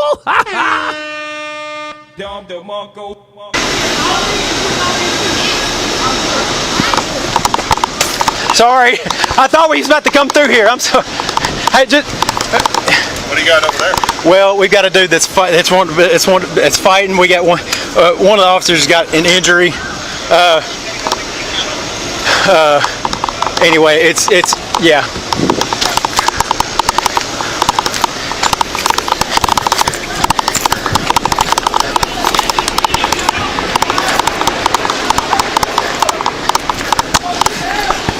Still yelling. Still timping out. 208 information. I got 5 When 124 starts transporting, to let them know, let the county know that they've got one that's extremely combative. So. Calm down. I'm on the way.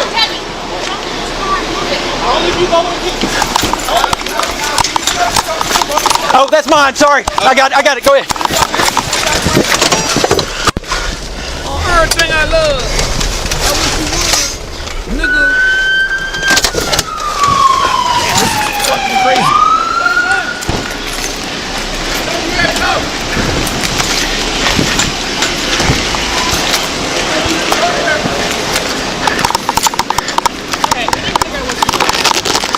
All right. We need to talk to Mama. I don't know. We didn't ever get there.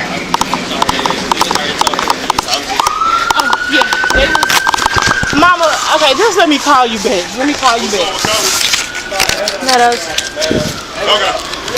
All right. Wait, was she talking to her mama? Hold up. Mama, okay, just let me call you. Oh, let me call my mama. Let me call my mama. Oh, yes, she did. Let me call you back. All right. All right. I need to get your.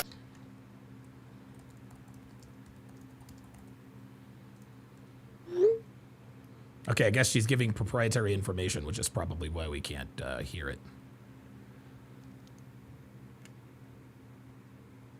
Yeah, they've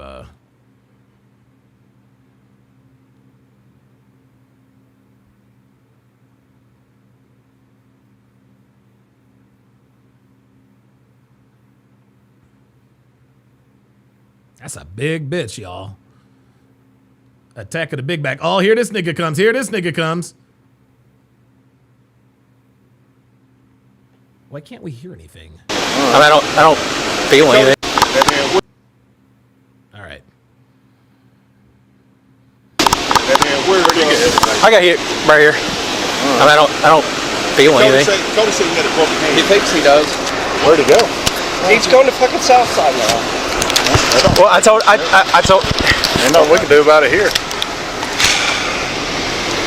Cat dogs. You just make a motion to. I got hit right here. I don't know. I don't know if I've got a. Yeah. 208. Trying to run back out. More information, my power just quit. 124 and I think 204 are en route to the county. What's 124 and 204 mean? Praetorian Guard, what does 124 and 204 mean? Well, he got hit. Whose hand? What's that? Hurting?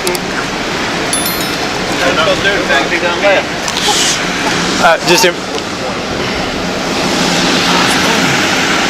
yeah, Praetorian Guard says she isn't hungry, she hungry. sorry, we got a lot of moving parts. Just information. Just let county know we got one. Like I said, just let them know that we got one that's like extreme. Oh, PG says that's their unit numbers. Okay, gotcha. Combative, and but they're en route.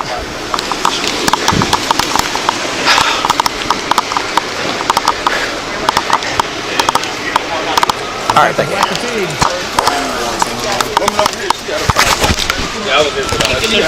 He's not on his list. Take him on. You take him on the guy.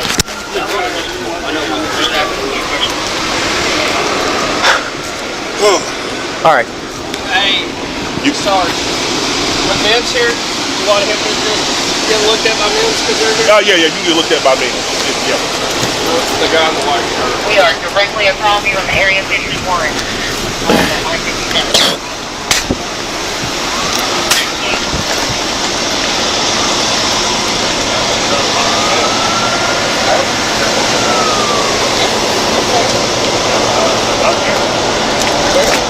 This is the dude got waylaid.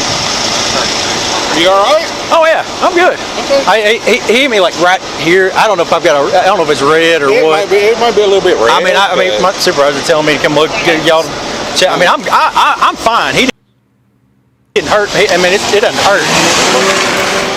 All right, good. I mean, so he assaulted the cop. That's one of the reasons he's going to jail. You didn't get knocked out or anything? No. Any neck pain? Okay. No, we're good. We're good to go. They were just telling me to come see y'all for just a second. Now I'm good. It's a little red, but I can see anything. Yeah. Oh, yeah. Don't do anything like if you have a headache later, go get checked out. But don't do ibuprofen because it's kind of like a blood thinner almost to make breathing work. Okay. I'll work good. Okay. All right, dude. All right. Appreciate it. Yep.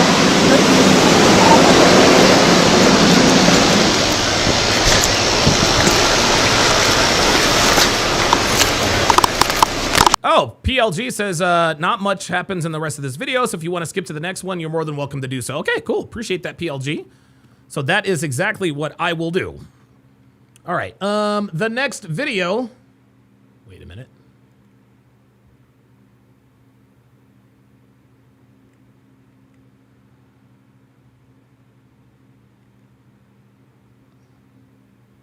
Ooh, this is a good one.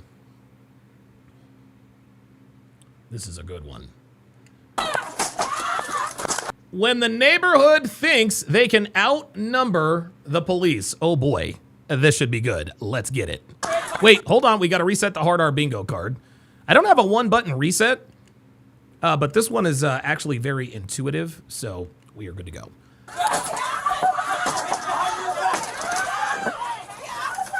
Damn, on the 11th of August, 2023, approximately at 11:41 p.m., Officer C. Bartley and Officer J. Petit were dispatched with other crew to 625 Five Oaks Avenue for a disturbance call. Earlier that night, there was a call for a fight in progress between 10 people in the street. Oh, shit. Jonathan Shaw, one of the main agitator, was yelling and became aggressive with the officers. Officers were outnumbered, and they issued warnings. Officers were called back for yet another disturbance, and shots heard in the same area. Oh, wow. Officers saw Shannon Ferguson run and punch a man. A violent crowd began to react to Shannon's violence. Here's what happened next. Oh, it's about to go down. Oh, this shit about to be crazy. You guys need to go inside. Now. We ain't doing nothing. Okay.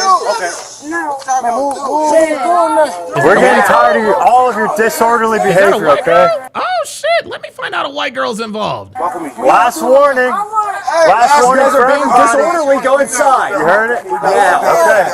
We're done. Okay. What we do? We really done. Go inside. Disorderly. It's midnight. You're gonna go to jail. There's neighbors all out on this entire block. Yeah, listen to all of, listen to all. Oh no, she ain't a white girl. She black. Calling the police. Inside. Go. I'm done talking to everybody. Go. That's how you act. Go. I'm done talking to everybody. Last warning for disorderly. Go. For putting your charges, you know me. Go. Look at this nigga acting like he gonna do something. Look at this dude.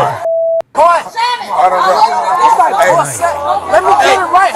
Hey, go inside. You are being disorderly. Go inside. Yeah. Inside. Go. Move. I know you. You go. on. Hell no, bro. I got the blue flag. These niggas, now they looking for trouble. Inside. Go inside. Oh shit! What the fuck? What the heck?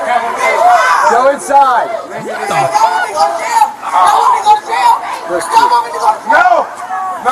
No, please. I swear to God, I got it. The girls need to go. I'm going there. All right, this girl's going to jail. Can you imagine? Oh, can you imagine living in this neighborhood? It's 11:30. It's almost midnight, man. Oh, now it's past midnight. Hey.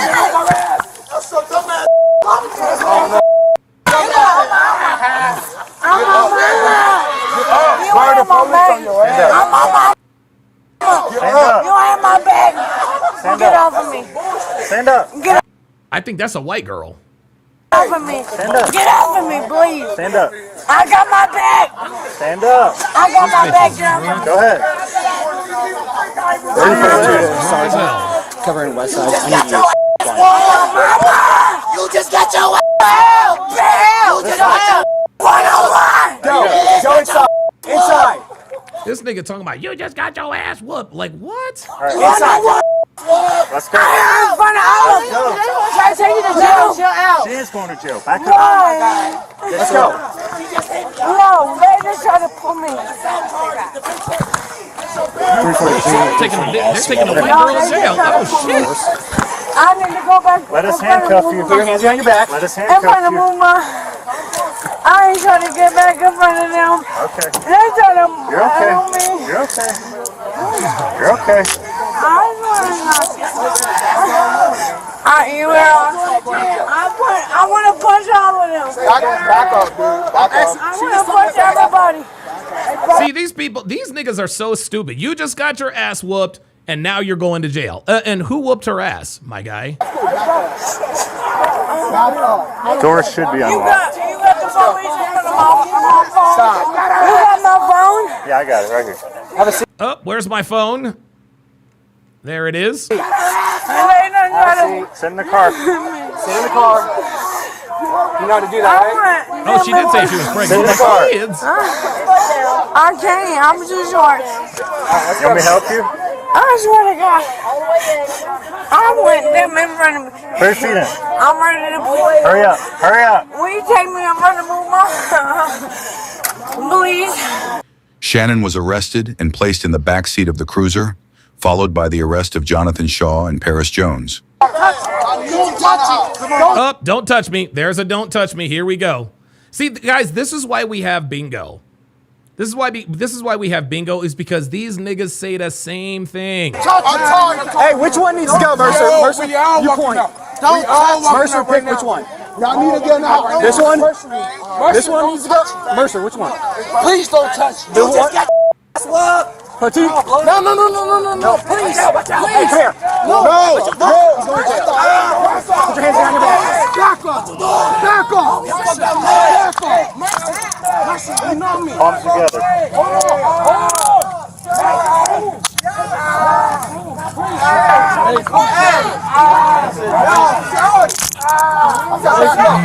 Back up. You can't stand.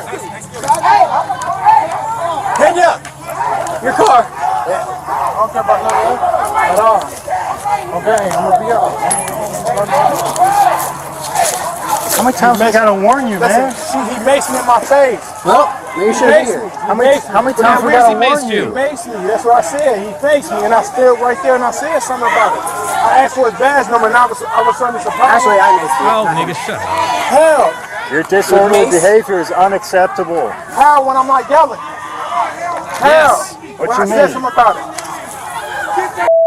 Saying something ain't even the half of what you're in trouble for. That is. No. What you mean when I'm in trouble for? I'm not in trouble for nothing when I didn't do anything.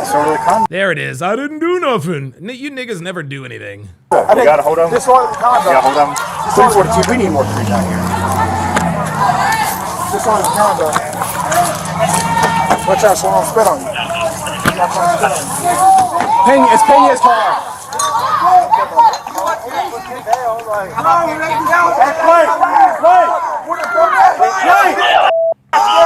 This is straight chaos. Major keys. We have more coming. Who wants to go to jail? He said, we have more coming. Who wants to go to jail? That's a clapback cop. Ain't no law. For being in a fight? For being in a fight. Yeah. For being in a fight for what? I didn't fight anything. No, he's going to jail. I'm not going to jail, bro. For what? Disorderly conduct. Hold up. For what? Disorderly conduct. Why? How? Do not push me. I didn't push you. I didn't spit. You understand? I didn't spit. I didn't spit on you. I didn't spit on you. I got it on camera. I got it on camera. He never touched you. He never touched you. No, I didn't spit. Yo, somebody needs to arrest the nigga who's doing all the yelling. You just got your ass whooped. Yeah, yeah, yeah, yeah, yeah. Touched you. He never touched you. What's your badge number? Badge number. What's your badge number? No badge number. What's your badge number? 543, nigga. Badge number. No. Hell no. You want to go to jail back up. What's your badge number? He was trying to bring it like me. Right here. Right, come on. Look. Right here on camera. Right here on camera. Oh, here we go. Here we go. I'm recording, but he's tripping. Okay, listen. He was trying to break it. He's going to jail for spitting right here. And for disorderly conduct. I know I didn't have. He tripping, telling me I'm going to jail for disorderly conduct. Hold on, did he Disorderly conduct, you dumb nigga. I did that too much. I'm trying to break it up too. Is this locked? It's locked. Reverend Brown with the $10 super chat says, I just want to give thanks to all the white women cops in America. Hashtag snowplow. Damn right.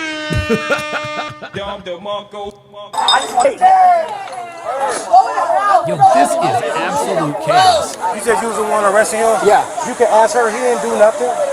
He was out there trying to break the five like I was. No, he was screaming at us and being disorderly. We told him to cease his disorderly contact. I arrested him for disorderly because he did not cease his disorderly conduct. And then while he was over there spitting. That gay officer just pushed me down. He just pushed the out of me. Here we go. Here we go. He just pushed the out of me. Yeah, he just pushed the fuck out of you because you wouldn't shut the fuck up. Hey, brother, let me get some of your drink. Come on. We're just arresting a lot of people for disorderly conduct. Dude, take them all in, man. Fuck it. All that. This is crazy.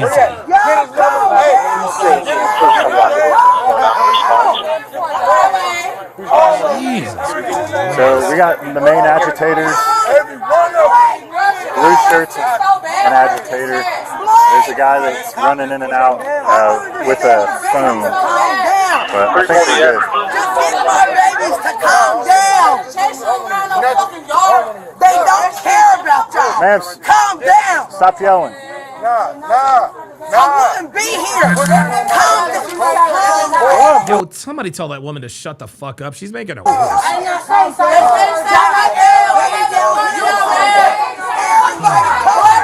you imagine this happening in our neighborhood? Ma'am, you're not helping. Stop yelling, please. You hear me? Stop. Come on back out here. Come here. Bitch ass nigga.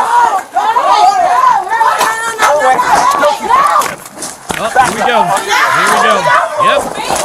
Yep, you got to go too. Yep, that's it. Yep. Yep. You gotta do it.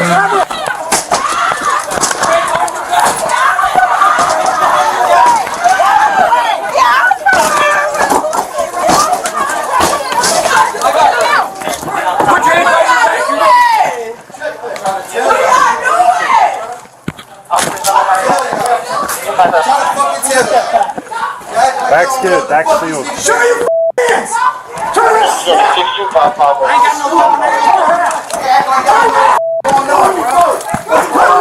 Oh, he said, bruh. He said, bruh. Y'all act like I don't know what the fuck is going on, bruh. What you calling me for? What you calling me for? What you calling me for? Now! Why you arresting me?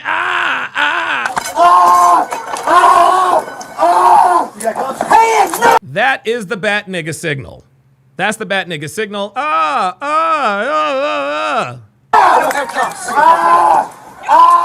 my God.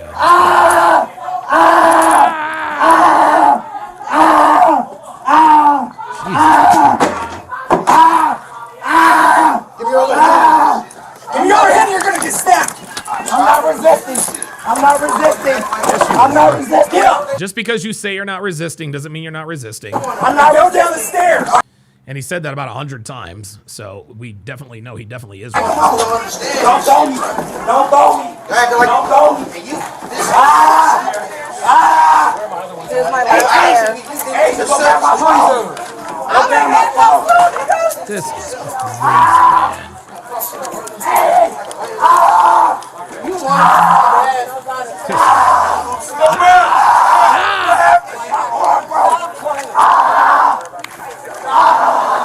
right on the curb. My horse, bro. These first two are already Conduct, obstruction, and resisting arrest. I wasn't resisting. You weren't resisting. Oh, he did say he did say he was going to sue. Now all we need is I know my rights or read me my rights, and we got a bingo. I wasn't. So your camera's on. I wasn't. Can I go get my phone? Can I please get my phone? Nope. We ain't going to get your phone, nigga. Y'all, that's why I ain't from up here. Y'all. Cool. Yeah, fuck I us, got but you're bond going to money. I'm jail. bonded out in the morning. Cool. Great. I ain't got nothing on me. Well, they going to search you anyway, bro. Please put my shit back in my pocket, please. Nope. Please put my shit back in my pocket. That's all I'm asking. Nope. You ain't. No, you don't ask nothing, bruh. All I'm asking, please put my shit back in my pocket. Nope. I got a phone and like $6. That's not bond money, We believe you. Drugs.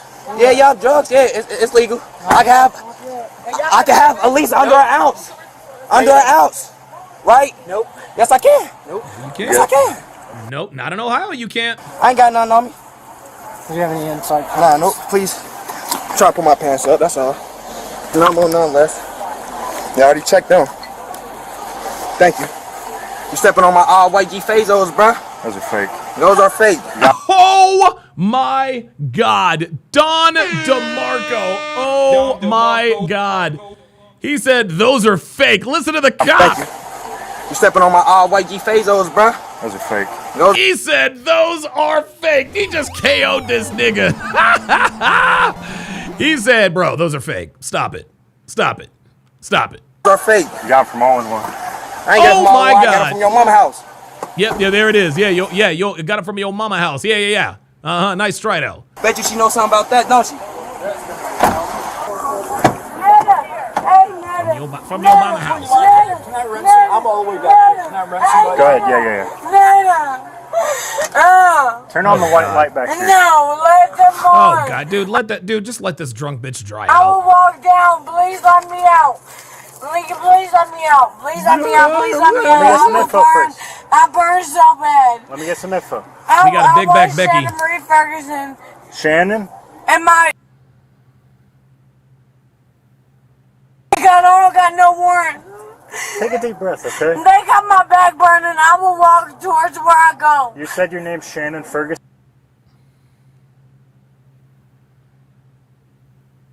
Please, my back burns so bad, I will let them go. Shannon Ferguson? Sir, please. What's your name? They don't try to jump me. What's your name?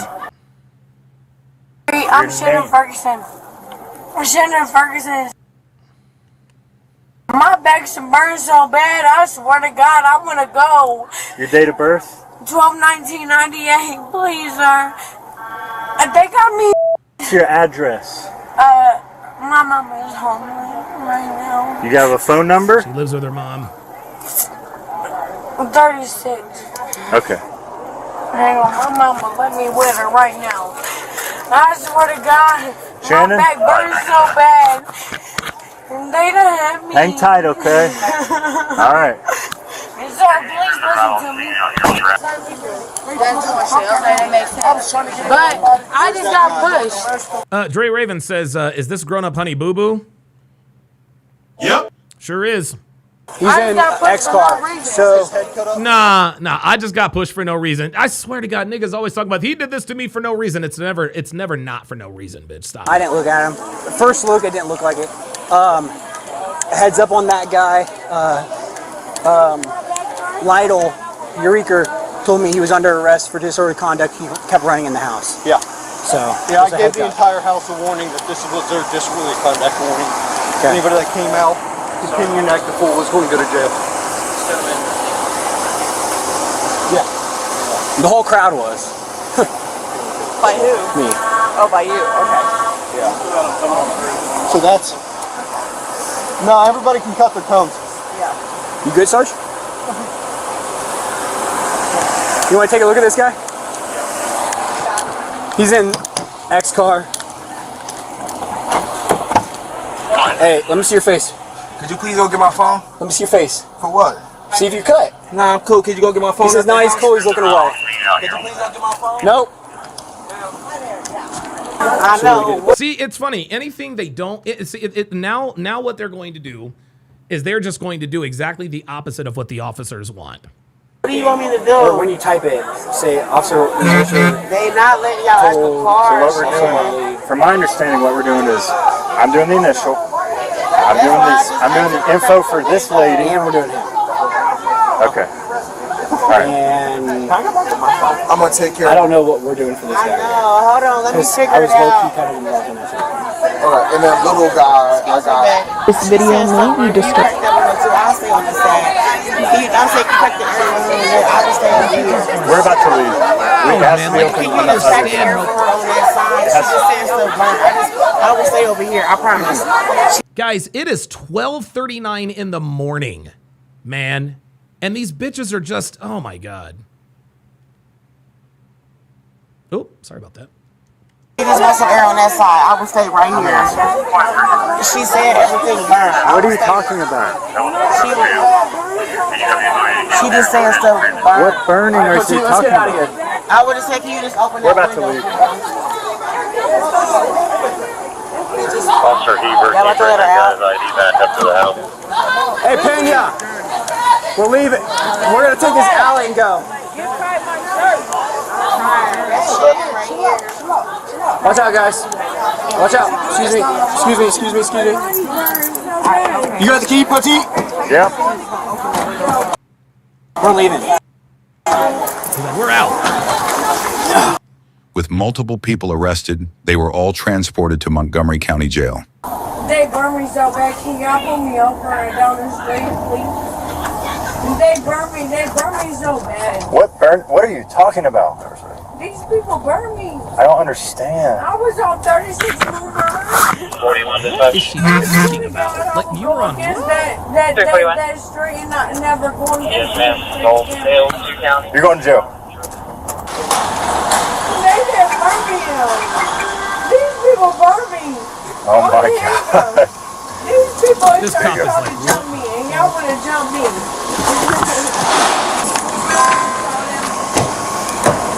Hey, please. It hurts so bad. Stop talking. It hurts No. so bad. Hey, sir. Out of the car. It hurts so bad. Out of the car now. I'm on. What's that? You see? Out of the car. Do you see me now? Out of the car. I'm going to burn You you. let everybody down. You said what? Come on, Out girl, of let's the go. car? You Out of the gonna car. burn me down? No, he won't. He will never burn you. Out the car. Thank you. Hold on. Do you see that stuff? Yeah. They done burnt me. Move. Do you Move. know something? Let's go. Move. Hold on, don't hurt me. I will.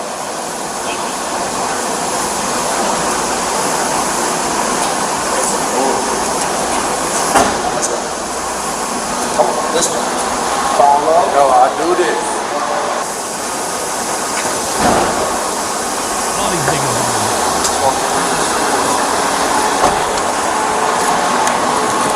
Trying to tell you. Good. Everybody got it on camera. The whole family. You'll remember me. Oh, see, yeah, see, there's a low-key threat. Yeah, so I'll remember you. What you gonna do, nigga? You gonna come after me? Ferguson Shannon Marie was charged with failure to disperse and disorderly conduct. Jonathan Shaw was charged with assault, disorderly conduct. Paris Jones was charged with disorderly conduct, obstructing official business, resisting arrest. Phillips Emperor Jr. was charged with disorderly conduct, obstructing official business. Oh my God, this nigga's name was Emperor. His name was Emperor Phillips. Oh my God, somebody named that boy Emperor. Jesus Christ. All right, we got one more video to react to. Actually, Devin sent this to me. She actually sent this to me just now. The title of this video. The title of this video says disturbing conduct. Says disturbing. Damn it. Disturbing conduct leaves Lakeshore JV football player with spine fractures. Plural. Okay, here we go. This video may be disturbing to some. You can see the moment the player wearing number 73, who plays for Kalamazoo Central, jumps on the Lakeshore player. The video was taken by Mims, recounting her reaction after seeing her son was injured. First was like, is that my son? And as soon as it clicked that it was, I couldn't be stopped. I had to go down there. I've never felt anything like it. I've never been as upset or shaken up as I was over something for my son. Her son was brought to the hospital where they found he has a broken spine in 2 places. He was released from the hospital and is now recovering at home. He's out at least for this season. We don't know if he's going to be able to play again. He should and will make a full recovery. While the varsity teams are scheduled to face off again tonight, Mims wants to raise awareness for potential dangerous plays.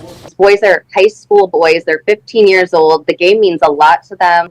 It's their whole life right now. They're there from before I get up to go to work in the morning till after dinner, putting in the work. You can tell she's somebody to to try look, you can already tell this is a single mom. Take that from somebody doing so much is awful for me to see. I reached out to the Michigan High School Athletic Association regarding any potential disciplinary action against the student. Communications director sharing, quote, "We are aware of the situation you're describing. We talked to both schools and they are resolving this issue internally." Also reaching out to translation, they're not going to punish him. Both schools while we are still waiting for comment from Kalamazoo Central. Lakeshore school leaders responded, "We can't share any information at this time other than that we are working with the other school about this situation." There it is. There it is, man. Niggas gone nigga. Niggas is gone nigga. Oh, she's definitely SFNY. She's definitely SFNY. 1988 is her birth year. 1988 is her birth year, for sure. That's what that is. Incredible. Incredible. Yeah, he'll be able to walk again. She said he's going to make a full recovery. She didn't know if he can play again, but yeah, he'll definitely walk again. Guys, that's going to do it for this edition of TSR Live with Donovan Sharpe. We are now 5 episodes away. We are now 5 episodes away from episode 1200. I've got something planned for that. Thanks for watching, guys. We'll see you next time.